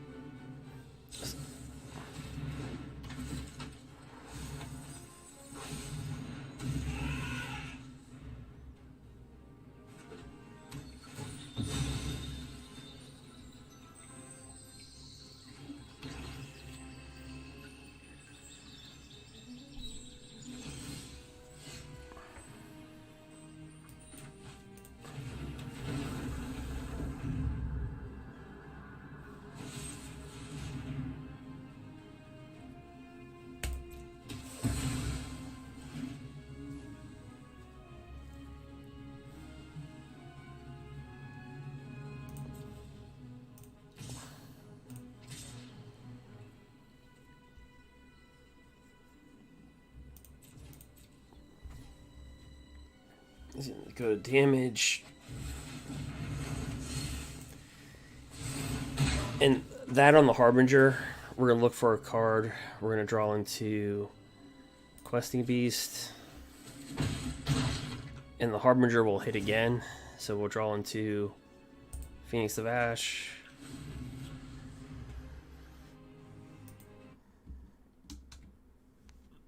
Puts a lot of pressure on these types of decks.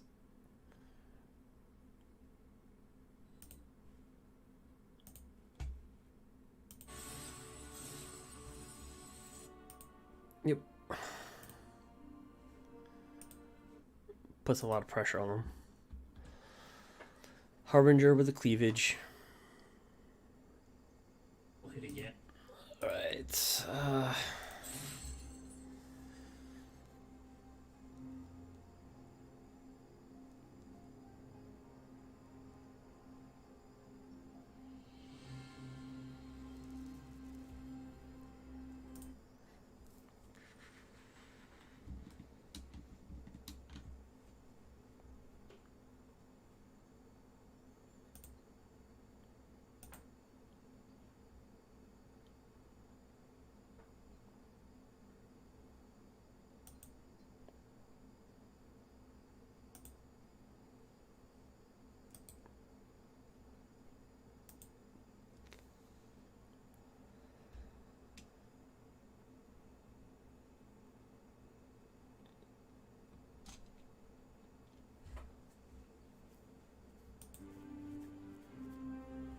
Alright guys, so I sent out one of the codes. So if you got it, let everybody know, and let me know if it works.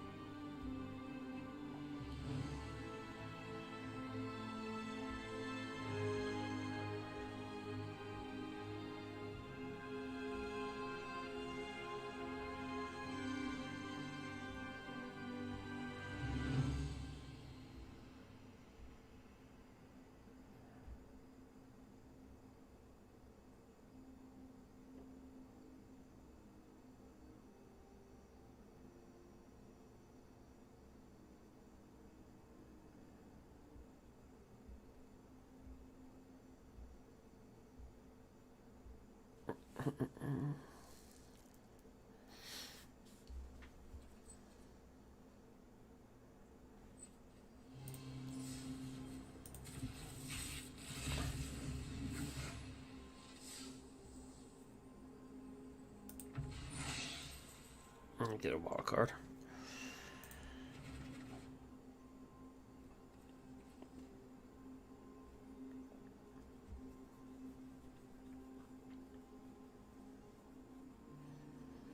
Oh yeah, and I also broke like the golden rule of when you're opening stuff up on here.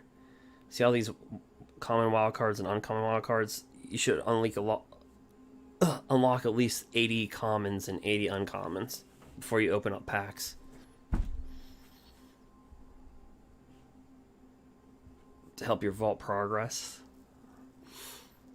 I forgot to do that.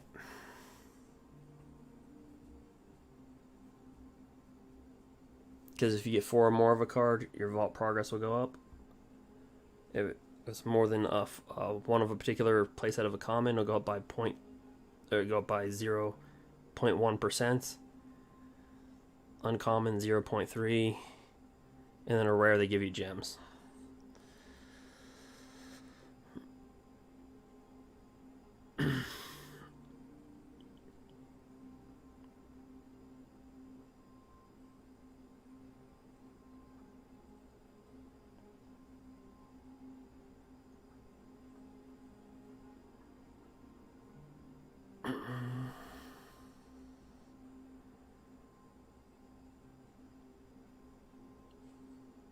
So like what you should do is go to,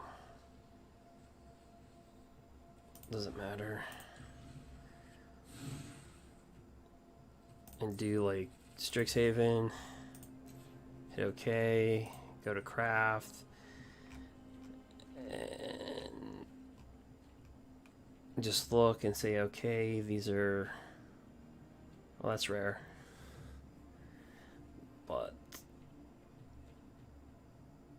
that's also rare. That's also rare. See, you should do all this before you open up your packs because it'll give you better vault progress. You should do about 80. So about 10 play sets of commons and uncommons. So like this is an uncommon. So boom. So when you open up your packs, you get more vault, you get more progress. Oh, because we only have a couple. So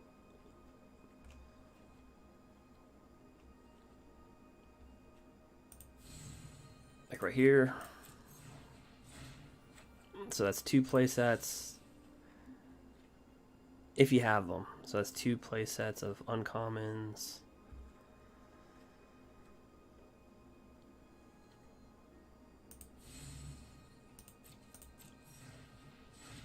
That's 3 play sets.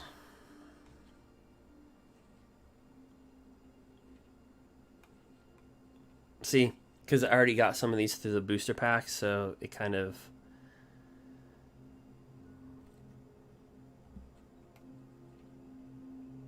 I didn't do right. So that's 3 play sets. And then we'll do 1 play set of the commons. Oh, are these commons or uncommons? It's a common.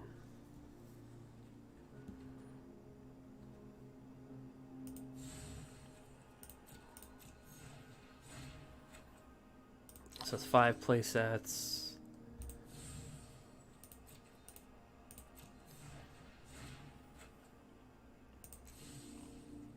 Six play sets, and we'll go into green.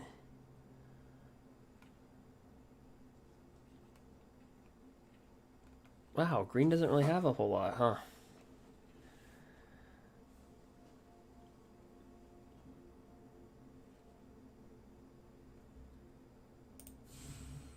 So I'll do like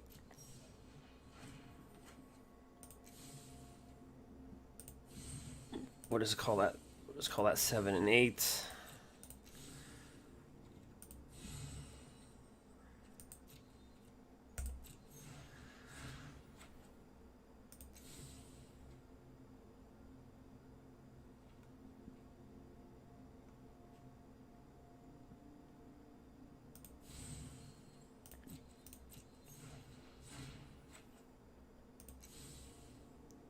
Nine and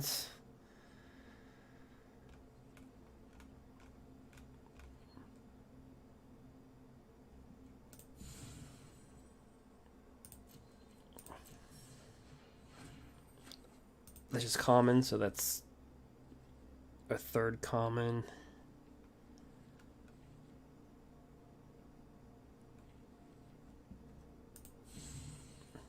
Let's call this our fourth.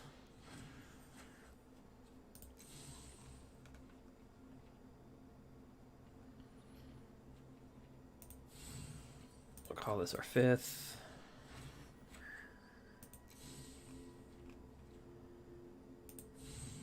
I'll call this our sixth.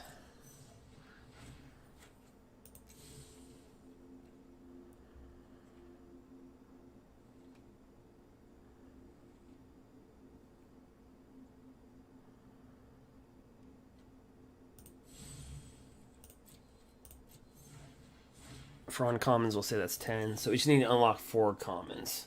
Common play sets.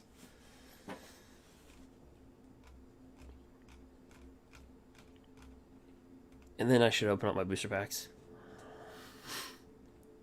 I forgot to do all that.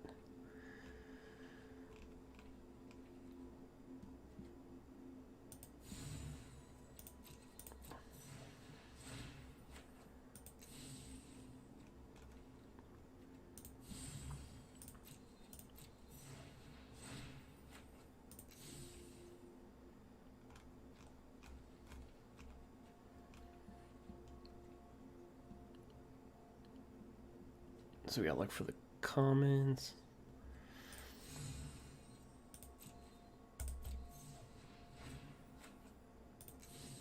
So did anybody get... Did you get the code? And then were you able to redeem it?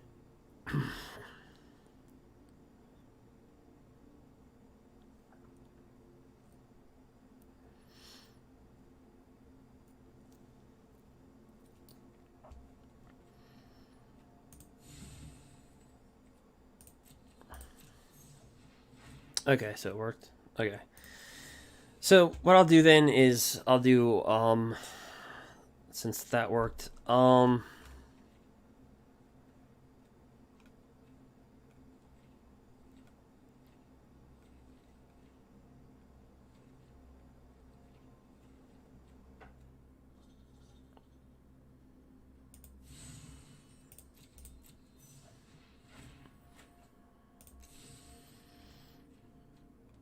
I'll say it's about 8.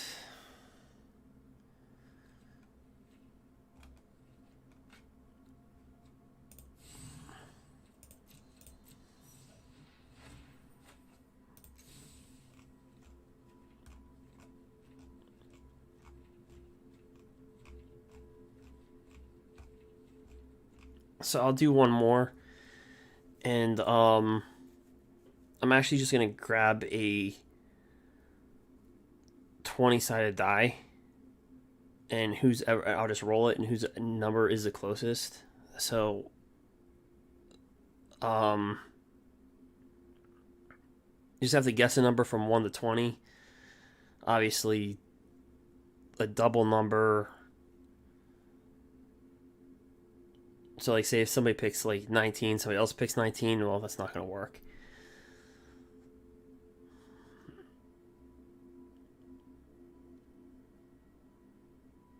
So, for the next code giveaway, pick a number between 1 and 20. But it can't be something that somebody else previously picked. If that makes sense.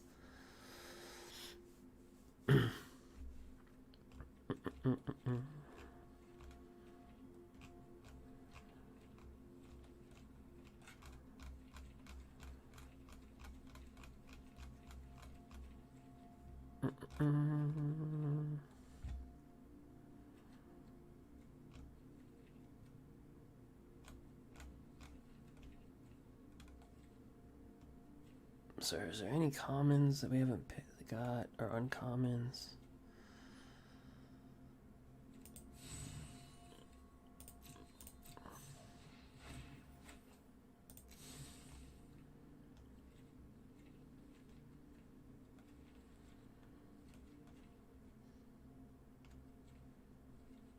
Those are rare.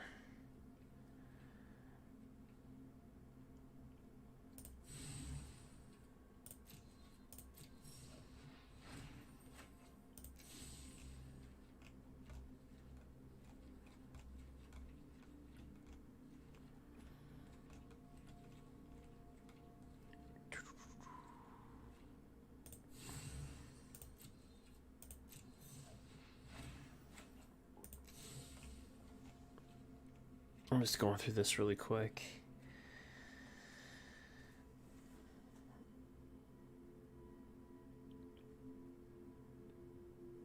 I already have copies of all those.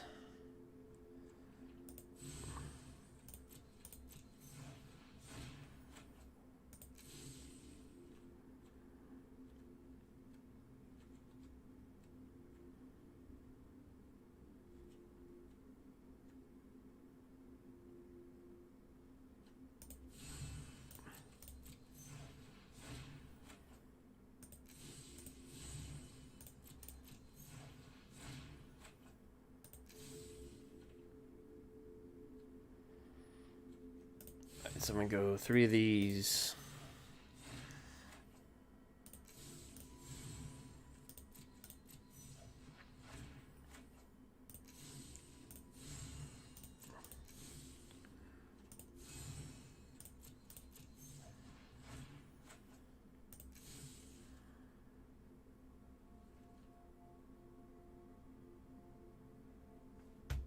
And I guess the part that we're forgetting about in this set is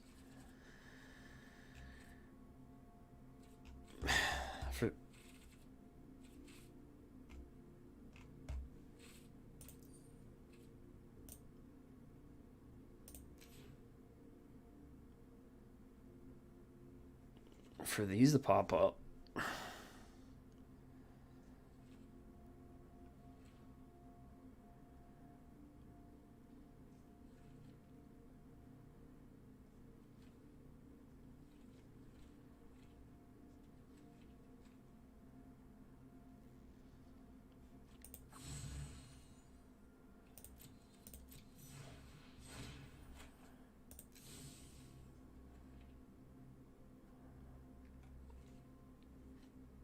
Counterspell's probably just banned, period.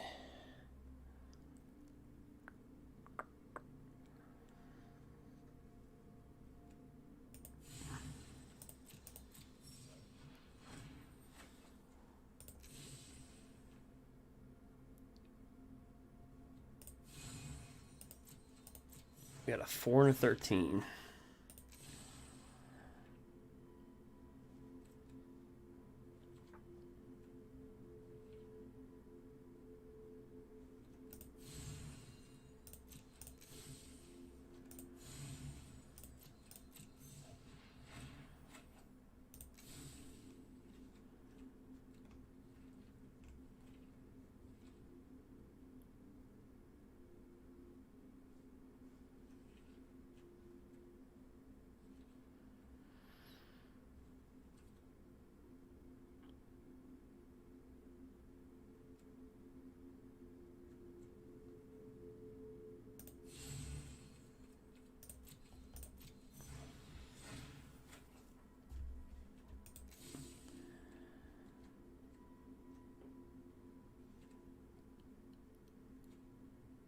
Demonic Tutor is probably banned. Let's see.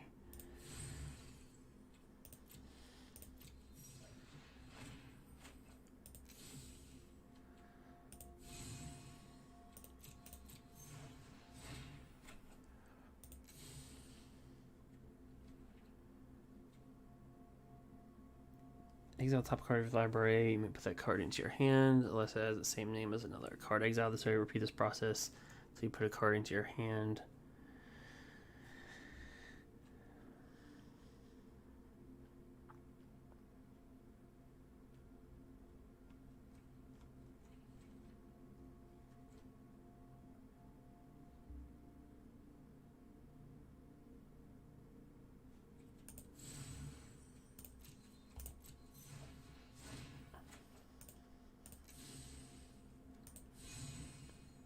Claim the firstborn.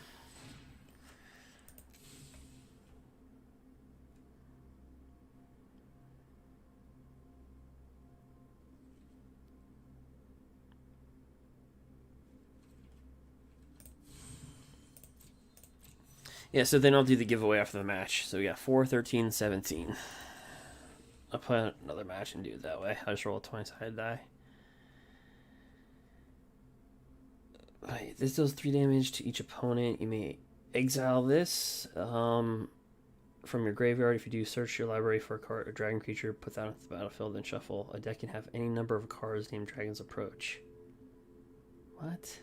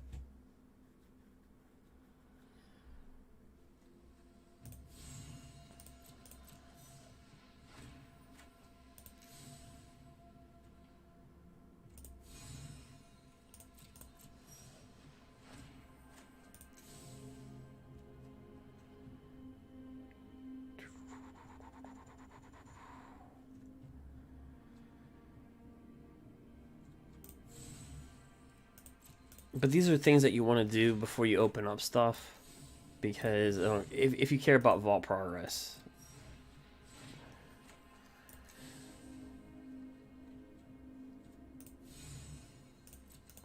If you don't, then obviously don't burn wild cards over stuff.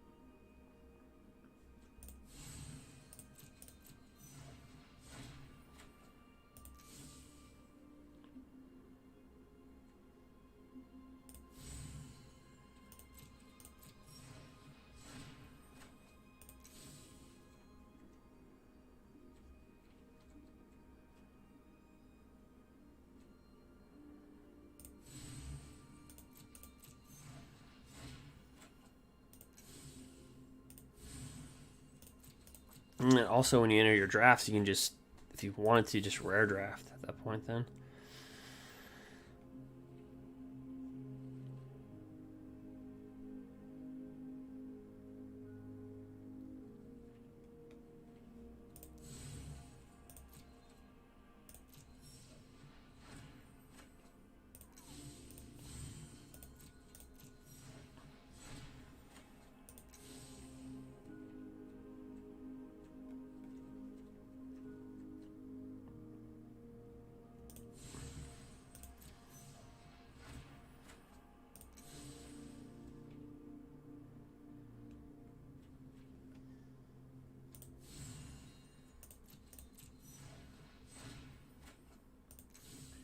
Get 3 of those.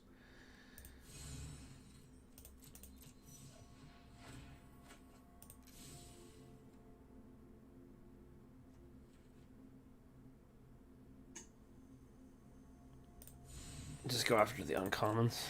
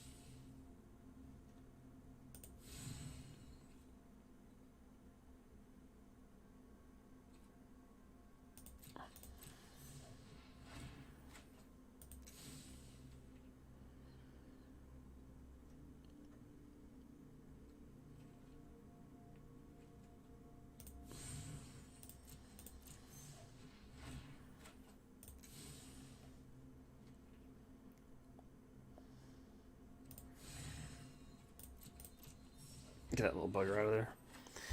Anyway, let's see.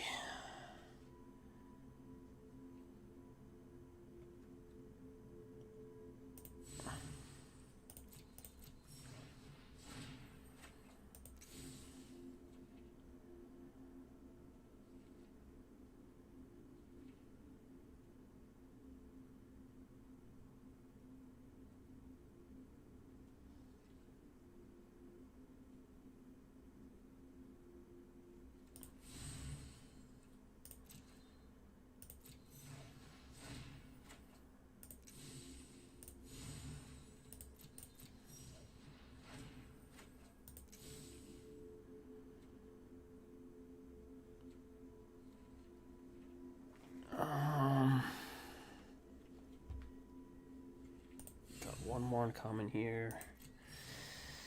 I'm almost be done with this.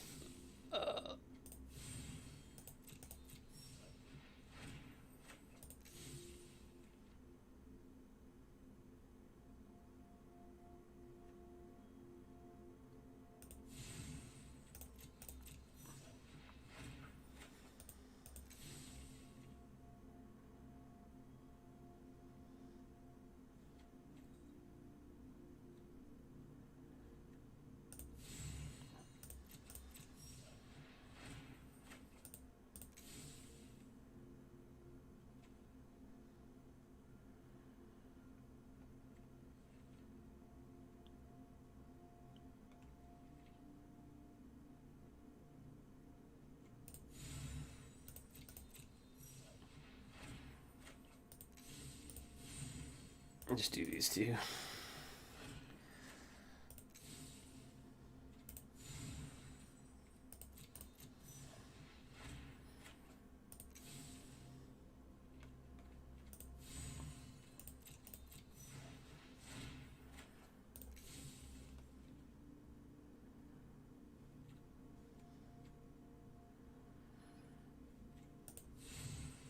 Okay, that'll be it.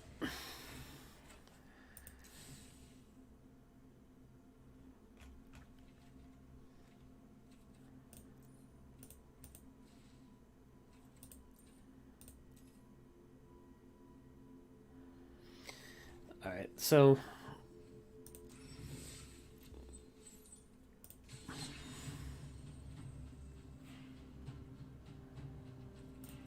I'll just go in the historic rank, just play the best of one. So you got a 4, 13, and 7. So basically, I'll just be doing a giveaway. It should have a booster pack in it. I'm just going to roll a 20-sided die. And who's ever closest to that number?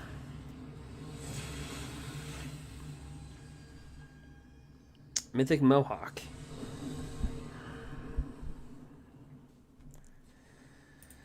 So they're probably playing with blue-white or white-black. They stack a creature, load up a creature, and just swing with it. So we're playing in historic.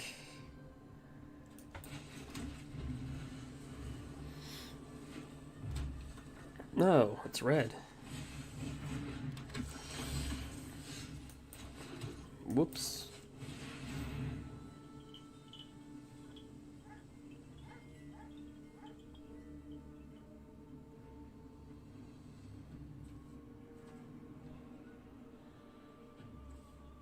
I guess that makes sense. Counter target spell once the controller pays 1. And white,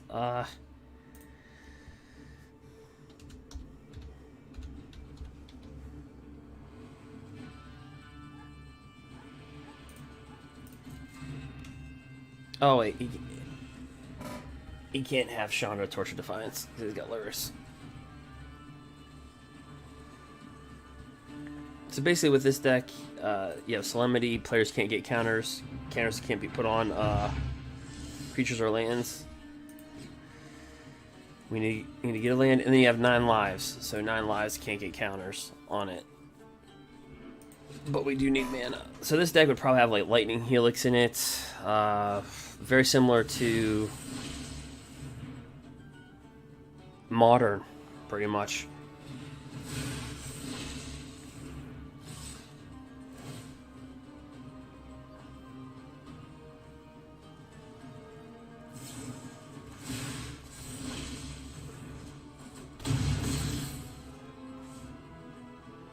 Yeah, we missed a yeah, missed a crucial land drop. No mana.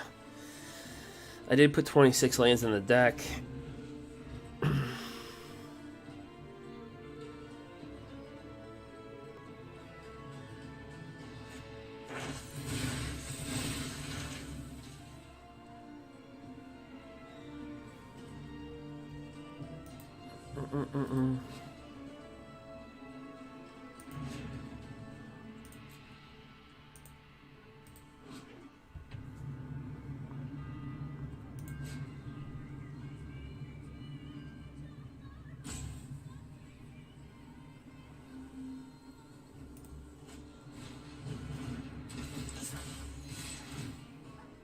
So he's cast a couple STRIXHAVEN cards.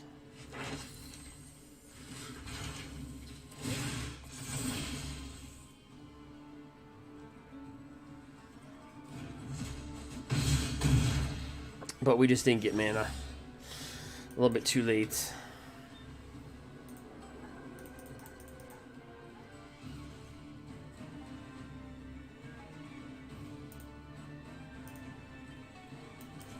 We can cast for 9 lives, but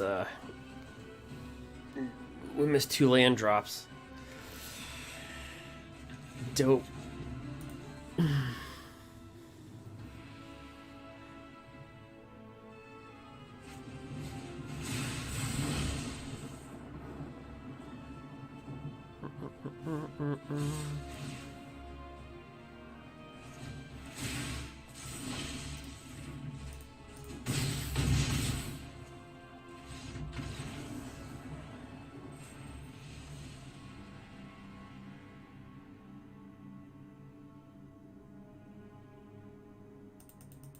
Defeated.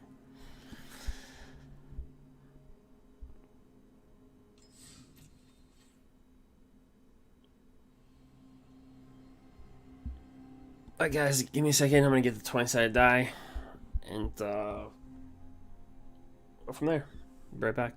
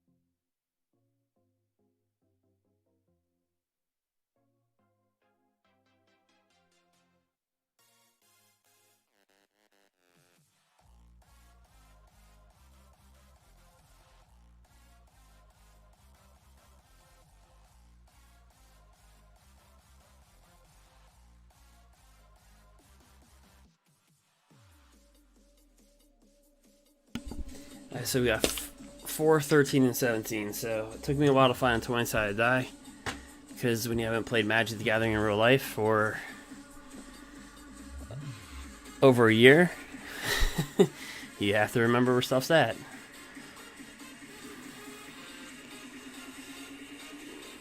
So we're gonna give it a go.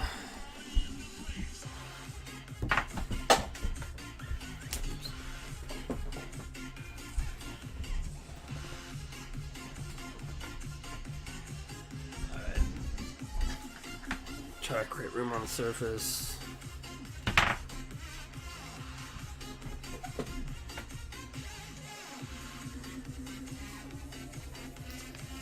Alright, and actually somebody got the number right on the dot.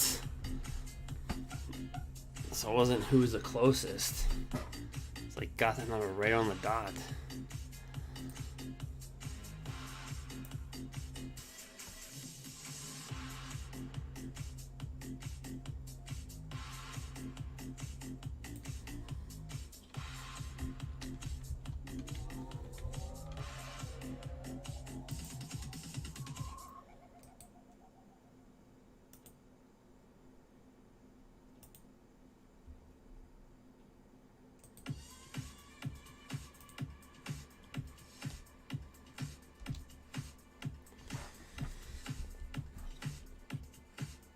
So if you do get the code,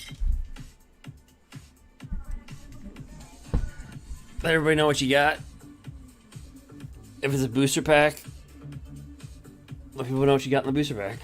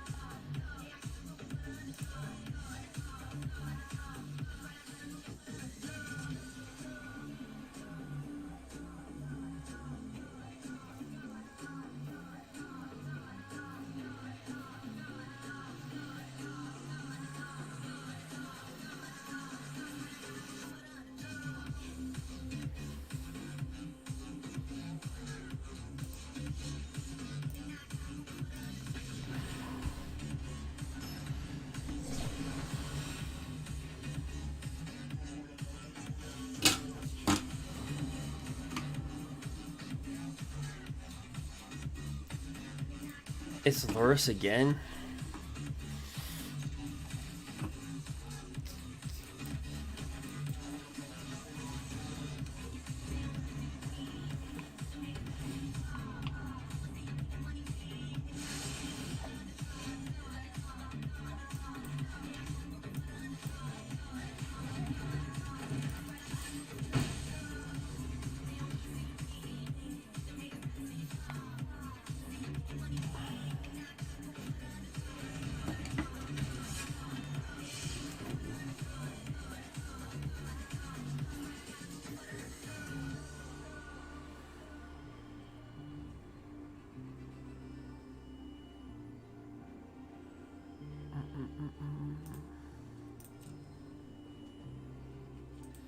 It's a rogue from Zendikar.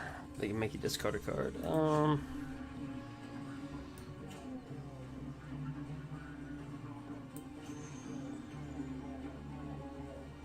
Let's just drop that as a creature.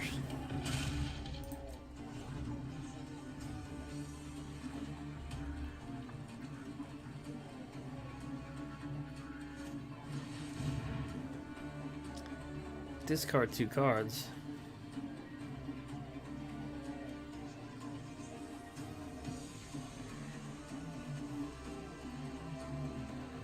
One, two, three, four, 5. We can cast something for 5 next turn, so we'll do those two.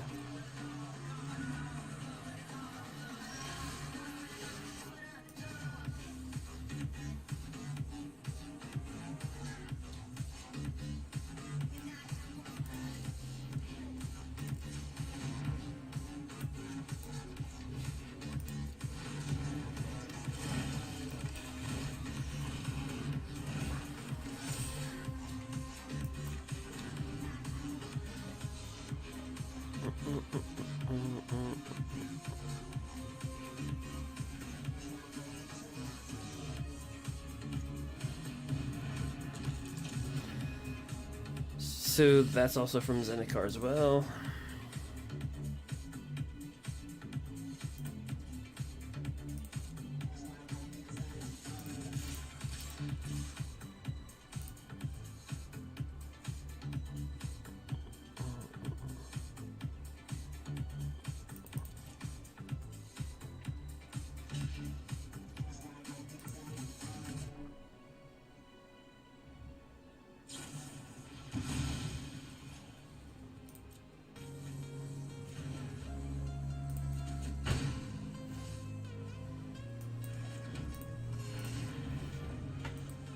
So Village Rites from the new set, which is just a reprint.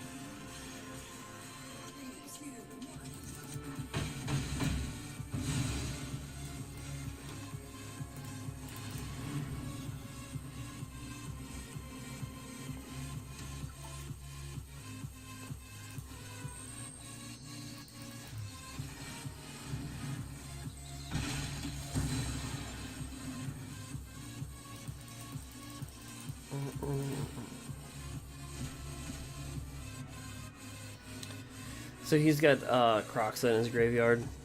He's got 10 cards, so he can cast that out.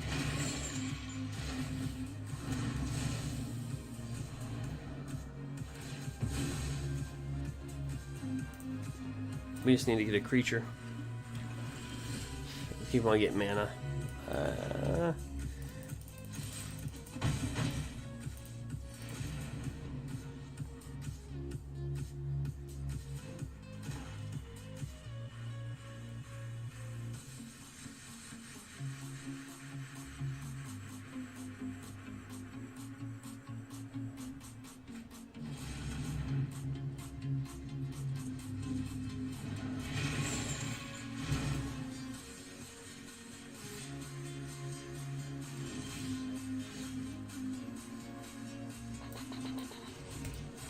Cast out as a creature.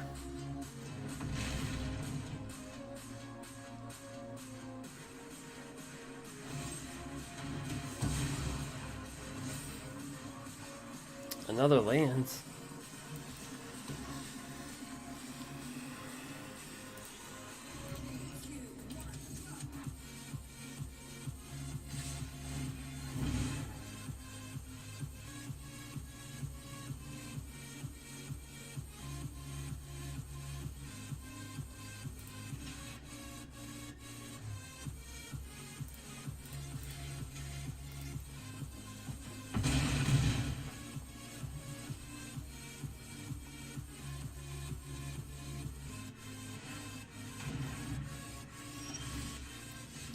Ooh, so this would have been good earlier. Tear the Peace.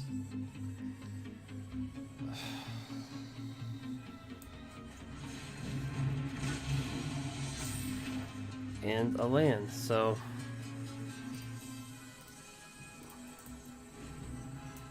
I should just play that.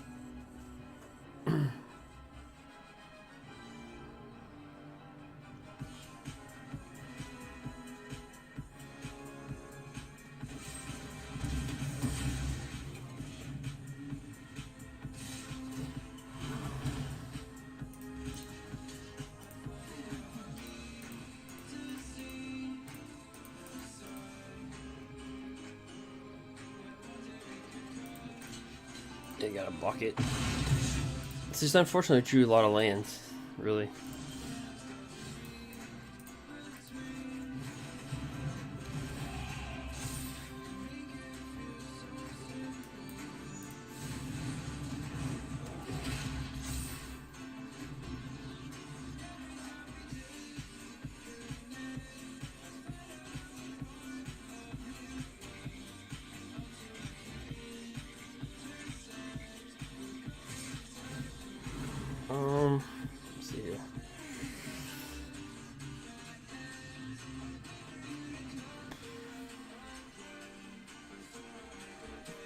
So he can drop Lurrus down, then play that.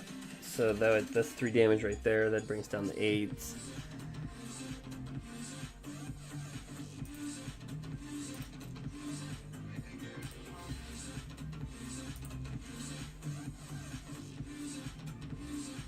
Then, let's see, 1, 2, 3.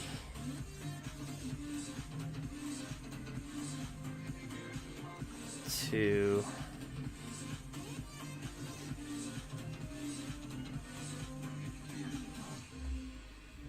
He brings down a 2 life next turn. Yeah.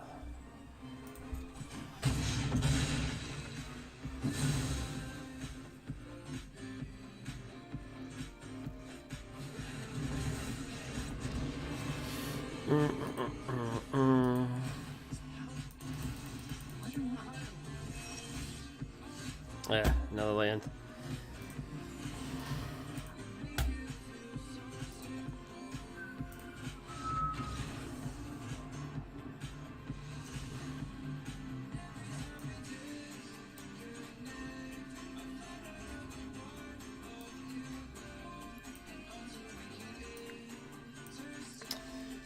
So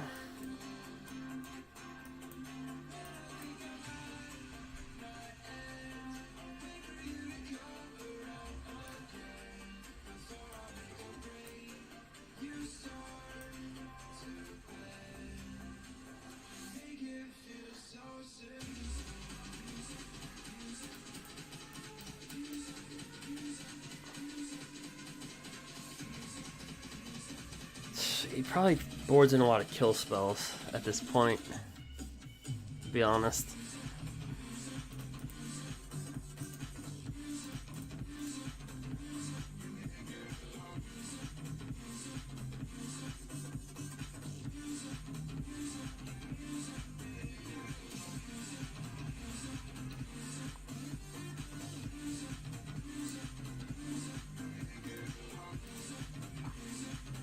Oops, let's get up pressure. Might as well just go 4 Harbingers.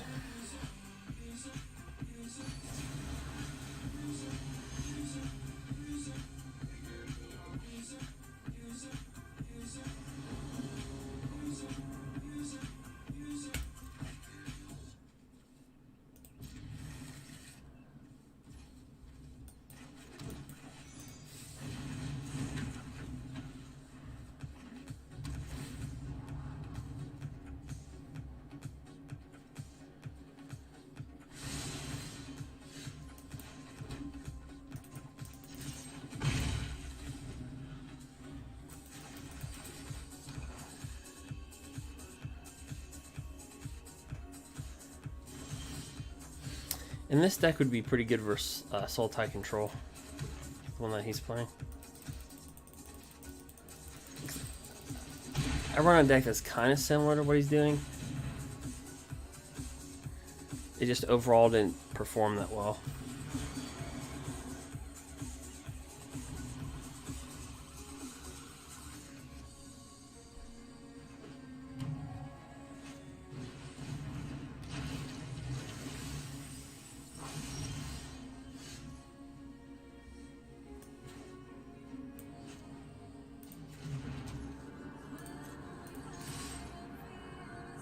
Oh, that's right. It's got Death Touch.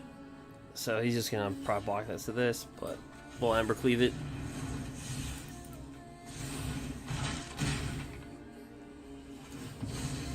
We'll fetch for a creature, Bone Crusher.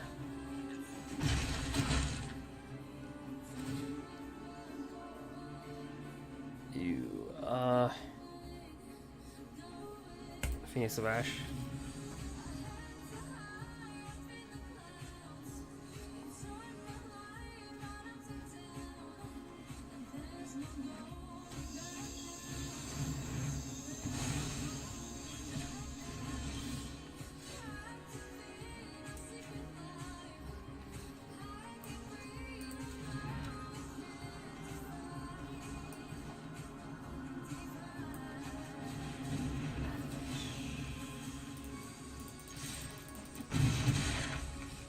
We'll just hold this.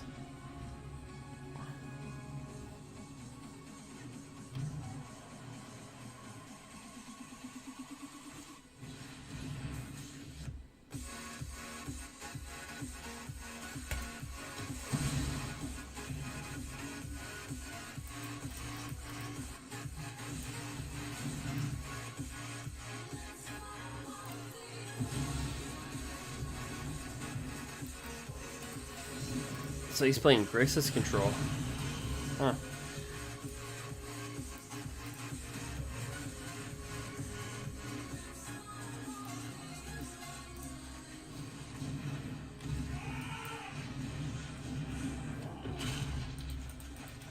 Drop these two.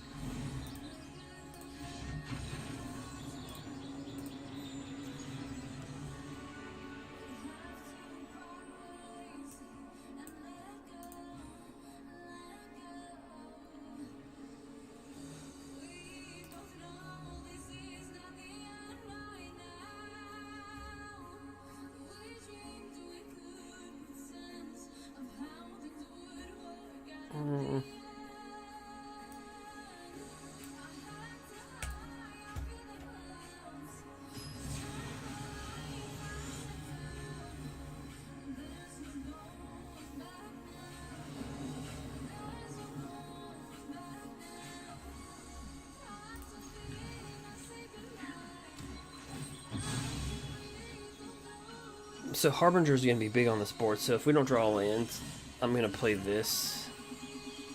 Well, yeah.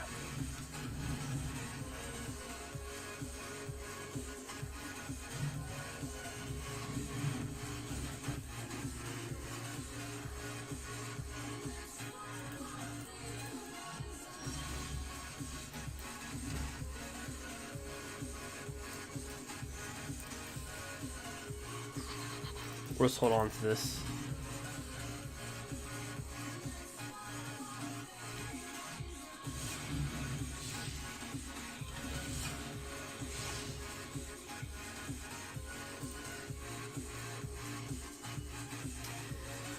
Let me read this card again, even though I have it. Enters the battlefield, target opponent reveals a number of cards in their hand. You choose one of those cards. Okay. So we're gonna let them pick between a lands and a lands.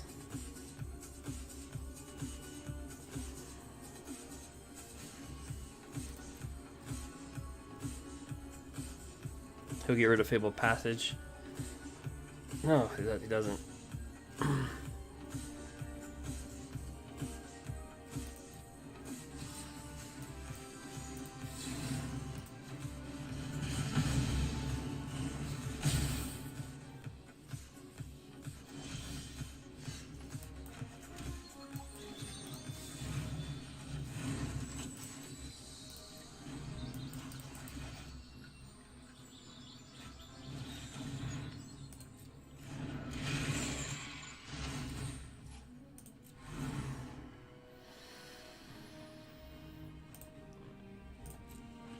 The reason why I'm getting rid of Questing Beast is because he can have Archon of War in his sideboard.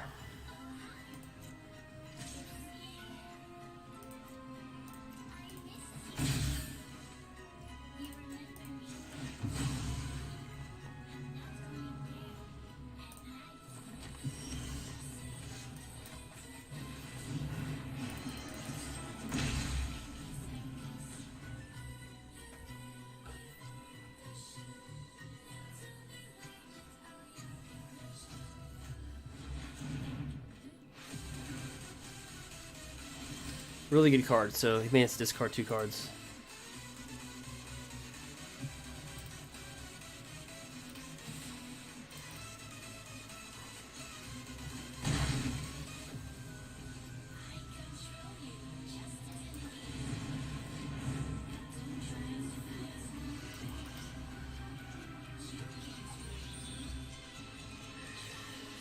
So he's got 5 cards in his graveyard, now he's got 6.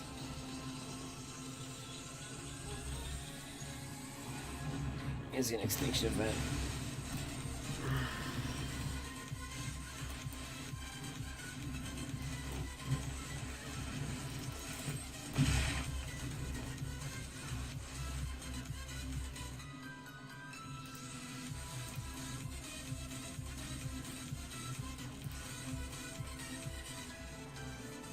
So I imagine he's just going to bring Crocs out from escape cost. We'll take 3, we'll be down to 15.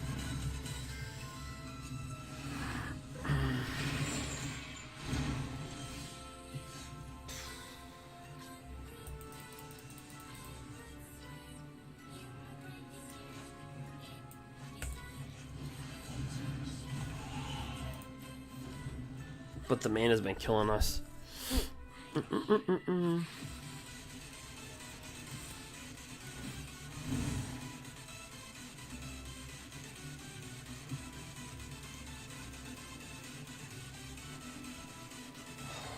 Oh.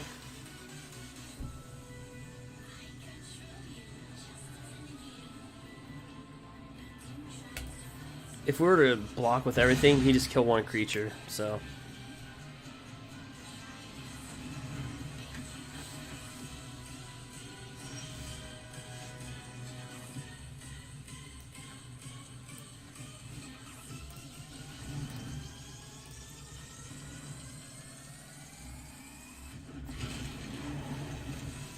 And he has to have a kill spell for this. Yep. Powerless Act.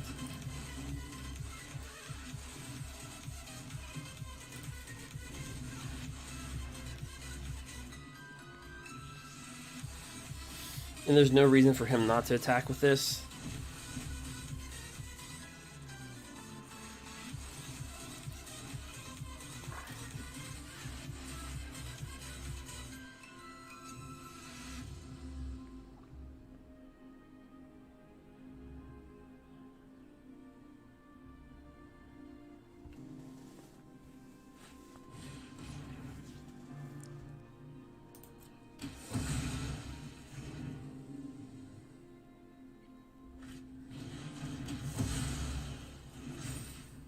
Yep, not a big game.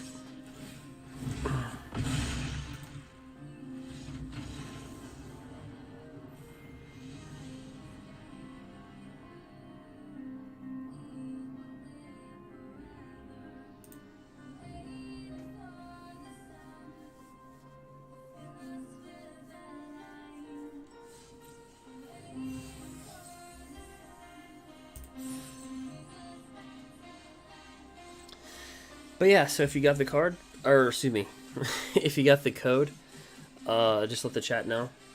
Because one of you got it straight on the dot. It'll be in your messages.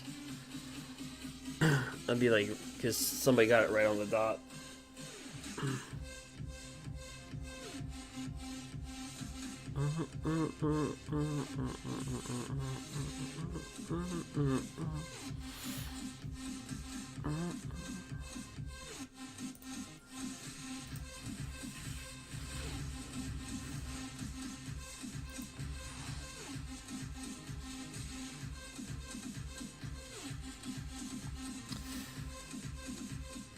So like, see this booster pack, Lightning Helix?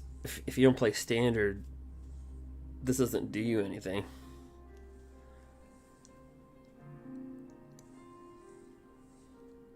So this is a great example, because this would be banned in Standard, even though we opened up a Standard pack. So you do get a rare, but you also lose out on a card. Technically, you lose out on a card because this card has no value to you.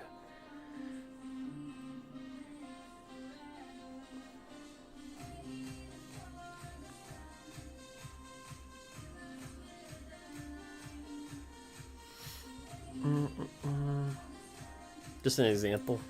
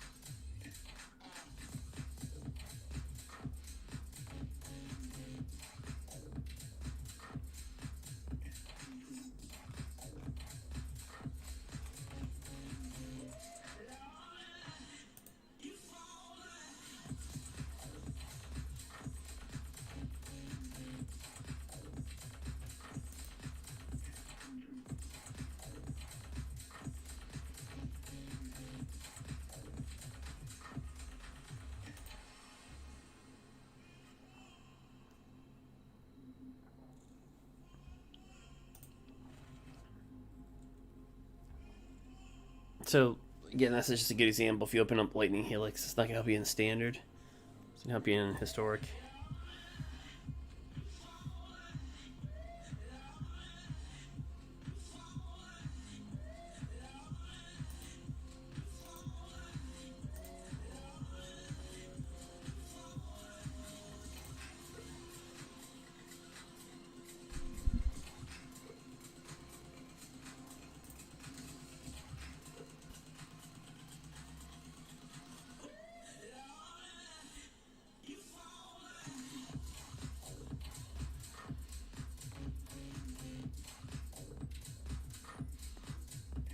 So what they have right now is Premier, Sealed,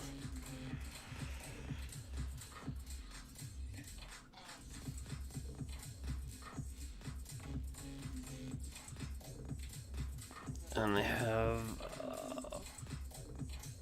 Traditional.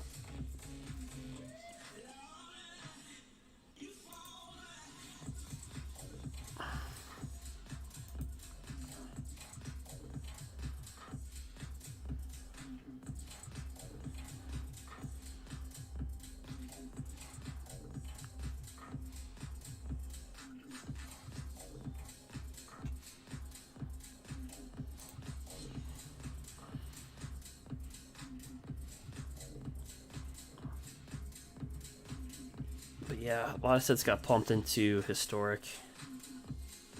Time Warp. Ooh, some legacy cards.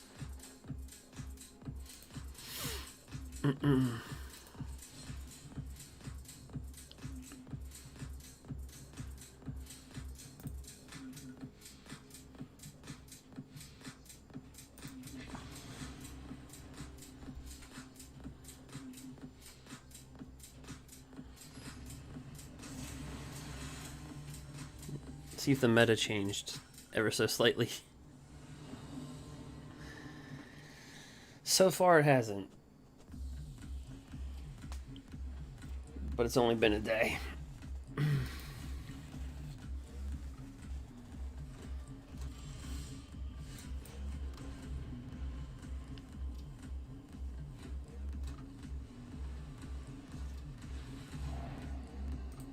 Thought Eraser.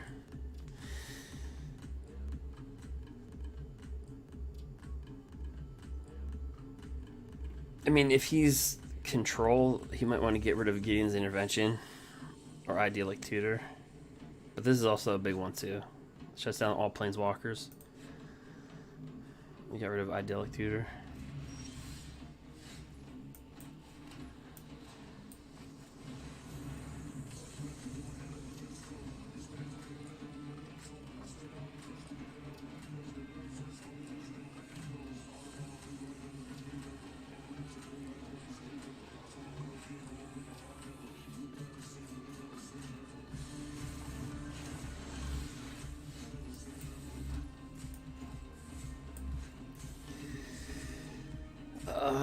I think they played like Nicol Bolas.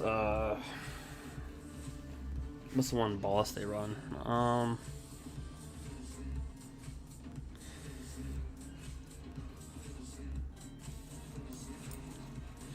We're just gonna run Leyland Safety.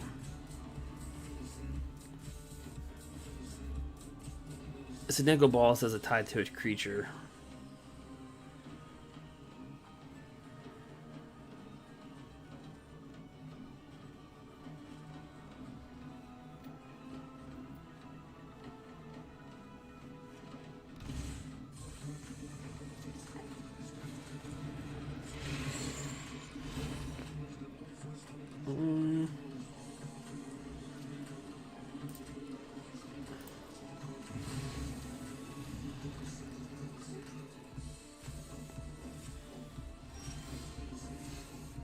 The heck is their deck list?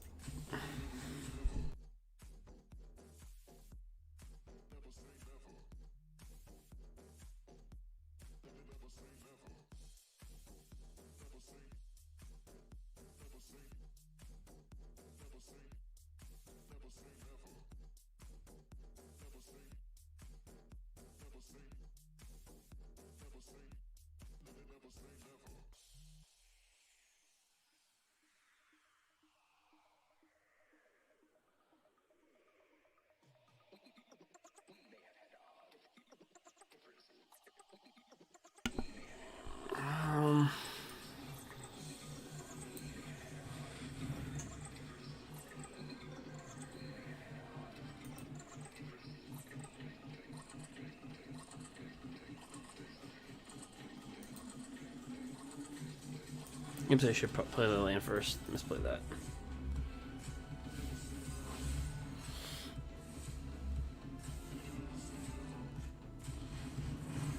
There it is. Nicobolas Ravager.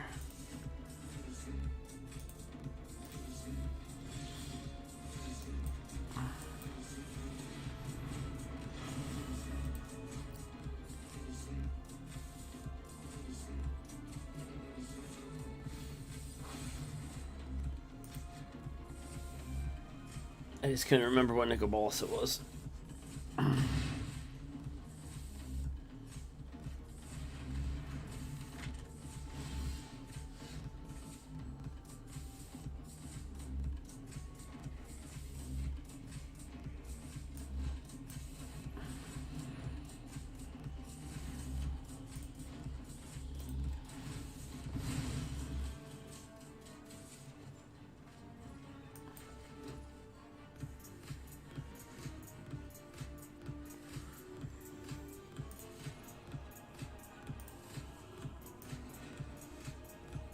Let's bring this back to our hand. Pass the turn.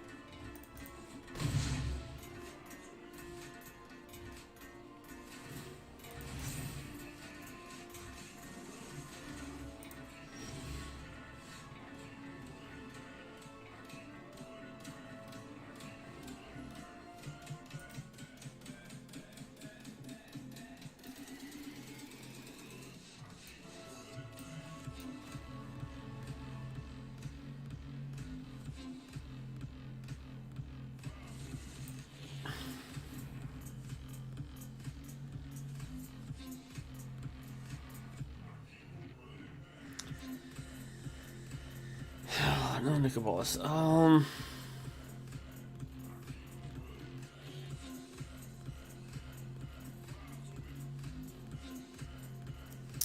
got Volkai in there as well.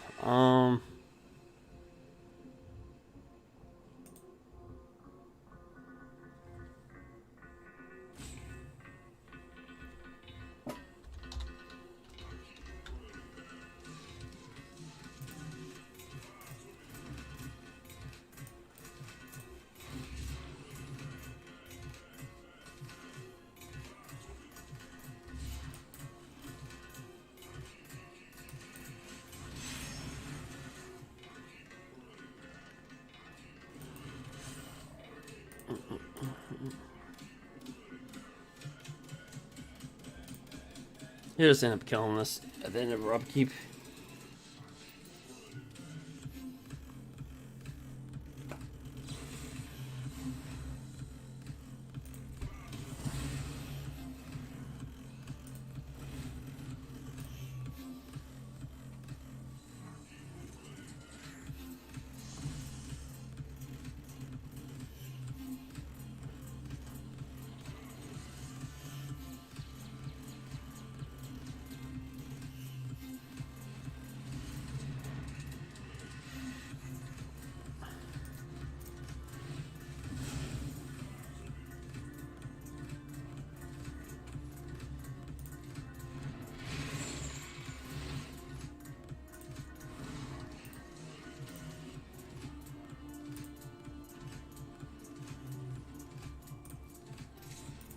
Yep.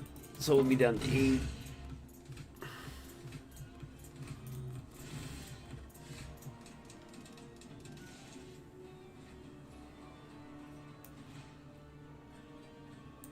Drop 9 lives on the battlefield. And then he'll probably attack with these both.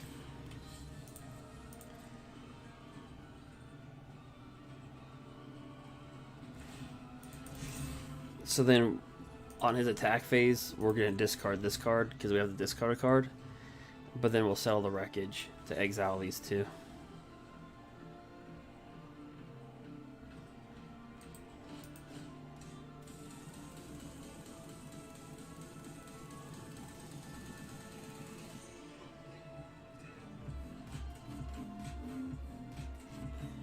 It just makes sense. He's gonna attack. We'll discard a card out of our hands. That'll hit the trigger first, so we'll discard that. We don't want to discard that, so that's why we held that in our hands.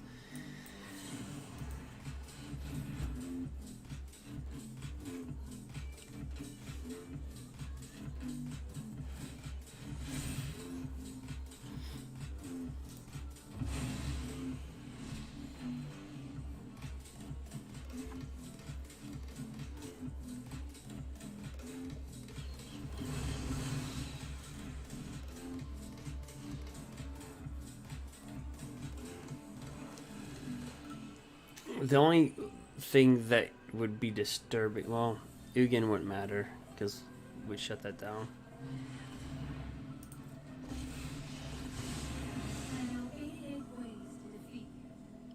Narset does hurt because she has a passive ability, so this is activated, this is passive, so we can't draw them more than one card. So it shuts this part down.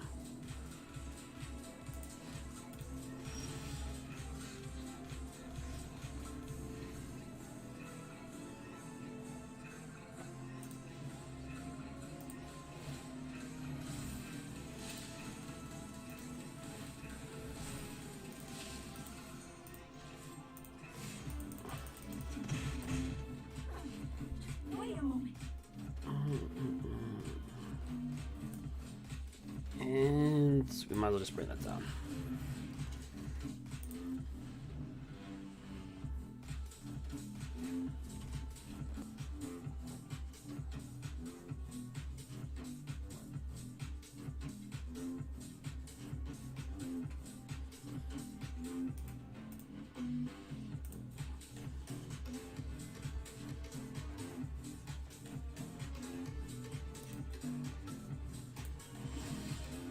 So we want to draw that one little card. We can't do that either, so we'll make this a creature.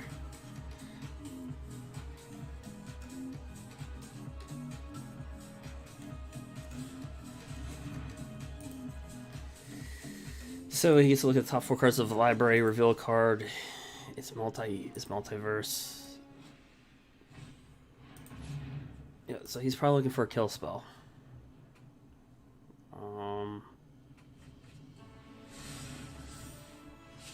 Just in case he does have a kill spell, we'll create another one. All our creatures do get +1/+1.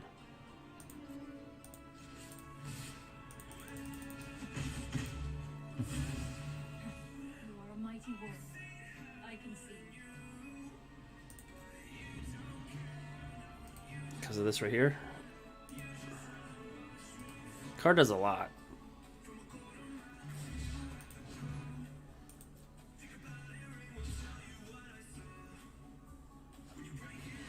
Another Narset.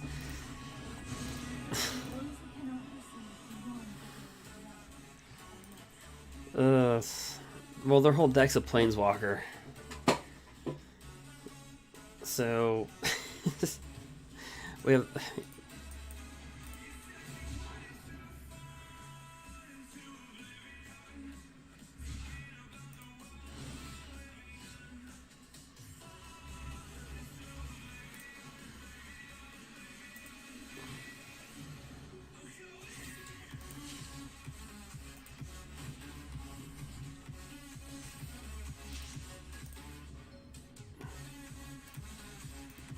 send them all at Narset. He could have a kill spell. I imagine, yeah, so he does. Fatal Push.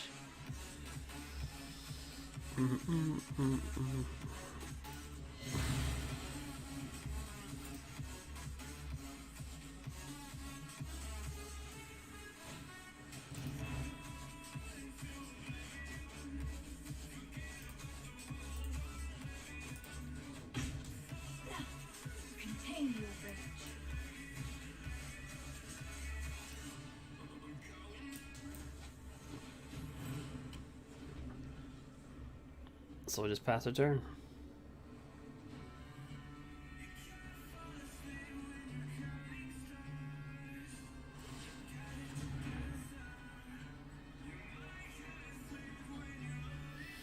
So he's got a counter spell, a Nicol Bolas in his hand, things that get rid of all creatures, and he drew another Narset. So we killed one Narset, he gets 2, and he gets his 3rd.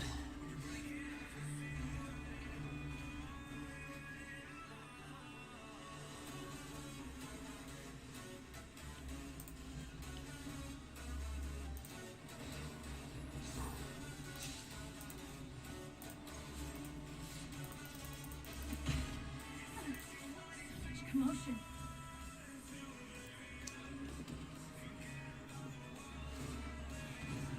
I should have foretelled this.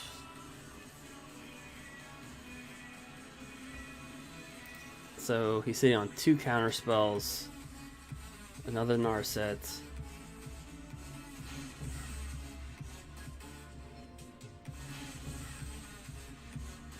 So all he did was just grab those counter spells, make them somewhat cheaper.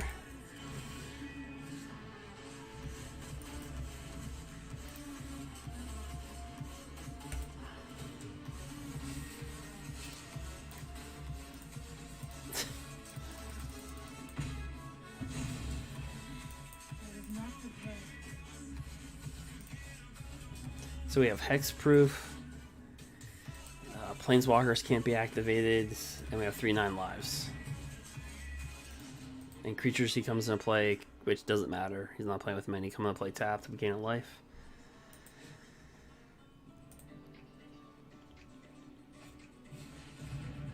Alright, so that's the 3rd Narset.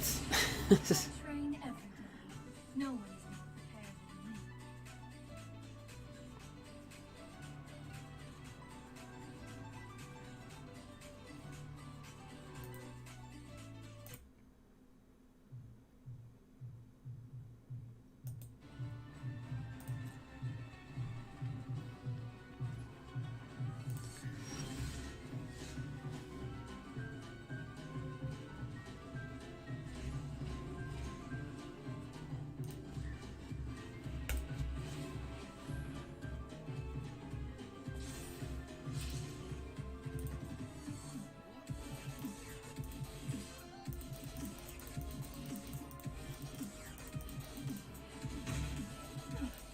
Fury will only lead you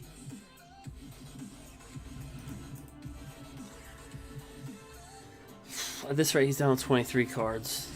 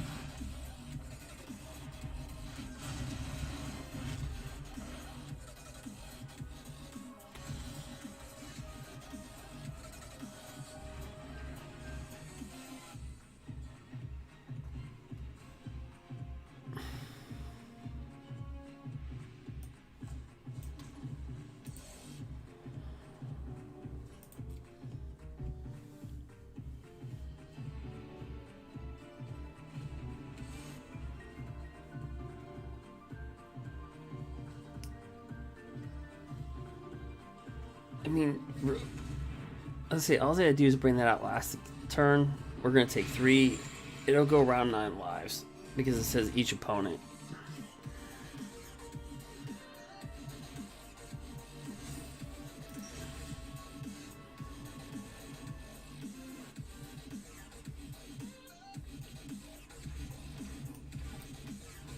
And then he can just counter this through into the story.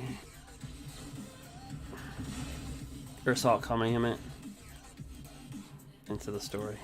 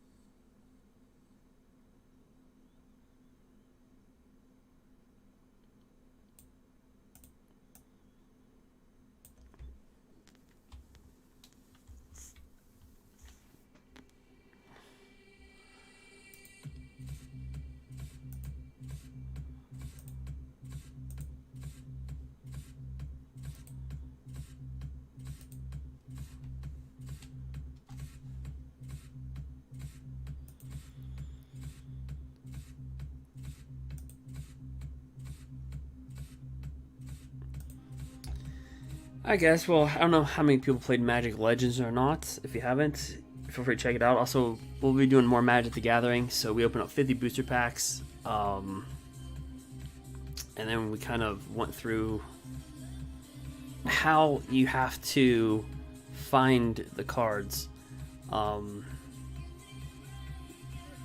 Because there's cards in the set that aren't legal, but they're legal in other formats. So there's a certain way that you have to kind of like find them. So I kind of went over that, and then we did a draft, and then booster pack giveaway. By the way, people might want to check their messages, and then just played around and see if the meta changed at all. It hasn't yet, but it will. It has to with the cards in the format. So noteworthy cards that came out in STRIXHAVEN that we have. So again, finding these cards are to find the new, like the Mystic Archive chart cards, you have to go to Historic to find them. Or you could, if you play Standard, just stick in the Standard, but you'd have to go through all your cards to find them. There's not a search in the Standards rank, in the Standard format for Mystic Archive cards. So anything above uncommon in these cards that I'll show in a second. So like this is standard legal, it's uncommon. This will not be. It's rare. Lightning Helix, it's rare. So when you open up packs of Strixhaven, and my other question is the standard, the physical product when you buy it, how often these do come up? Because if that's the case, like I mean, Claim the Firstborn will be back. So this is standard legal, but this also means that it's also going to be legal for after rotation happens. So Claim the Firstborn will be legal after rotation happens. Those hoping that Claim the Firstborn would go away. No. It's here to stay. But like I said, this is rare, so this will not be standard legal. This is uncommon, so it'll be standard legal. This is not standard legal. But the interesting thing is that Time Warp, historic legal, unless it gets banned for some odd reason. But so yeah, Time Warp is legal. So a lot of new cards for historic. One of the first times we've seen Magic the Gathering ever create a product that considers historic. That's the weird part. So finding these cards in your collection, like this Inquisition Kozilek is heavily used in the modern format. I play with 3 of these in my main deck in modern. So a lot of strong, very strong cards coming to historic. So we had the anthologies, like a month ago. Now we have this, and this is kind of like an anthologies inside of Strixhaven, which for the physical product, I'm actually going to go out and buy the physical product to this, because when I understand the ratios. So like, I don't know if they put a Mystical Archive card every 6 packs or every 5 booster packs, but if I find out that it's like in one of every like 6, something like that, like if you buy a box you're guaranteed 6 of these, yeah, if you're a modern or legacy player, or even a standard player that wants to get their piece on a part of the history of Magic the Gathering that you've not yet attained, or won't have the financial means to even attain, yeah, Like, now, Doomblade ain't gonna be worth much, so, but, like, so far, so, those are two separate conversations. Besides the weird, I don't want to even get into the artwork on this.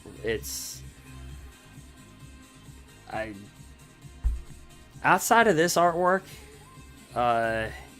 which is, let me know what you think about this, but it's, I think the other artwork is pretty done. It's done well. Like, if I'm comparing this to that, like that artwork,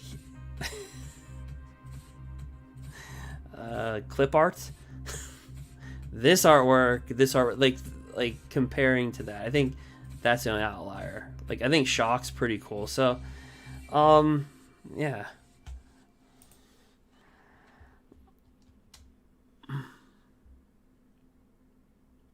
But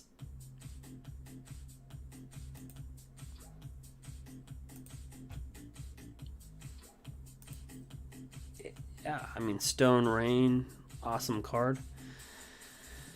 So yeah, it's just the way finding it and stuff like that. So it's going to be a very interesting set. It has I think, might have its biggest impact in Historic, as opposed to Standard.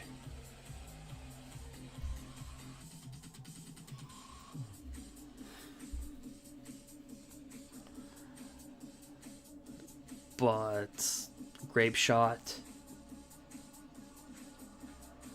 So on the plus news, Cultivate will be back. Adventurous Impulse will be back in Standard after rotation. Shock will be back.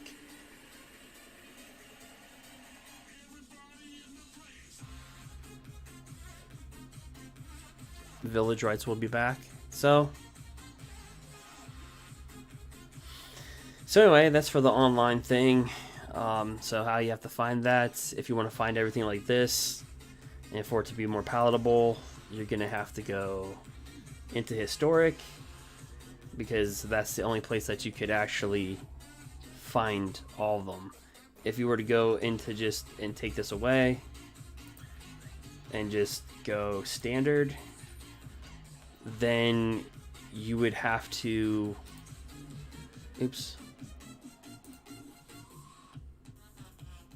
go into, say, I'll just pick Sultai, and you would literally have to go through your entire collection to find the hunt it down. Like this right here. And even if you go into Strixhaven and set this, you're not going to find it. They won't be in there. So you only have two choices. You have to set everything to Historic, go into Mystic Archive, or just take this off and go through all your cards. So that's up to you.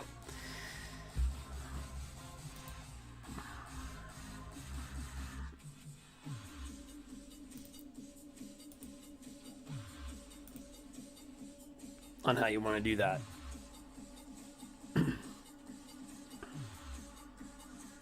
But anyway, just again, start to finish, we opened up 50 booster packs, and then try to go over how to find everything, and then we did a draft from Strixhaven, and then we just played to see if anything changed in the meta, and now we're here. We also did a little bit of a giveaway. So hey, thank you for anybody that showed up. If you want us to follow me on Derek Roberts MTG on Twitch. Also, you can follow me on YouTube, Derek Roberts MTG. Anyway, guys, I will see you soon. I need to go to bed. Grad school awaits. Thank you for watching. Have a good day or night.